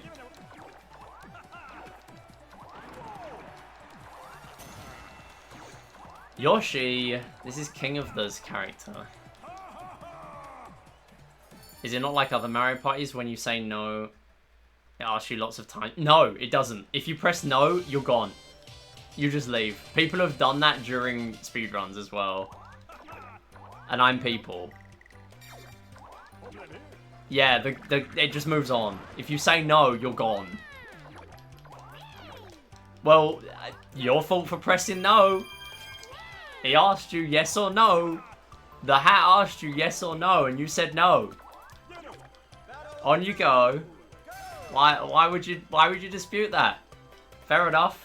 You want to keep the coins? Fine. Go away.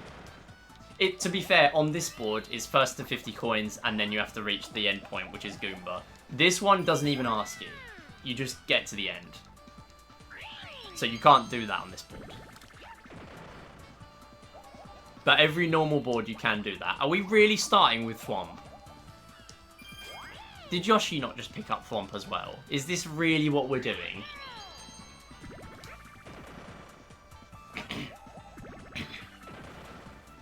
Okay. Yeah, it is really funny that their option to say no is there. See, for speedrunners, it's actually quite nice that the games that don't give you more than one. Because in, I forget, it might be Super Mario Party, because that game can't do anything right. Please don't thwomp me, Yoshi. Yeah, in Super Mario Party, the game asks you yes or no, and then it asks you again, but it randomizes the positions of yes or no.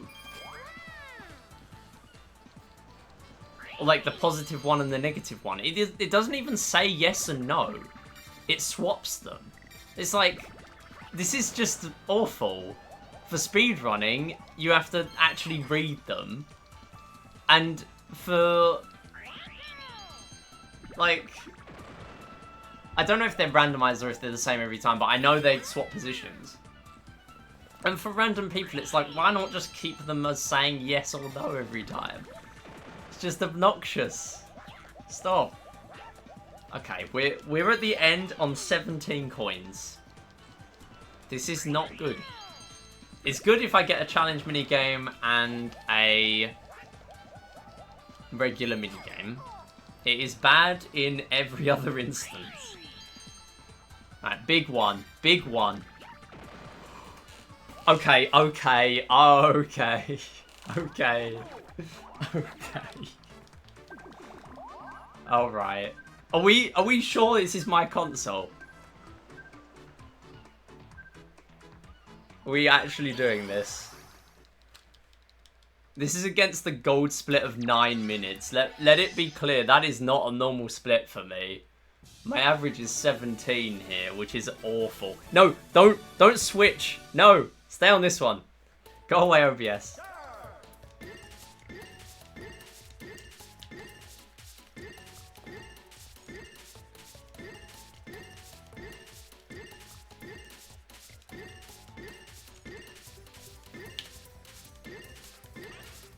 Yeah, we were not risking it on that one. GG King of the, you're done with DK, nice one. I don't know if you answered, are you on PAL or are you on NTSC? Because NTSC runs faster than PAL. And I'm on NTSC.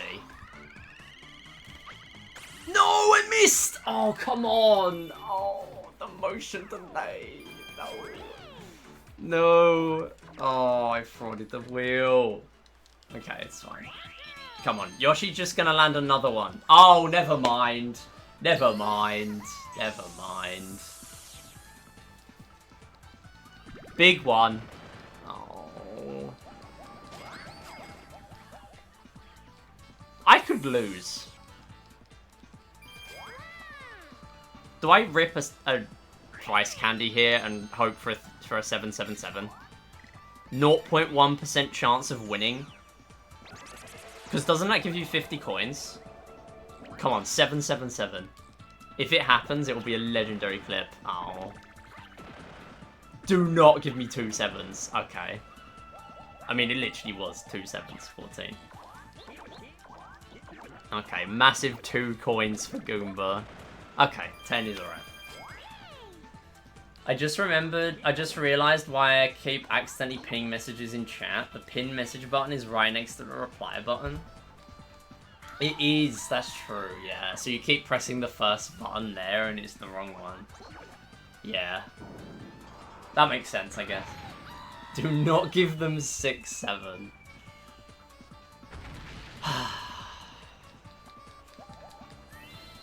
Springo! Okay, that's actually good. Probably not great, because Yoshi's gonna be gone by that time. I am hoping Yoshi just... Yeah, that's good. And then you pick up 5 or 10, then I get bonus, which gives me 20 coins, and then we win. Or not. I have the mental age of a kid. How old would you say that kid is? Like, 6 or 7?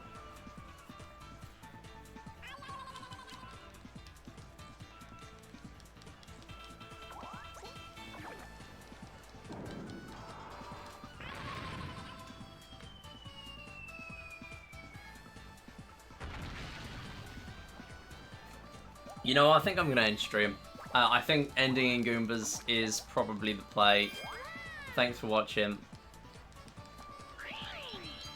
Okay, come on, 5, 5, 5, 5, 5. Oh, that's good. That's actually good. Another challenge. This time I don't fraud the wheel. At least get 10 at a minimum. Come on. I'm in second as well, so I will get the better candy from this candy roll. Who am I supposed to blame on my stream being late? Well, skill issue. You gotta take responsibility for being late. It's fine to be late, it's okay. There's a strat to just raw dog this, I will not be doing that.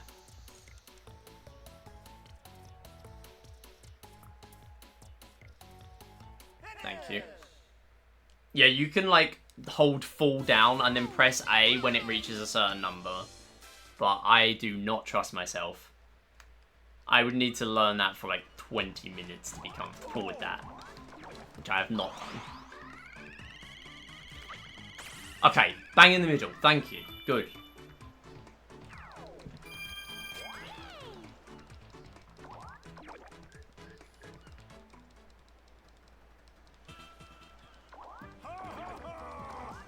Music jump scare.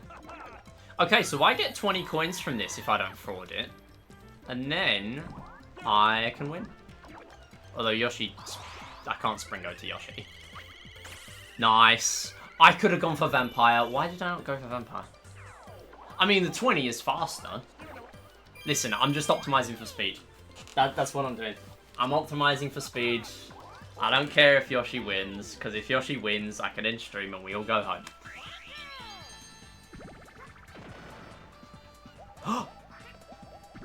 Wait, Yoshi just got... Oh my goodness, okay. This is scary, because Yoshi could now win. But... I do like that. Okay. So I spring go, obviously. Because that's the only play. Otherwise Yoshi's gonna walk home with it for free. And then... I hope I don't get thwomped, because I think that's what that other candy is. I think the only blue one that's in Jules is thwomp. I'm pretty sure. Oh no. Okay, if I get thwomped, I can thwomp Yoshi back. Don't do it. I will do it. Don't do it. Oh no, that's just as bad. That's just as bad. Big one. Oh, it did an 8 again. Oh, and it's a mini game, but I can only get 10 coins from it. Because I'm not the one starting it. I can get 20 if I start it, and 10 if I don't. This game is painful sometimes. I could win. Okay, well I win this minigame. But I also need to not mess up the dart wheel again.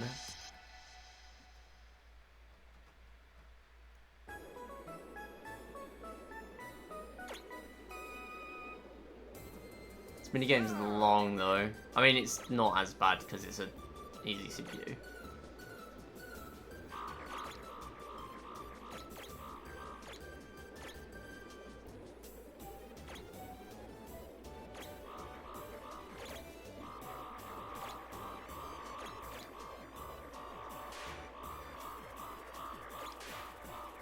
This has got to be one of the more boring Mario Party minigames, I have to say.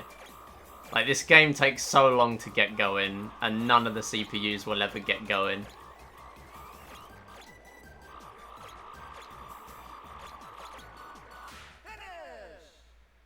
I'm delaying setting up so bad, I don't want to deal with golf anymore, my inability to part. Oh, it's so sad. This is so sad. I feel for you because I hate golf. Then again, there is probably a Wii Sports Resort golf tournament happening soon. In like a month. We're just finishing up Wii Sports. I did not enter because I hate Wii Sports. But I like Resort, even though I suck and I don't even know how to do backspin. Listen, you know I gotta do it to him. I gotta do it to him. I have to do it to him.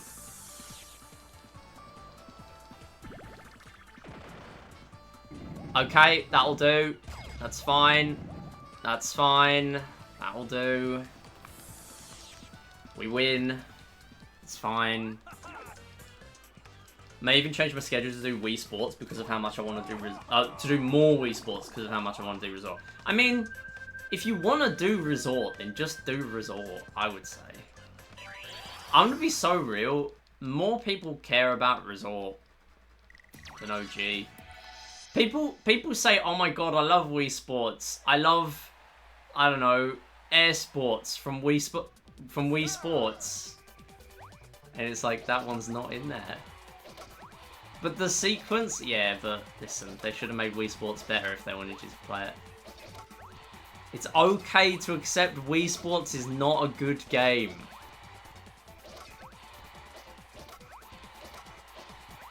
I will not stop spreading this propaganda. I am pro Wii Sports Club. Anti-OG Wii Sports. Oh, I've just got a high score by accident, my bad. All I'm saying is when we did Olympics, more people played Wii Party U than Wii Sports.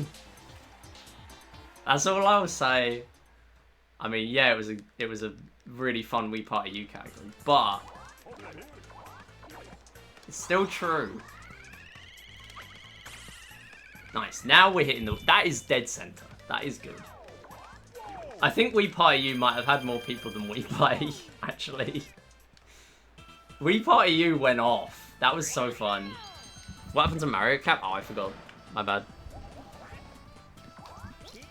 I put the USB SD card thingy back in my drawer, and then I forgot to put the Mario Cap on. Hey Ema, how's it going?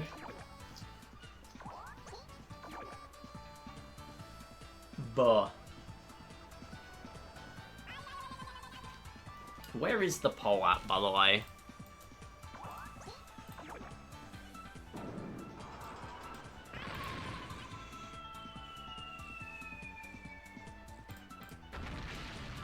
(23-21) in favor of Wii Sports Resort Golf 18 Holes being next.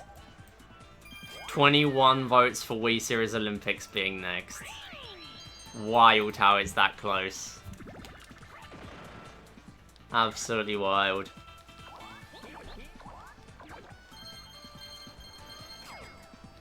Going okay? Enjoying my Saturday? Glad to hear that.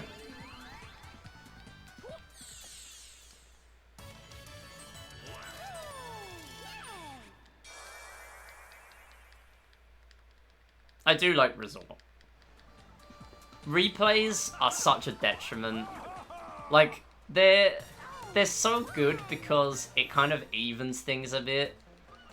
Like, it means that technically just, like, whacking in a hole-in-one on every course isn't always the best thing for a speedrun, because the replay is there.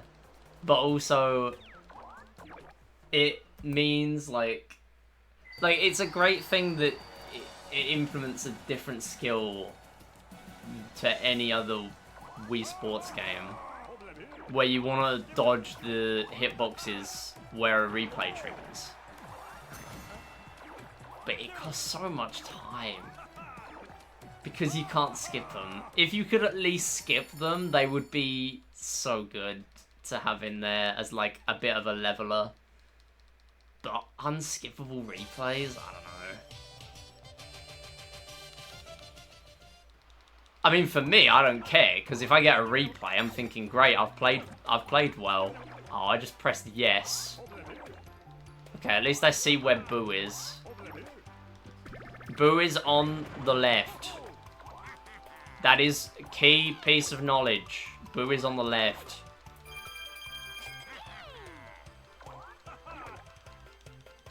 Yeah, Boo's on the left. To be fair, that probably was a smart play, because I can barely make out what side the stairs are on. Usually. Okay, so here's how this works in Jules. You get 5 rooms, 2 are pitfalls, 3 are stars, and we now know at least one of the star rooms, Boo is on the left. This is a terrible map. This guy! What are you doing? I know it's Wario, but come on, 33 coins on turn 1. Really? 2 coin blocks at the beginning is really weird. Another 10? What are we doing? Save it for Cooper board. No, Shy Guy board. Yeah, missing out on Resort is, yeah, that's pretty rough. What is this board? Do something! 1 crossroads is all I want. Oh my god, what are we doing? Finally, we roll a 1. We're min-maxing this board. We're maxing out the spaces and getting the absolute worst generation. What are we doing? Okay. Another 10? Is that 4 in a row? 3 or 4 in a row? Okay. Right. We're finally not invincible. And of course it's me who breaks the streak. Please don't do it again. Oh my god. Oh, what is this board? Seriously? That might be a star. I think Wario might be onto something there. Wario might have found one. If it's a dead end, he's found one. I have to go up. Okay. This is such a bad board, though. Oh, no. This guy, stop! Oh my god, this guy. Please. I'm so tempted to just turn reset. Turn reset in this game doesn't work. You just reset the entire board. But this board has such a bad generation, it might be worth it. If I do it now. Every time I do that, though, it never works out. So, I don't know. I think I just firm it and keep playing. Done with Goomba, sub 27, not bad. I mean, if you get a better King Boo board, you're probably gonna beat me out of here. Okay, a big one. Don't get another one. This is good. At least we're getting bonus. But Wario being on 21 coins when the stars cost 10 does concern me. Okay, I wasn't honestly sure what I wanted there. I did go for thrice. I'm happy with that.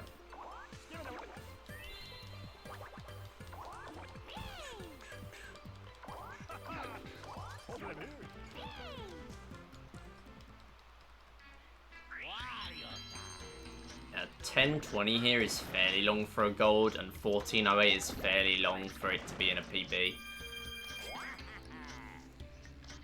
Right, we need to stop getting coins. Stop getting coins. Stop getting coins. Oh my god. So there are 2 coin blocks, there's a challenge minigame, and there's no Womp in sight. Such a bizarre boo board.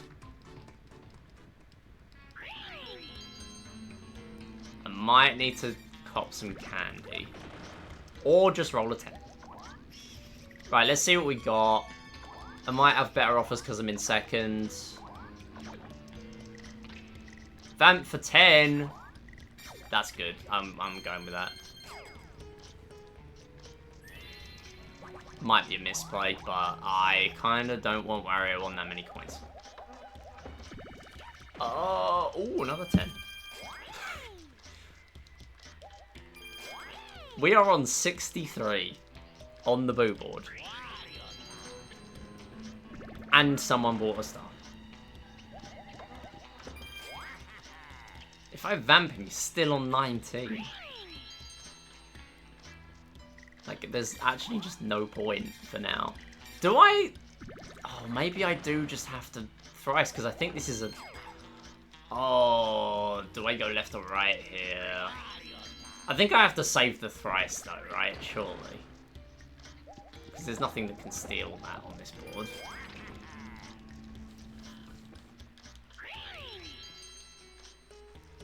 I don't want to use a thrice yet, because I have a feeling I'm going to run into a dead end soon. Another 10.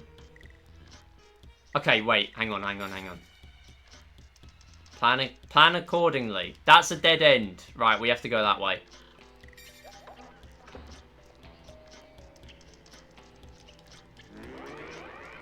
That's not too bad. So that's the left room. Boo. There might be another one. There might be something else. But I'm going to pop a thrice here. Or do I pop... No. There are coin blocks. We don't need to vamp yet. There are coin blocks. We've probably reached 20. I'm worried I'll run into a thwomp. And then I'll need 20 coins to get a womp on a womp, toll, and a star in one turn.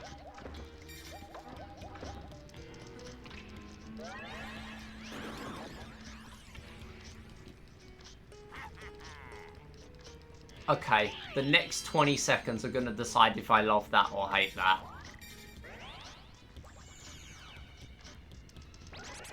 Because that could suddenly make this really, really good. Or terrible.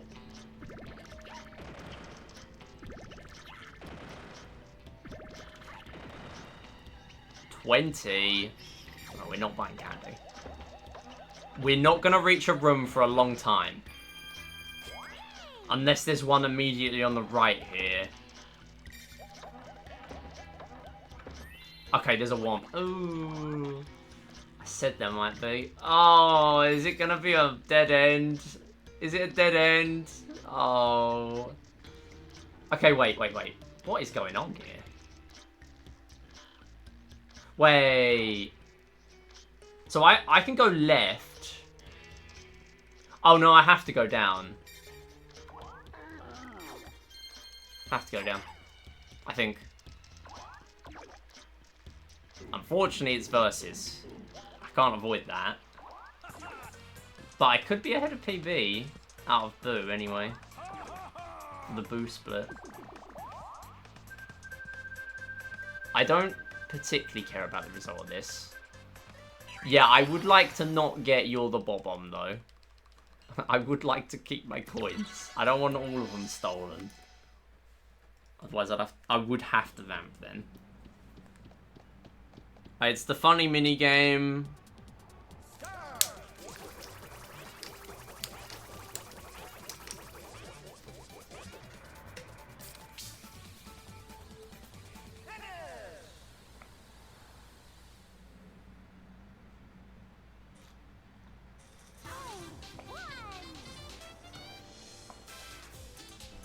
I have a feeling they made Mario Party 8 purely because they had an idea for a minigame. And they needed to make it... They needed an excuse to make that minigame. I have a feeling that's the entire reason they made the Wii. No other reason.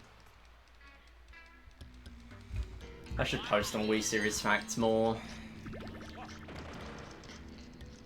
Wii Series Facts, the dead Blue Sky and Twitter account. I mean, well, it's gonna stay dead on Twitter, but you know. Okay, Thrice scares me. 8 coins though. What are you cooking? You're on no coins. You can't go left, it's a dead end. Right, this is not likely to work. But if it does, that'll be great. Huh? It wasn't anything? Okay, so I know that Wario just can't do much here unless you get like 20 spaces. Yeah, start bringing out the low numbers. Come on. That'll do. That's mid. There's only one way you can go here. And he's going to have to play Thwomp if he wants to go in the loop, which you just don't want to do. I have a feeling he might be beating me to that if I don't get there now. I do have Springo, which I will be using. Yeah, I have to use it. Springo time. Big 3-space Springo. But I have to. There's no turn reset here. You can only board reset in this game. So, I am not pulling any punches with that. That's exactly why I would have lost if I didn't do that. By 1 space.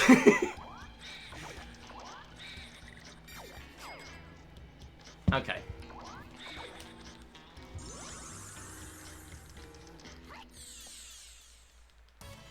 Springo pool was pretty big then. And I didn't need the vampire the whole time. What a strange boo board. I am surprised I saved time against PV with how long that was. If we rolled any less than we were there, like we were bringing out the power rolls the whole time.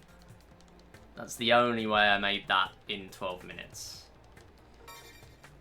Just over 40 minutes out of King Boo. We can obviously still PB because my PB is just awful. 20 minutes in Bowser's. Yeah, we can PB. It's not likely, but that's the same at any point in Mario Party 8. It's still possible though.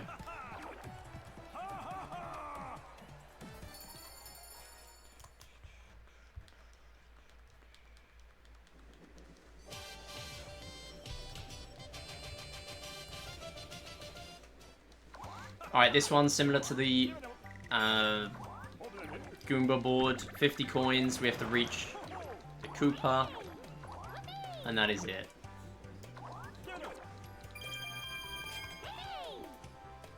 But this board is way shorter, and you can win this in 2 turns. No, 3 turns. Challenge minigame versus minigame, winner. Someone has done it in an IL.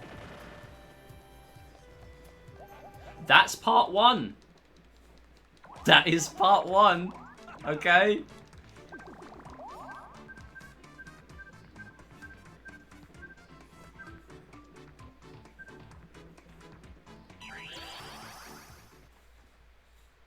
I still don't expect it to happen. But it could.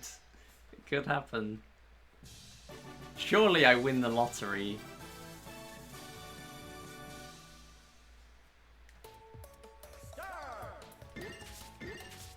Ah! Okay, lock in. No. No! Oh my god.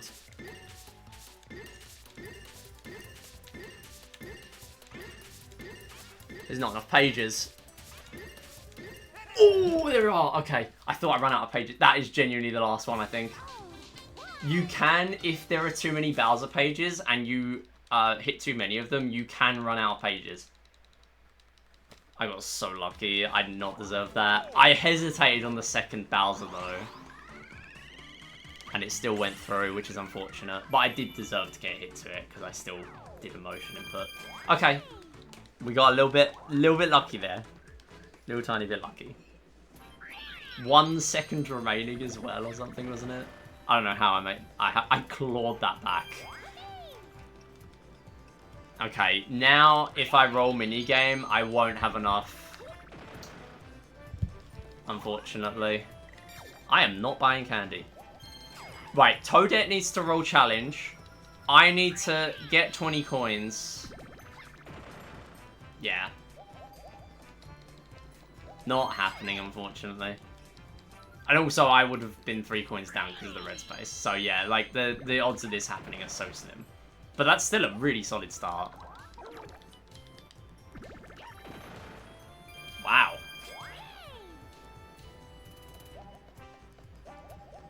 And I get 10 here. My god, this is good.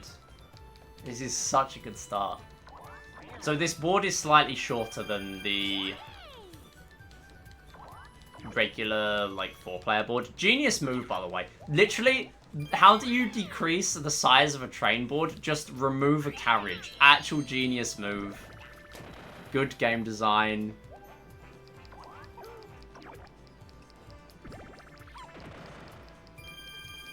Okay, I am gonna be getting... Yeah.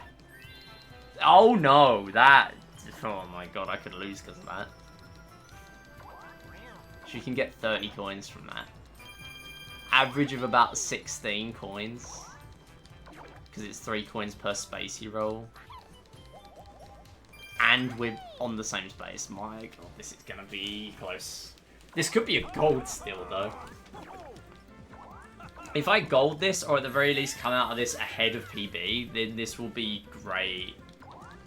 This will be a great sign. Because this was a pretty good split. Oh no, I forgot about bonus. So she's on 50 now, right? This is like the exact opposite of the Goomba board. This is so risky now. Do I slow go a minigame? Hold on. Right, I don't think I can really slow go anything good. DK is not good on this board. I can slow go a minigame if I really wanted to. I think that's if I get desperate. Oh no! No, no, no. Okay, she could get shafted here by rolling too high. Yeah, exactly that. Thank you. Very good. That was so scary. That is the exact space I thought should I slow go on to, and I thought, nah, that is That's too risky. I can't do that. And then I just get it anyway. It was happening no matter what. Oh god, okay.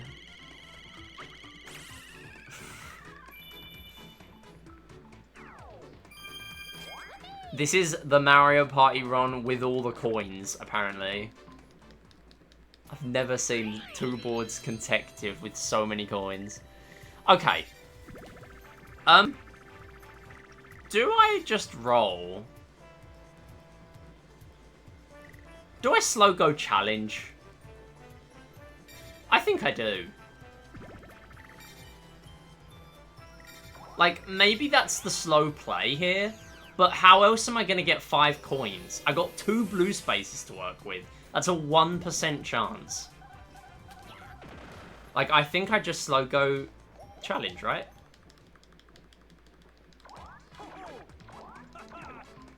Welcome back, NT. Yes, it's Pario Marty. We got another challenge. Do not give me stamps again, I will fail. Okay.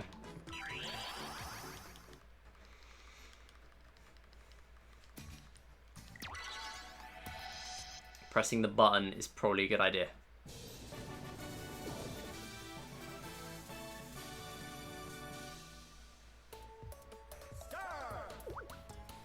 Banana, cherry, apple, orange, banana, cherry, apple, orange, banana, cherry, apple, orange, banana, cherry, apple, orange, banana, cherry, apple, orange, banana, cherry, apple, orange, banana, cherry, apple, orange.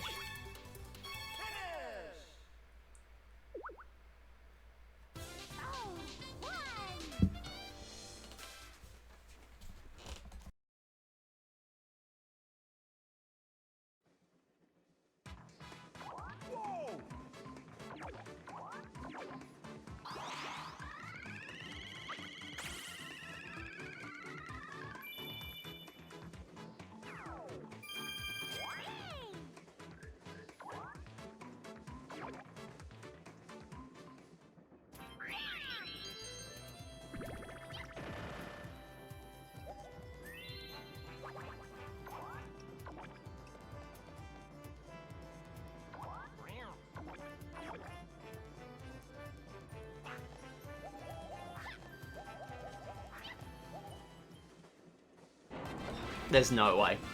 If someone hit DK before she got there, he doubles your coins. Should have been 126.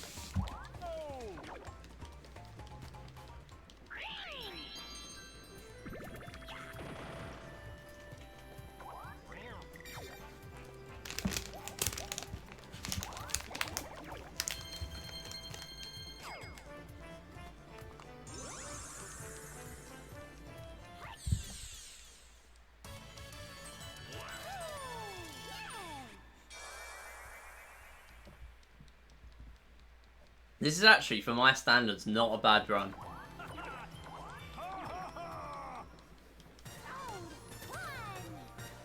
Like, this was literally first attempt. There will be no other attempts today. Mario Party 8 just does not go like this.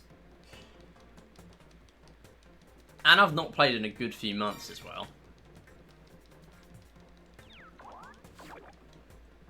2.5 minutes ahead.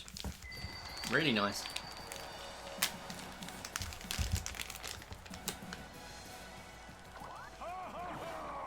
This is a great attempt. This is really, really good. Yeah, really, really good attempt. Mario Party 8, it can be 3 hours of me being in DK and never leaving, so, you know. First try out of DK and we're on Koopa. Better than I ever would have expected. I do this so people can laugh at me. Not so I can win.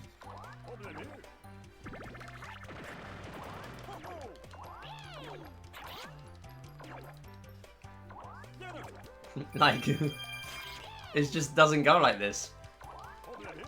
Yeah. Yeah, I play for the content.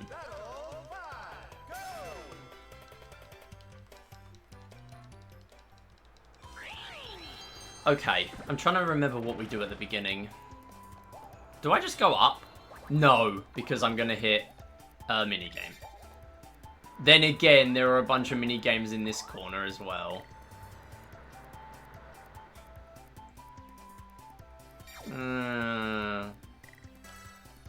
Do I just spend them all?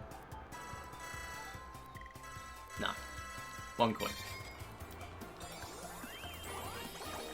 My mic seems to cut out a lot, so maybe it sounded like I said MIDI game. I'll play a MIDI game. Yeah, Dry Bones probably snipes that. I didn't want to go up though. Maybe it's a misplay because I lose 3 here anyway. Yeah, I lose 3 here anyway. Maybe I should have just gone up, taken the hit on a minigame. Is 10 another minigame? Oh, this is a bad start. And a thrice. Yeah, you probably spend all 10. Yeah. That's why I put in 1. I honestly don't know what the play is. If I land a 5, because I'm going to get verses if I go up. I think going up is the play. But I don't want to play minigame.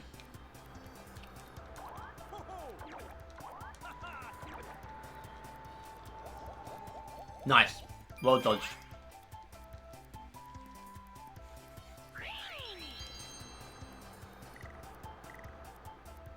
No, I'm not gonna spring go.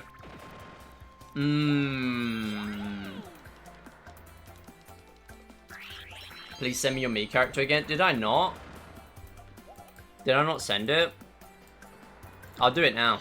This game's got downtime for centuries. This game's super chill.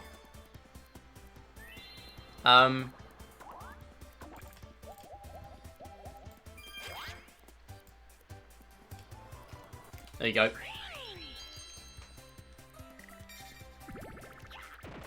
Ooh, it's still dodging. I feel like I'm playing Monopoly and I just hit Waterworks in between the yellow hotels. Do not roll 7. I beg, do not do it. Okay, I think the timer broke for a second. Hang on. I dragged it off screen, my bad. Yeah, okay, splurging all again. We need to play Monopoly again. I can't believe it broke on us. I'm sure it's because I was on Switch 2. And you're on Switch 1. Like, that is the only thing I can think would be wrong. But it shouldn't break it, but it's a Ubisoft Monopoly game, so, you know. Anything is possible. Why are you not going to the challenge minigame? Oh my god. I wonder what I will do. 6 coin regular minigame, 20 coin challenge minigame.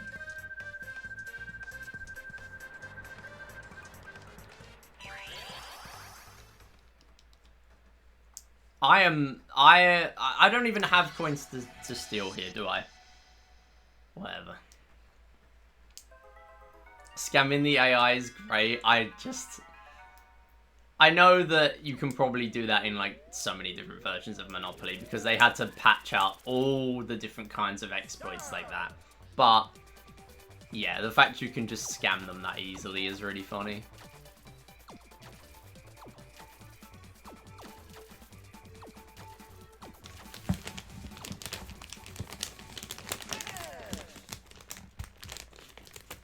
Ubisoft games are so funny with how broken they are. Yeah, Uno as well. You said Uno No Mercy is broken.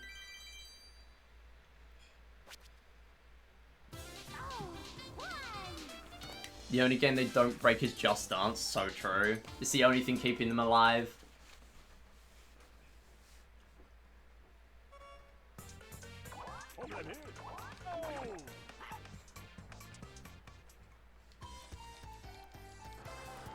I have not left this corner of the board. Dry Bones is about to lap me.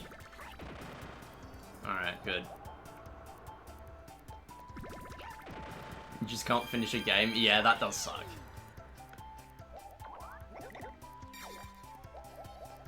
Ooh! Wow. Suddenly, we're in a really good spot. Wow. Okay. So this game, this board is first to 4 stars. If a hotel has 1 coin in it, it's worth a star. If it has 20 total, it has 2 stars. And if it has 50 total, it has 3 stars. I can snipe that hotel for 11 coins. I think he put in 10. So I can snipe it for 11 and have 2. And I get 20 from this, snipe the other remaining hotel, and I have another 2, and I win. With bonus skip. Because you only get bonus on this board if you're on 3 stars. No. Thank you. Yeah, I mean, in fairness, some of the Uno rules can make games so long you won't finish anyway.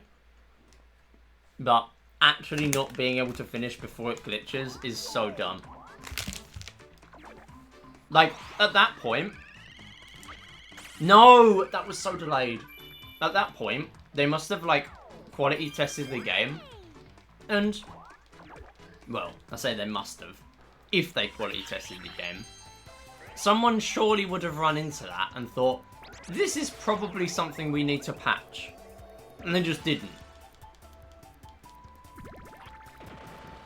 That's the worst bit about it. They just thought, nah, we're gonna send it out anyway. No one will notice.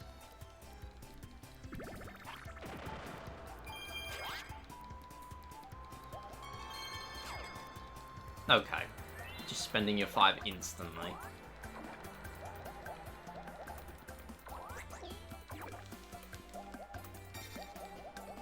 Ooh, dodging the big coin dump. Alright. That corner loves giving you just tons of coins, by the way. You got the coin dump bit. You got DK. You got a coin block. There's loads there. Oh, I need to put in 15. Okay. That's fine. I'm going to lose 3 here anyway. Anime studios with tight deadlines that just have to release a, like, barely there episode. Yeah. Ubisoft crunching? Wow. Absolutely unbelievable. Unimaginable. Ubisoft would never do that. Surely.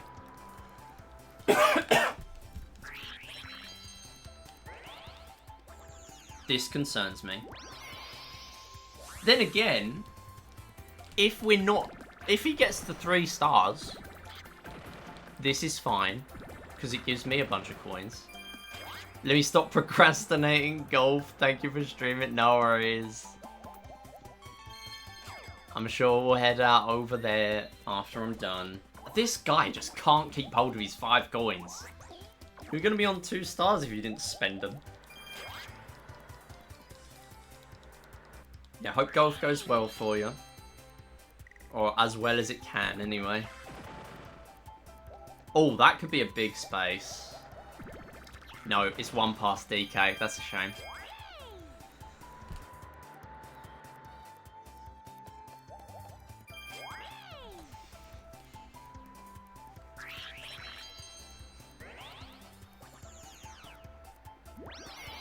I don't get using twice here. You've got a candy there. Oh, never mind. It gets the candy anyway. Okay. It's not a transformation candy where you lose out on potential candy. That is bad. That's really bad. This could be worse. He's gonna snipe it. Oh my god. Never mind. No, he's nowhere near. What are you doing? Why are you spending coins on that? Why are you going down again? What are you doing? There's nothing there. Did he not just throw away the massive coin dump space? Was that not what he was going to land on? Okay, do I want anything here? No. I want a challenge minigame, please. Do I even need to win this? I don't know. I'm not going to risk it because I wasn't paying attention to the bottom hotel. I don't think I need to win it. Alright, so we're not ahead, but this is still not bad. It's 1 attempt of Mario Party 8. They do not do this very often. Bowser's Warped Orbit, I've never had a particularly good split. My best is 14, but it can be way lower. Banana, cherry, orange, grape. Banana, cherry, orange, grape. Banana, cherry, orange, grape. Banana, cherry, orange, grape. Banana, cherry, orange, grape. Banana, cherry, orange.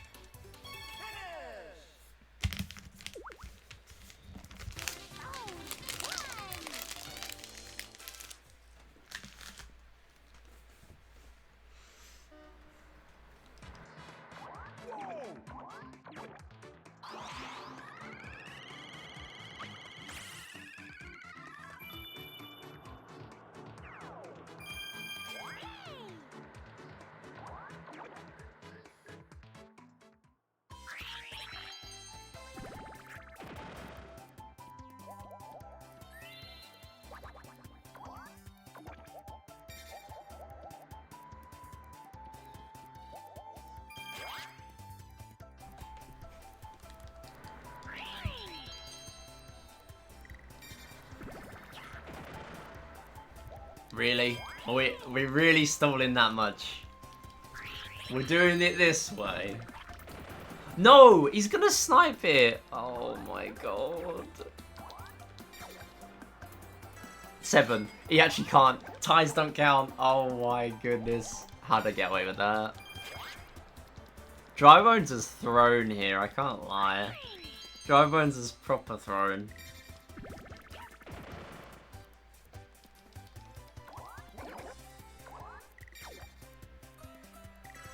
Big 20.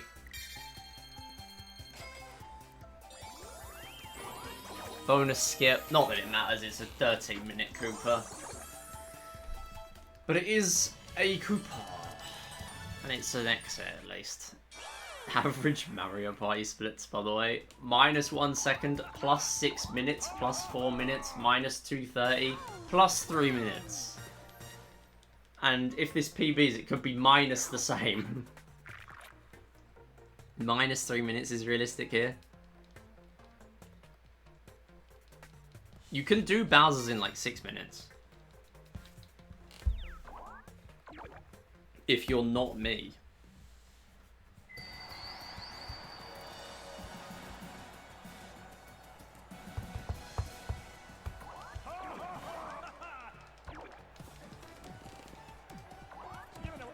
We did it. Wait, time. We did it. Time. 103. Yes. Time.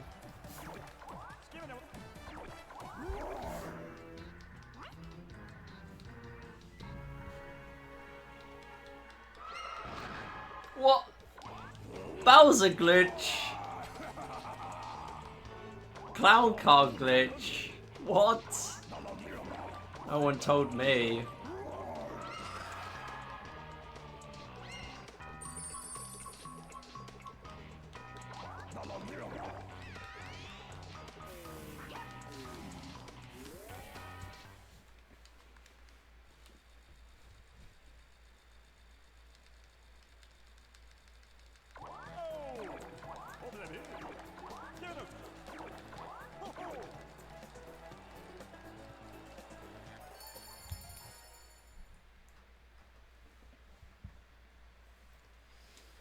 Okay, so this board, you start with 3 stars each, and you have to steal them using Bullet Candy and Bowser Candy. Bullet gives you 3 dice blocks, Bowser gives you 2, and it sucks. That's all you need to know.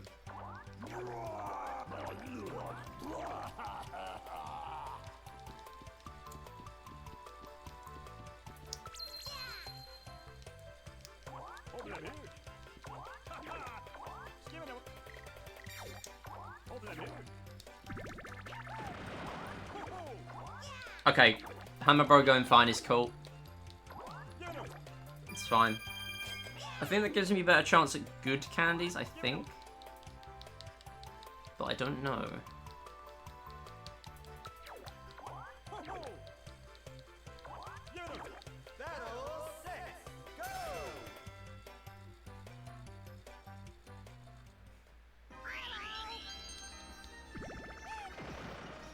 Big 3. Okay. Oh, of course you lose coins. So I'm in first and I get the first place candy. Yeah. Yes. Classic. Of course. I think I probably want second place.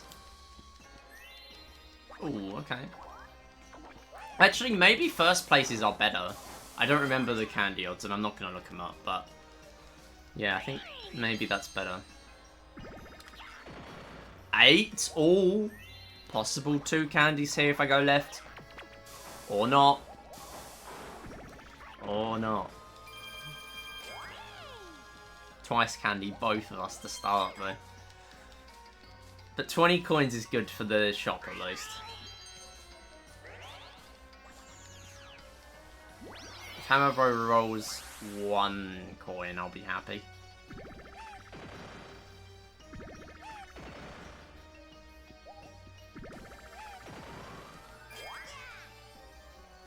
Yeah, you ain't getting anything for 11 coins. That will do, that's fine.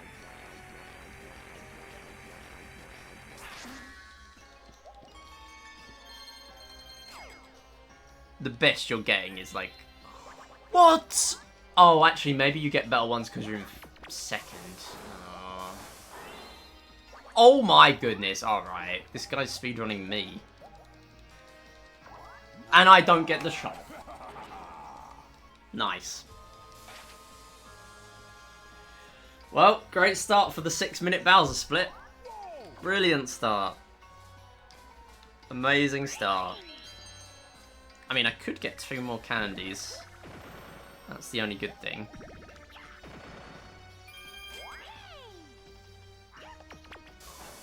Okay.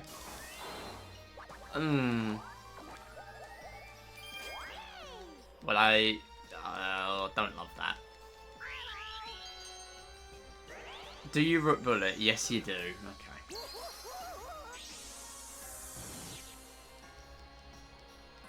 This might be like 15 to hit me. Ah, he's got me. Or, maybe not. Maybe not. I don't think that's far enough. Is it? Oh, it might barely be enough. No. No. Go the wrong way. Really? On the dot. You could have at least used Bowser. I'd have got bonus. Make my comeback. Alright, well I might as well run away now. Twice candy.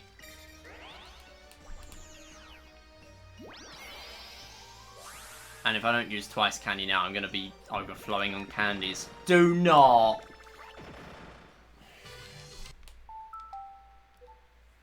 Are we so for real that we're going to guarantee him the win? 6 minutes in. Oh, and I've crashed my console because I'm on NTSC disc. No. Okay, so what happened there is I rolled a double 1. And the problem is, if I continued that, Hammer Bro would have instantly been able to use a Bowser and have a 100% chance of hitting me with 2 dice blocks.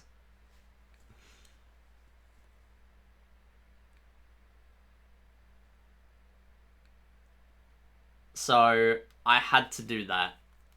Unless the space I was landing on was the reverse space, which I don't think it was. But that probably kills the PB. Yeah, the timer keeps rolling, obviously. Oh, I love SBA. I love SBA. I shouldn't have home menus, in fairness. That was dumb. But, yeah. No, not the Wii menu manual. Oh, the irony of... if you don't know how to use the Wii menu, how are you going to access the Wii menu manual? So now I need to pretty much get the 6-minute split I was talking about just to PB.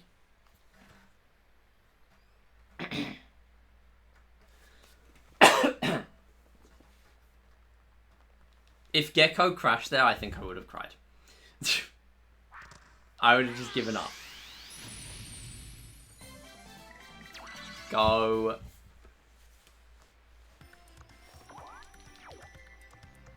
Go. Press the buttons.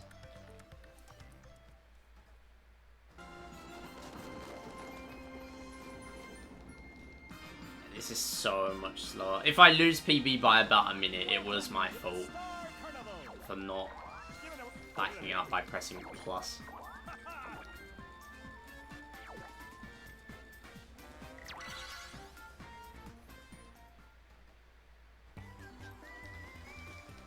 Oh, I might as well finish it by now. I'll play until 1:30 on the timer.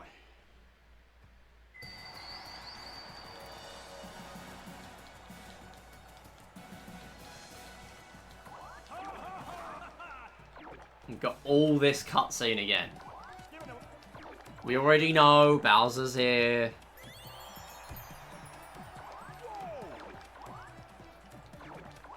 I do not need to watch it again.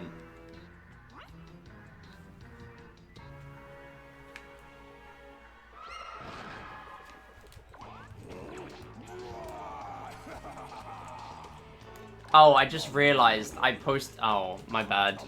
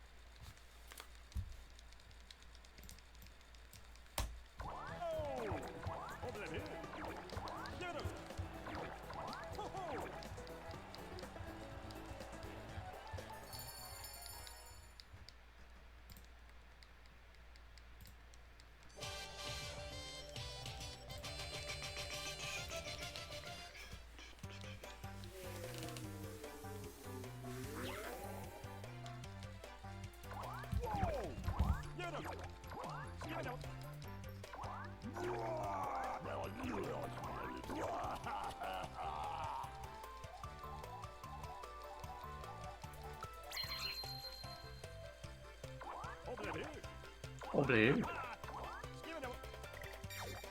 You know. Alright, Blooper. Do not hit the red space this time.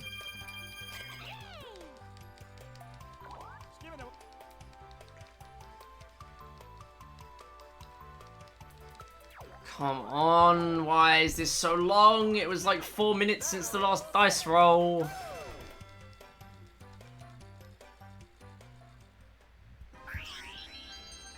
Alright, we're back in. With a 1, sure. Boop already sitting back. Okay. Possible 2 first place candies here. Bullet first, nice. DK. Oh, no! Wait, no, second place candies even. Well, I got a bullet at least. Oh my god, Bowser! And a possible DK.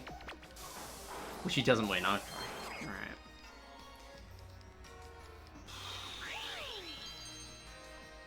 Go on, reverse it. Big one. Okay, that's not bad. And 10 coins, okay. We'll check the shop. Probably everything decent is going to be for 20.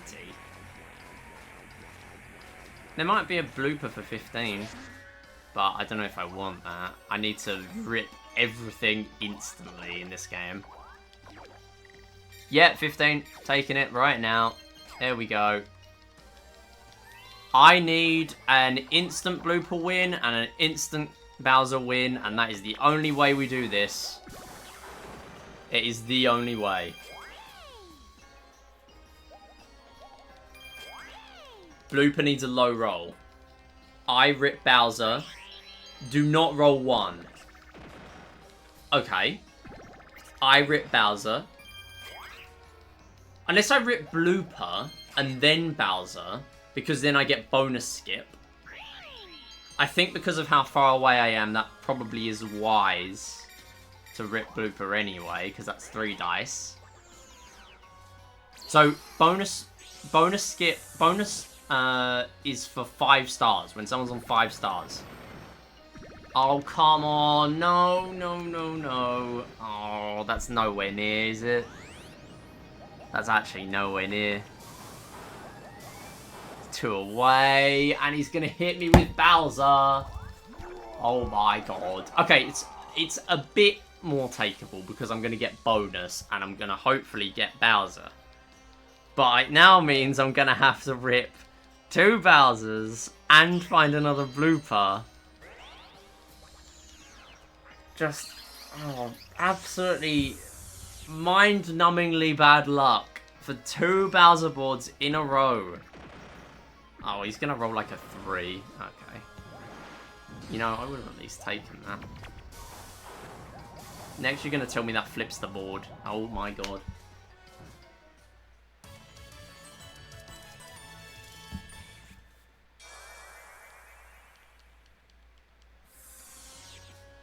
You know, I don't know why I play this game.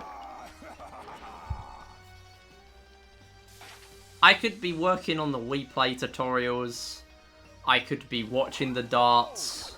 I could be playing with a rubber band. Anything but this.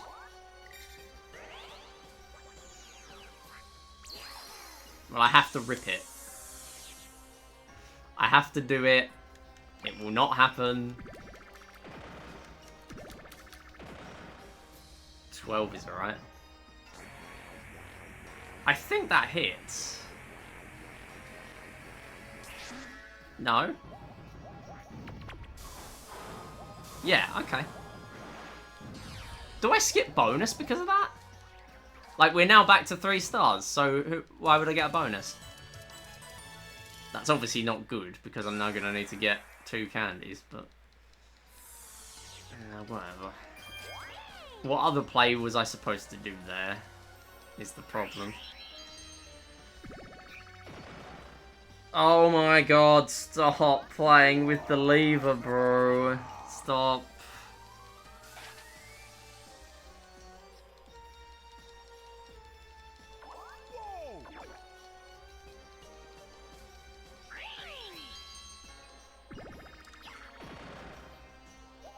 Possible candy here.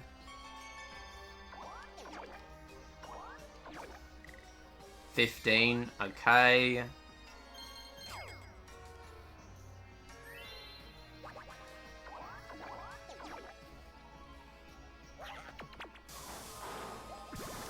DK.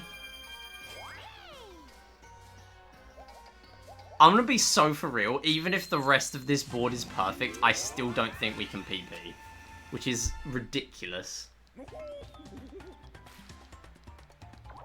Like, even if I get blooper here... blooper, bullet even.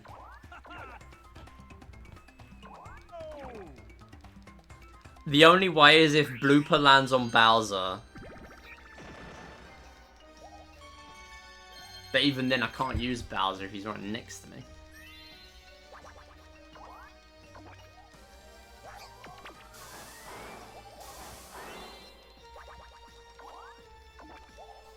I can't seriously go for a bullet candy here, but I have to. Like, it's the only way I can possibly have any chance.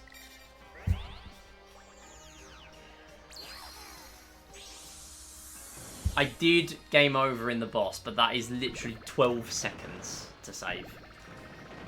That is obviously nothing compared to the board itself. Right, that might be enough if we go the right ways.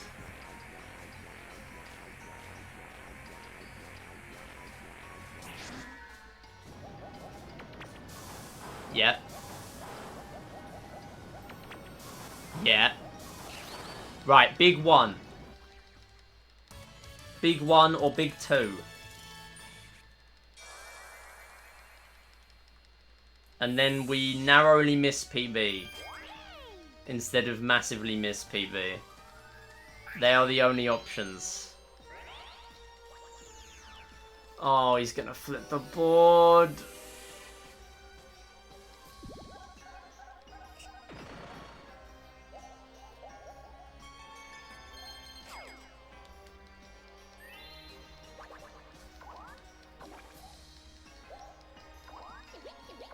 No, he's stealing the... No, he's stealing the candies. Okay. I forgot that's what this one does. Oh my god, I got away with it. Okay. Okay. Okay. If I do not roll a grand total of 4 from 2 dice, I'm retiring. I'm never touching this game again. Thank you. Now you give me 17.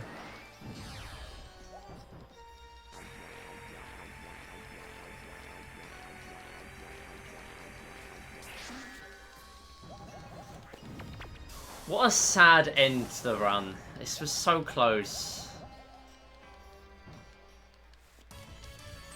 I mean, it would have been a lot closer if I actually, like, pause exited rather than Wii menu exited for whatever reason, but I still don't think it would have PB'd.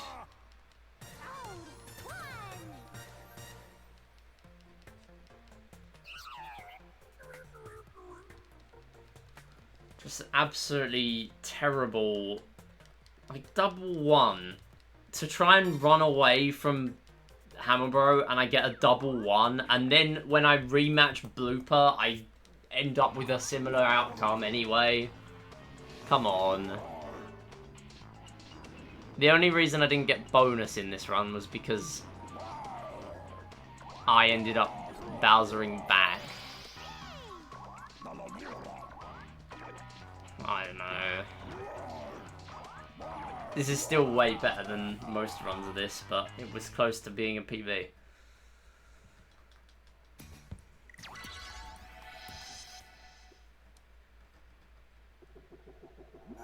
How people do sub-hours of this, I have no idea. Oh, come on.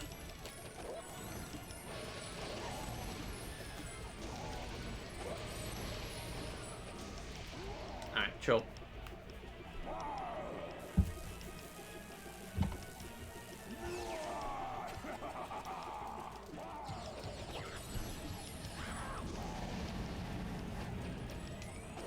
Go. Yeah.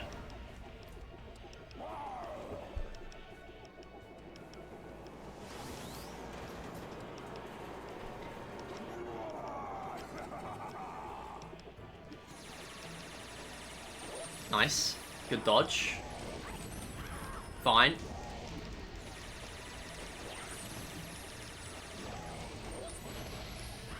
Big. 123.40. Oh, nice gold as well. Bad. 123.40. Thanks for the GGNT. It was a run that I finished. I'm very shocked that I did finish a single attempt of Mario Party 8 and it was an actual alright time. But it is not a PB, and my PB is improvable by 35 minutes. So, you know.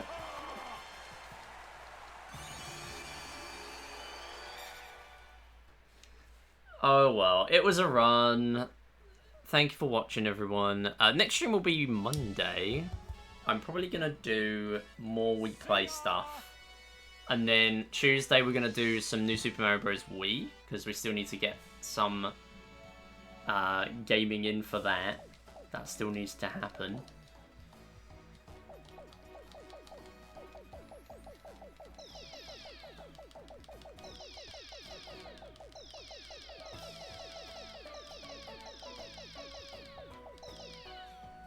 I wonder if anyone has ever hit all the letters in this.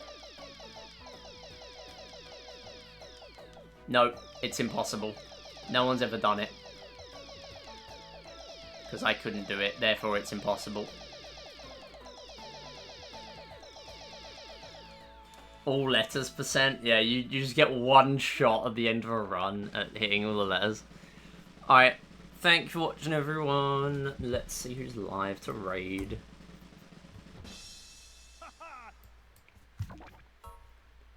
Alright, we know Queenie is live.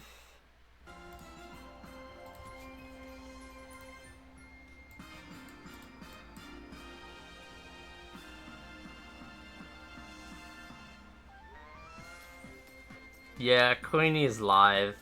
Maybe we head over there.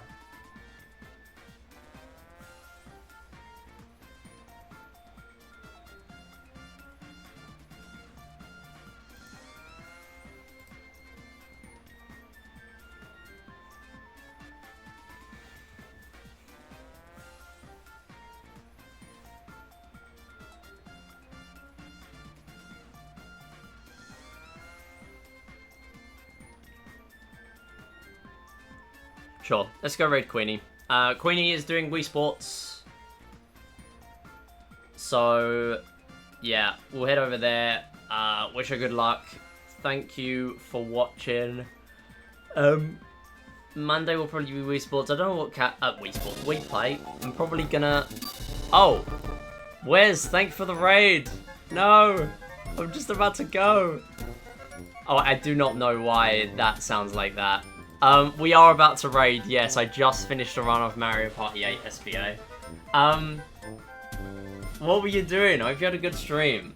We were about to raid a Wii Sports streamer. Are you cool with that? Or do you have someone else you want to raid? I mean, we can do a double raid. I hope you're doing well, everyone. I'm SMD. I do Wii series stuff. I was just talking about New Super Mario Bros. Wii I'm probably going to do on Tuesday. So, yeah. Hey, Hills. Hey, Mid. Wait, that's my name. Yeah, so, sure. Okay, we'll raid Queenie. Queenie's a mod here. Thank you for following, Mid. Yeah, I do Wii Play stuff. We're actually working on a huge Wii Play GDQ push right now. So, I want to submit Wii Play to GDQ. And that is, that's the plan. So, hopefully I can do that. And actually get it. It's going to be my first time submitting in person. And maybe last time, because making it over to the US is hard. So, yeah, that's my main focus in February. You just submitted blindfolded NSMBW to Hotfix. Oh, they'll love that. I mean, it's been in... Well, Piano was in main GDQ, wasn't it? And then blindfolded is always popular as well. So, yeah, I'm sure they will like that. Especially for Wii, like, running that game recently, I can't imagine it's an easy one because of the motion inputs. Like, it's one thing running blindfolded games, but relying on motion inputs as well is tricky. And them not being delayed. Oh, they're doing a blindfolded special. Yeah, I forgot about that. Yeah, hopefully you get in. I mean, if they're doing a blindfolded special, I think you've got a decent chance then, definitely. Shoutouts to Wes. Wes did the NSMBW any %, but on piano at GDQ a year or so ago. So you should go follow Wes. Right. As I was saying, we are going to raid Queenie. Yeah, we've been live 5 hours, so I gotta go. But thank you for watching.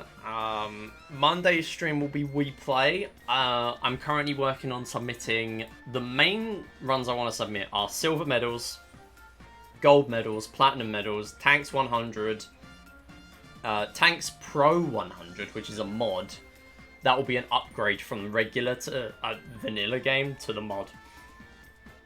Tanks 1P2C, which is a short incentive, and We Play Motion silvers and We Play Motion golds. Because if We Play Motion gets in, that'll be cool, but I don't think it will. But if it does, that's great. I don't think it has a great chance, especially because I'm not the best at motion compared to We Play. Yeah, there's a Tanks Pro mod. All the tanks go really fast and everything. You have 640 instead of 540. The yellow tanks have 4 ricochets and rocket bullets. Like, it's a wild mod. And also, marathon safety. They give you like 30 or 40 lives or something in that mod because it's so much harder. So, yeah, it's quite nice for marathons at least. But I need to get a proper marathon submission recorded for it. Anyway, thank you for watching, everyone. Next stream will be Monday. See you next time. Bye.